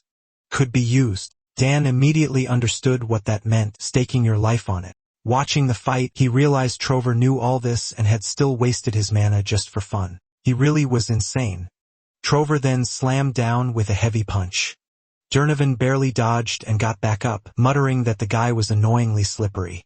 Now looking a little tired, Durnovan asked if he was done yet. Trover leaped at him and shouted, asking if he really hoped for that. Then he stacked move after move, earthquake, blind, and a physical buff. MC thought he had literally combined every skill he had. Dust burst up, and MC covered his face with one hand. Then he noticed a large rock flying straight at him. One look was enough. He knew he was too late to dodge. Suddenly, Ed stepped in front of him and knocked the stone away with ease. He turned to him, stunned, as Ed looked back with concern and asked if he was all right. He couldn't understand how he had smashed a rock that huge like it was nothing. The protagonist tries to answer, but a fit of coughing cuts him off. Blood rises in his throat, and he curses this weak body for failing him again. He looks toward the arena and wonders if the fight stopped because of him. Trover panics, saying he never meant for that rock to fly his way. Sir Eret will kill him for this. Durnovan dryly says he must be pretty bold to strike the commander of the Zero Squad. Ed drops to one knee, lowers his head, and begs for forgiveness. MC, flustered, just calls his name. Then he and Retinal glare at the arena, and he mutters that a dust-filled room was the worst possible place for him. He adds that he also never expected anyone dumb enough to attack him. The protagonist feels the fierce aura coming off them and can't figure out why they're acting like this. Durnovan barely reacts, but Trover looks terrified. Dion pats Ed on the shoulder and tells him he's fine, so he doesn't need to step in.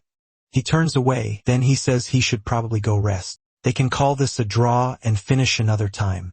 In his head, he wonders if they can ever act peacefully and why they can't fight without dragging him into it. Someone reminds them that he was told not to interfere, so any payback would be his own choice. And since he called it a draw, maybe he really does want the match to go on until someone dies. Ben comes running down the hall, shouting for Sir Eret. He says the pendant reacted. Dang Nine looks at him and thinks, just as expected, he's already here, more ruthless than any demon. A little later, the Demon King smiles and tells Eret it would be best for him to visit the Empire. He also apologizes for summoning him. So suddenly, MC looks at him and thinks it makes sense he marked him the moment he saw him. Then he asks if something happened. The Demon King spreads a map over the table, agrees, and asks him to look. So the talk about building an empire wasn't just empty words. He is stunned by what he sees and blurts out that they've already taken half the continent. The room goes still. That sends him into a memory. He remembers asking Remember who he really was, only to hear that he served the true hero as a butler. The protagonist told him that wasn't what he meant. What he wanted to know was why someone like him had come to that estate under the king's orders. He seemed too suspicious and far too strong for an ordinary butler. After thinking for a moment, Remember said he came from Hesperus. Then he asked if that was what MC wanted to know. MC was caught off guard and asked where that was, annoyed because he had asked about his identity, not his homeland. Back in the present, the Demon King says the Empire won't stop with the human world. Sooner or later, it will point its blades at his kingdom too. That leaves no reason to keep watching from afar. Dark energy spills from him as he declares he'll join this game. He places a hand burning with power on the map and says he'll turn everything against the Empire. He'll even change this war from a simple human land dispute into a fight for the survival of both humans and demons. Tion watches, moved, and realizes the real war is only starting now. The Demon King pulls out his watch and says he has to leave at once. It's dawn in the human kingdom, so if he goes now, he'll arrive by morning. He notices the watch and is about to speak, but the Demon King asks if he's interested in it. He says it's useful since telling time in the demon realm is hard. The protagonist bows and says he'll be going then. As he does, he remembers he still has that watch and feels a little embarrassed that he likes it so much. After returning to the demon realm, the king had simply handed him the first thing within reach, still trying to give him something. Demon is about to leave the office when the Demon King stops him and says that this time, he can come back without gifts, but he still needs to bring something useful. Information, for example. Later, the Demon King sits alone in his office and says he didn't want to send him, but it has to be done by the rules. This war is a game between him and the Emperor, and the prize is MC.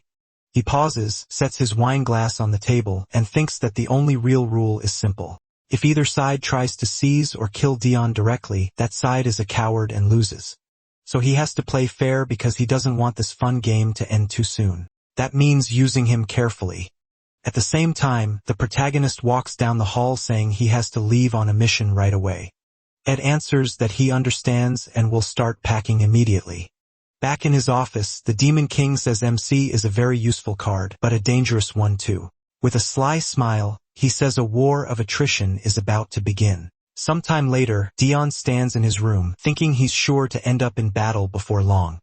Will he have to bite down on that rag again and go through that nightmare? The thought pulls him back to the war. In that memory, someone handed him a rag and asked if he was sick. There were no visible injuries, yet he kept coughing blood. The man asked if he was an imperial soldier. He shot him a cold look and warned him to leave or he'd kill him. The man said he'd heard weak soldiers were always the first targets in battle. Whether he was swallowing blood or biting a rag, he should hide it. Green suddenly grabs his head, making Ed worry, and ask if he's alright. The training ground really wasn't the best place for this. Before Ed can finish, the protagonist says he's fine. He wonders who this kid really is. He doesn't need to hide his condition anymore since everyone already knows. But back then, that advice had been useful. Ed still asks if he's really okay and says he should get checked just in case. MC says there's no need, it's just stress. Then he looks at his bag beside the flower and says he'll be back soon. Sometime later, he rides out on horseback. When something shifts inside the bag, a flower pokes out and starts breathing. He remembers Hihan telling that flower it had to watch over Sir Eret in her place. After a while back at his estate, Remember stands before him with a teapot and says he's glad he returned safely. He thanks him for taking care of the estate. Remember says he only did his duty, then asks why the protagonist didn't leave that bag with the servants. MC's hand starts shaking as he holds the cup, and he asks if that's what he means. There's something important inside, so he'd rather keep it close. No way he could trust the servants with it. He's already getting nervous, wondering what that stupid plant is about to do. He remembers how shocked he was when he first found it in the bag and asked what it even was. Danton thinks back on it. When did it sneak in there? If anyone finds out, it'll be a disaster. No one can know. Then the flower starts making noises, startling him so badly, he breaks into a coughing fit while drinking tea. Remember asks if he's alright and tells him not to rush. He'll pour another cup. He quickly grabs the bag, thanks him, and thinks the thing just needs to stay quiet. Setting down the cup, he changes the subject by saying today's tea smells especially nice. Remember says he's glad Del noticed. He brewed leaf tea he brought himself. Come to think of it, Dan brought a lot of the same kind last time too. He said a trading company he started had begun selling it. The protagonist is surprised and asks if Dan really set up a company. He remembers Dan borrowed money from him right before he left for the Demon Kingdom. It grew fast in no time. MC invites him to sit and have tea and starts remembering what happened after he reached Tien after crossing over from the Demon Kingdom. He wonders if that pushy merchant he met belonged to Dan too. Remember sits across from him and says the man showed real talent, didn't he? Maybe he should look into the merchant trade someday. He agrees and says he will when he gets the chance. Still, he thinks Dan seems oddly attached to him. Looking away, he wonders if he'll even get any free time. Full war between the Demon Kingdom and the Empire is coming soon. Then he remembers something and asks more seriously how Remember is feeling. Remember says that if the protagonist is telling him to take some time off, he's fine with that. The protagonist relaxes a little and says that's not what he meant. Right now, the Empire is attacking his homeland. Remember sets down his cup and says he means Esperanis. He's heard about it too. Den wants to respond but stops, thinking that, of course, he already knew. His homeland is under attack, and MC can't imagine how mixed his feelings must be. Before he can say more, Remember catches him off guard by calmly saying everything is fine. Last time, he'd only heard a little about Esperanis. He says he remembers it as a small kingdom in the middle of the continent. And Remember adds that the mountains around it were meant to keep it safe. So if anyone wants to take Esperanis, they'd have to deal with the nearby countries too. Otherwise, the cost would be bigger than the reward. That's why His Majesty will send troops soon. While sipping his tea, Remember says Esperanis isn't an easy target. Dion studies him and thinks his trust in his homeland is almost absolute. What kind of people live there? He'll need to look into it more. Then both of them notice the purple gem on the table suddenly glowing bright. The protagonist realizes it's the communication crystal the Emperor gave him. At once, he steps to the table, grabs the crystal and says, "Prosperity of the Empire." It tells him to forget the formal greeting. He just wants the report now that MC is back if the timing works. A little later, Dion finishes his report and says this should finally push the Demon King to act. Ed thinks it over and says beating the Demon Kingdom will take all people standing together. That means he may need to speed up the conquest of the continent. The situation has changed. To him, this mind game with the Demon King is also a battle of pride, and he has no intention of backing down. He asks if there's anything else. After a short pause, he asks whether he also wants to hear things unrelated to war or demons. Ed says yes. If the protagonist remembered it, then it probably matters. Dion decides not to show his hand unless Ed asks directly. Then Ed does, asking if the issue is monsters or the border. MC answers that a gate to the demon realm was found in Tien. Ed thinks all he had to do was ask. He says Tien is a southern country, making this valuable information, and thanks him for his work. MC, then he adds that he absolutely must wear the gift he sent. He glances at the presents on the table and wonders if that's what Ed means.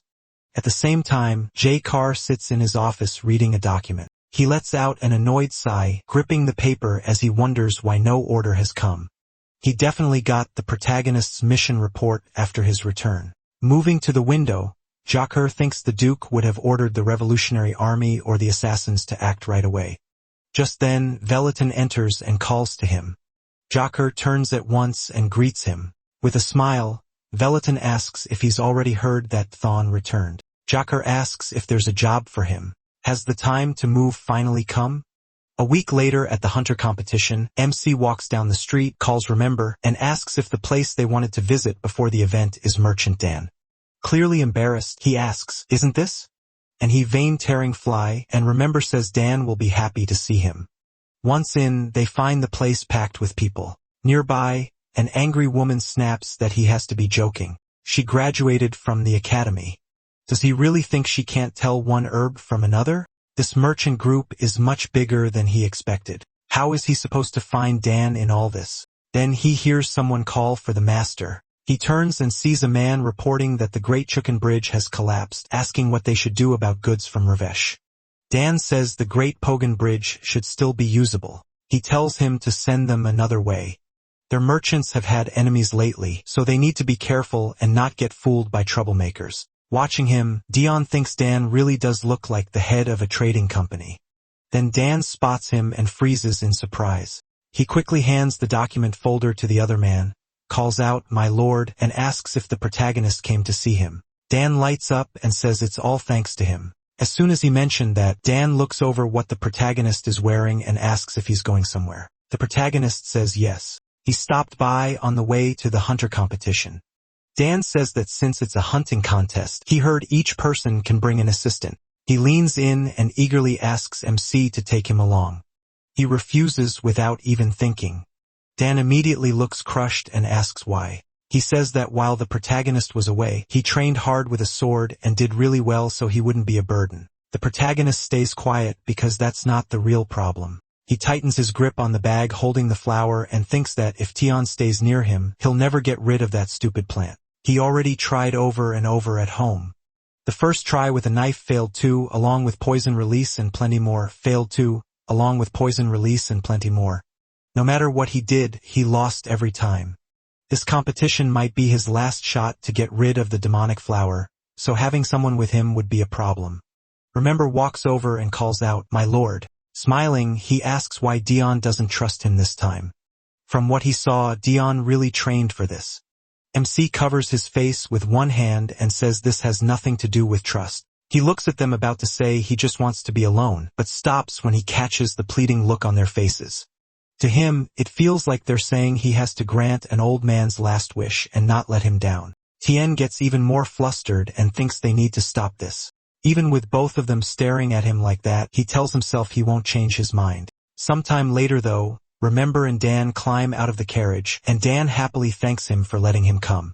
Inside, he is still sitting there with a sour look, wondering why he's so weak. How is he supposed to get rid of the flower now? If he leaves it in the bag, it'll just keep following him. Dan waits outside, watching him with a strange, heavy mood. Dan steps out and thinks he'll just have to figure it all out after the hunter competition.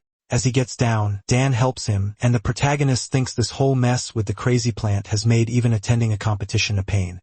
Then he notices people nearby staring. Everyone is looking at him in surprise, but no one says a word. MC wonders what the problem is now. Then he looks down and sees. Embarrassed, he yanks his hand away at once. He looks aside without saying anything, but Dan just asks what's wrong, not understanding at all. Dan looks ahead and sees a large group of soldiers standing before him. There are way too many of them. Asalid is shocked. He isn't some lady in a dress and helping a grown man. In Asalid's eyes, he made my lord look foolish and insulted the hero's honor too. The protagonist calls Dan by name, and Asalid thinks the merciful my lord still won't forgive something like this. She then freezes when she sees MC smile and realizes Dan already understands.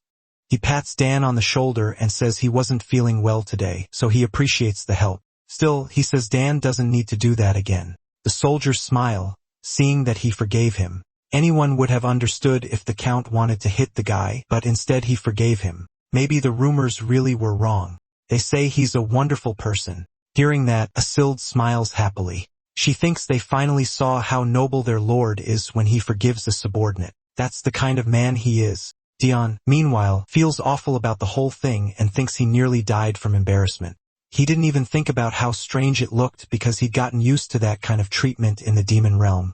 No matter what he told Dan, it would only make him sound ridiculous, so he drops it for now. He sure remember will lecture Dan later anyway. Dan follows behind him, still giving off a dark mood. Assemble calls to the protagonist, saying he's traveled a long way and asking if he feels alright. The protagonist says it's been a long time since they met. One soldier asks the captain if he should carry the bag. Dion instantly pulls it away and says everything is fine. No one should touch it. MC takes the bag back and asks where the others are. There really aren't many people here. Leon starts to answer, then suddenly stops. Elpidias walks over and says it's because he called him in early. The protagonist, Dien, agrees, then says he heard this was meant to lower the fast-rising number of monsters. He almost slips and says demon monsters instead. Of course, that's just the official story. The real point is to show the Empire is peaceful enough to hold a hunting event. Since there are too many monsters, most of the ones in the hunting grounds will be cleared out first and only a few left for the contest. He wants the deadly High Knights to handle that job. Gesturing aside, he adds that he's not forcing them. If they refuse, he'll hand it to the Imperial Knights. Tion says it's not that he doesn't want to. Elpidias explains that the Imperial Knights took losses. Some also stayed up all night cleaning up the chaos they caused. Nearby knights awkwardly to themselves, and MC thinks they're ridiculous. He bows and says he appreciates the offer and will gladly place the High Knights under his command. He thinks that Elpidias asks what he's talking about. Obviously, Dion has to lead them himself. He looks up in surprise and asks what he just said. Sometime later, someone shouts that the Imperial Knights must hold formation and not fall back. That person thinks the Imperial Knights are easy to manage because they follow a clear system, but only the protagonist can control the reckless High Knights. Everyone knows that. One High Knight rushes ahead yelling that they should charge and kill everything in sight. The Imperial Knights are stunned, saying they can't attack without a plan.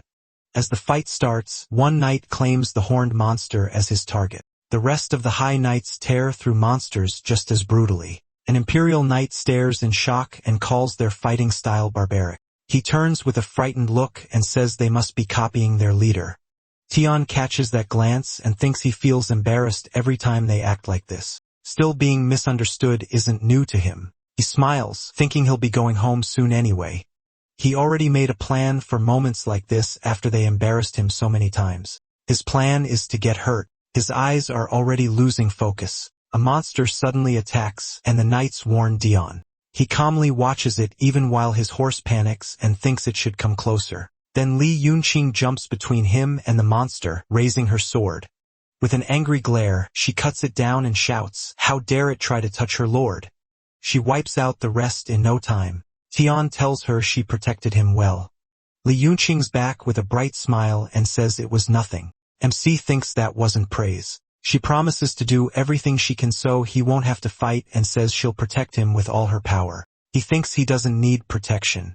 At this rate, he'll be forced into the hunting competition, and he really doesn't want that. Maybe he should just fall off his horse himself. Right then, the horse suddenly rears up. The strap on his bag snaps, and Dion thinks this is what he wanted, but not like this. The bag drops to the ground, and the flower inside starts making loud noises.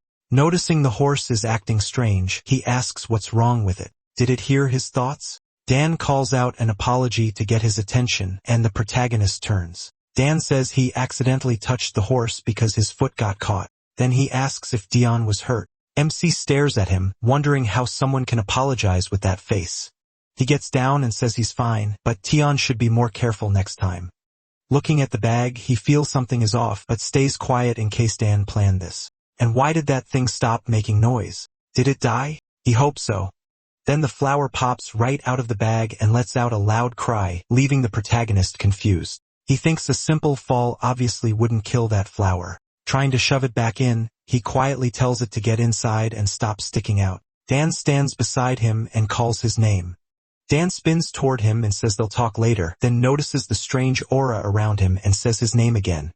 Dan looks at him and asks why he never gets angry. MC asks what he just said. Dan tells him he's made mistake after mistake today and he still hasn't gotten mad. He thinks he followed him because he was supposed to be a disaster. To him, that title should have meant rage, but all DN showed him was patience and kindness.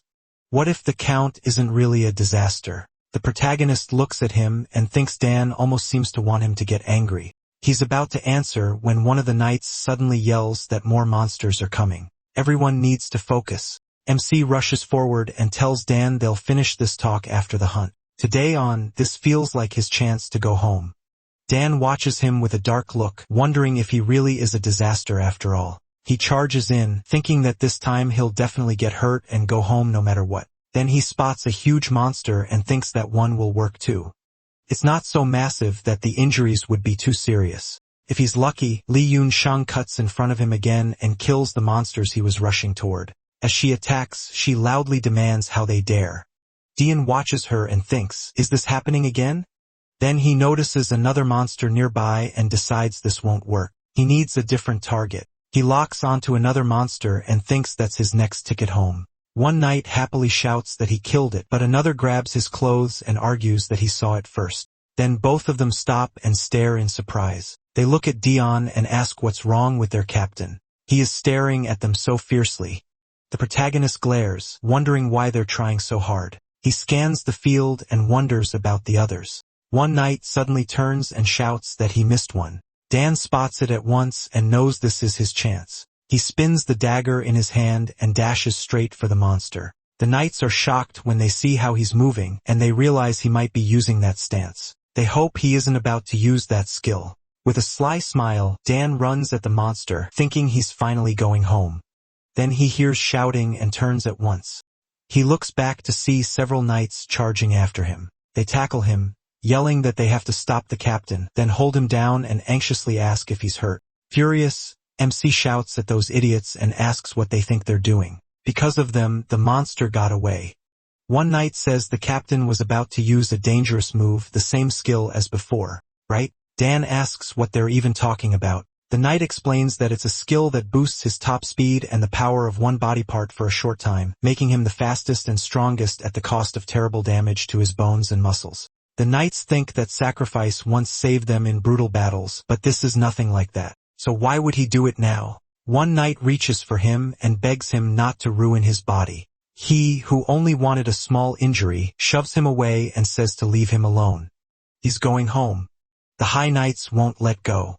Crying, they ask if he thinks he's some kind of worker bee and say he's upsetting them. Dion coughs up blood and says they'll suffocate him at this rate. A knight walks over. That can't be right. They need to find more monsters. Then, embarrassed, he adds that even if he wants to, they still need to save some for the contest. The others wonder if he still wants more blood after all this. It's creepy. The senior knights tell their captain the competition will start soon, so he just has to hold on a little longer. Soon, he'll get plenty of chances to kill as many monsters as he wants. They think they're lucky to have him with them. Then one knight turns, and something strange catches his eye.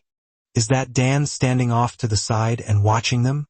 Later, back at the knight's camp, Dion lies on his bed and asks, does this mean he still has to join the hunting contest? A flower pokes out of his bag and starts making noise. That makes him think about the event starting soon and the emperor being there too. He remembers what Ed said. Since Ed brought up the contest, MC is sure he had a reason. Could this be tied to a war? Rolling over, Dion thinks about how much he hates this. He never wanted any part of it, especially not a war with the demon kingdom. The flower crawls closer and gets even louder, making him more annoyed. He snaps at it and tells it to be quiet. Then a knight calls from outside, asking if he may come in. The moment he steps inside, he freezes in confusion. He had thrown a pile of cloth over the flower to hide it, so the knight asks what he's doing. Dion claims he was just stretching and asks what he wanted. The knight smiles, thinking the captain must be excited for the contest. The protagonist asks why he's here. The knight wants to know if he can take someone besides Dan as his partner, and the protagonist asks why. The knight admits he feels uneasy leaving him alone with that freak. Watching Dan while MC tore through monsters, it was hard to explain. He looked irritated or suspicious, maybe even full of hate. Dion asks if that's really what he thought. When he says he gets it, the knight lights up and asks if he truly understands. The protagonist just smiles, calls for Li Yunshang, and tells her to drag this man away. She instantly grabs the knight by the ear and says she agrees with her lord. The knight MC thinks he can't bring anyone else because of that stupid flower. One partner is already too much trouble. He lets the fifth guy Laban both of them point at themselves at the same time and declare that they'll go with him. They immediately glare at each other. Yihun says guarding her lord is her duty. She asks if it's his turn now when she'd already been with the captain before. As Dion heads out, he says he's taking neither of them. That shocks them both, and they turn to ask what he just said. As they leave the tent, the knight keeps warning the captain that something is off about Dion. The protagonist says he doesn't care, or rather, it's his choice. The knight gets upset and asks why he's acting like a child. Won't he at least give them a real reason for being so stubborn? Dion thinks about whether Dion really is suspicious, then recalls their recent talk. Back then, Dan definitely acted strange. Still, if it's just him, MC figures he can handle it. Dan spots them and bows, and the knight mutters that he's being suspicious already. He insists Dan shouldn't go. He quietly tells him to drop it, thinking Dan didn't survive this long by luck. After walking a little farther, a man approaches and asks if he's the honorary count. The protagonist, heart smiling broadly, the man mocks how real counts and honorary ones are treated the same. Proof the world is going downhill. The knight flares up at once and demands to know what he just said. Li Yun is angry too, but she stops him and asks who this man even is. People nearby whisper about the fearless noble. Maybe fearless, maybe just stupid, since he clearly doesn't know who he's insulting. Tion calmly asks who he is, and the crowd gasps at his tone toward the Empire's hero. They call the man the Emperor's favorite sword. He smiles and says he's glad MC asked. He is the true head of the Hart family, a real count that shocks everyone around them, and he thinks so this is Count Hart. The man points at him and says he's not some fake like the protagonist. People whisper that this must be the real Count Hart. They thought the family was dead. Some guess he's from a side branch, and that turns out to be right. Since collateral branches existed, some descendants could have survived. The knight gets furious and asks how he dares insult Dion. He wants permission to deal with him, so he'll never talk like that again. MC only laughs, remembering that Cruel refused the title of Count. So in the end, the family head became some cast-off from a side branch. He steps right up to him and with a cold stare offers his congratulations. He says he hopes the man does his best. Inside, the protagonist thinks the Hart family will soon vanish from history. The thought of his family dying makes him shiver with joy. The man clearly hates MC's attitude, turns away, and mutters something under his breath. Dion smiles, sure the greedy relatives picked a normal idiot they could control as the new head. In his eyes, the family would be better off gone than led by someone like that. Then Elpidia steps forward and loudly asks if everyone is ready. He thanks them all for making time to come and says he hopes they enjoy themselves without accidents. They may begin when ready. By imperial tradition, lovers give ribbons to warriors as they set out, while friends and family offer scarves. Sitting on his horse, Dion asks, even though he expected nothing, aren't they giving him any scarves? The knight beside him awkwardly says they must have forgotten. Embarrassed, he blurts out that if he wants one, he'll get it right away. Nearby, a little girl hands her brother a scarf and tells him not to get hurt. He laughs and thanks her. That brings back memories for Leon. She says she once gave her brother a scarf during the 8-Year War. Yen looks at her and asks if her brother went in her place. Smiling, Li Yunqing says their parents stopped her from volunteering. She had better sword skills and was healthier, so watching her sick brother leave for war terrified her. She says she never wants to feel that again.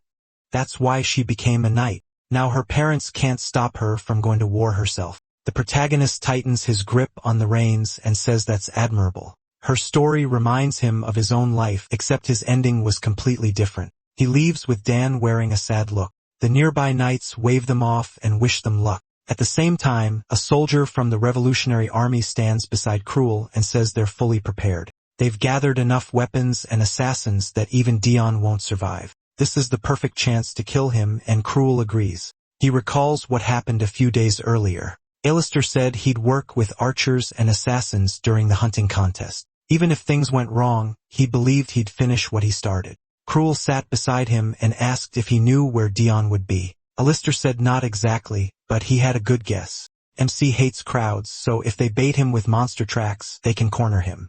Cruel looks at him and thinks the Duke knows him well, yet Cruel knows almost nothing about the Duke. With a sly smile, Alistair asks if it's finally time for the protagonist's life to end. In the present, Cruel moves through the forest, thinking MC has walked right into the hunting contest without suspecting a thing. There, he spots the Newhart family patriarch, who asks why they're going on foot. He says horses can't get through this area, then he asks why the man keeps following him. The patriarch grumbles that he isn't chasing anyone. Tion ignores him, checks the area, and thinks he's reached the right place. Now he can pretend to hunt while getting rid of the flower. He wonders why the patriarch came somewhere this empty. That's suspicious. Suddenly, arrows fly at them, but Dan spots them first and tackles the protagonist out of the way. He is stunned when he realizes they were shot at. They tumble across the ground, and his bag flies off. Tion holds his head and groans from the pain. Looking at Dan, he asks what exactly is going on. The men kicks Dan away. Dan falls onto his back, shocked, as several arrows slam into the ground between them. He stares at them while Dion searches for the attackers. He spots a group of armed men and mutters, "Are they seriously not tired yet?" The whole group charges, shouting that they have to kill him. MC and Dan rush into battle against the revolutionary soldiers. He knocks aside attack after attack with his daggers and thinks this is bad. As he prepares to strike back, he admits he should have listened to the knights and brought more men. After killing one soldier, he wonders why he has to work this hard. Then he spots the patriarch hiding behind them. Dui Ching spots his distant relative hiding behind a tree, trembling, and realizes he's completely useless. Dan has only just begun learning the sword. Glancing back, the protagonist catches two soldiers closing in on him. He retreats at once, knowing he doesn't have the stamina or skill to handle all of them. Using a tree for support, he plants a foot against it, then turns with a blank stare and sees he's completely surrounded. One soldier notices and smirks, telling the others to fire now. Right after that, Dion sees a swarm of arrows racing toward him. Caught off guard, he has no idea how to escape. Dion sees it too, knows he can't stop it, and shouts for his lord. The revolutionary soldier is stunned because Cruel rushes in at incredible speed. At the last second, he grabs Dion and pulls him clear as the arrows slam into the ground behind them. He keeps moving fast, but they crash into a tree in their path. Cruel holds his brother close while MC coughs hard from the impact. Blood spills from his mouth, staining the mask hiding his face. At first, he thinks Tien saved him and is ready to thank him, but then he realizes it was Cruel. Cruel tries to hide his face with his hood, yet Dion instantly pulls his hand away and glares at him. Gripping it tight, he snaps, asking if a robe was really supposed to fool him.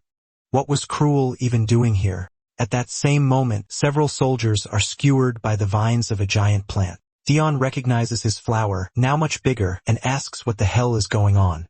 Is that really the same crazy flower? How did it grow this much? What is this thing and where did it get so much power? The flower looks around, then spots the protagonist and happily waves at him. He thinks it needs to stop. It did kill the attackers, but somehow he feels even more threatened now. Several Imperial Knights rush over. One says he heard the alarm, then he freezes in shock and asks what that thing is. He's never seen a plant that monstrous. The patriarch peeks out from behind the tree, screaming that it came from Dion's bag lying nearby. He yells that the flower saved MC from the assassins, so MC must be controlling it. The knights stare across the clearing and wonder if the Count really owns that monster. He gets up with an irritated sigh. He shoots the patriarch an angry look, stunned by the nonsense coming out of his mouth. Rumors about Dien are everywhere. So is this man fearless or just stupid? Looking away, the protagonist figure's cruel has already slipped off. Both of them are a headache. Either way, things are turning against him, so he needs to deal with the demon flower first. He steps up to it and it stares back while making loud noises. MC wonders if he really has to destroy it this time. That would be nice, but if he could have done it, he already would have. All of a sudden, the plant wraps itself around him. He never saw it coming. Startled, he yells, asking what it's doing. The thing squeezes him hard, making him cough. The knights can only stare, speechless, weapons still in hand. One finally turns and blurts out that he thought Dion and the plant were on the same side. Even the patriarch is stunned and says that can't be right. Was it all an act? Another knight fires back. Who would risk their life for a trick like that? They should help the count instead. Meanwhile, he struggles to break free, coughing and thinking the monster had just waved at him. So why is it doing this now? He can barely breathe. He slashes hard with his dagger and shouts for it to let go. The blow sends the huge plant rolling several meters away. It twitches and screeches, then collapses.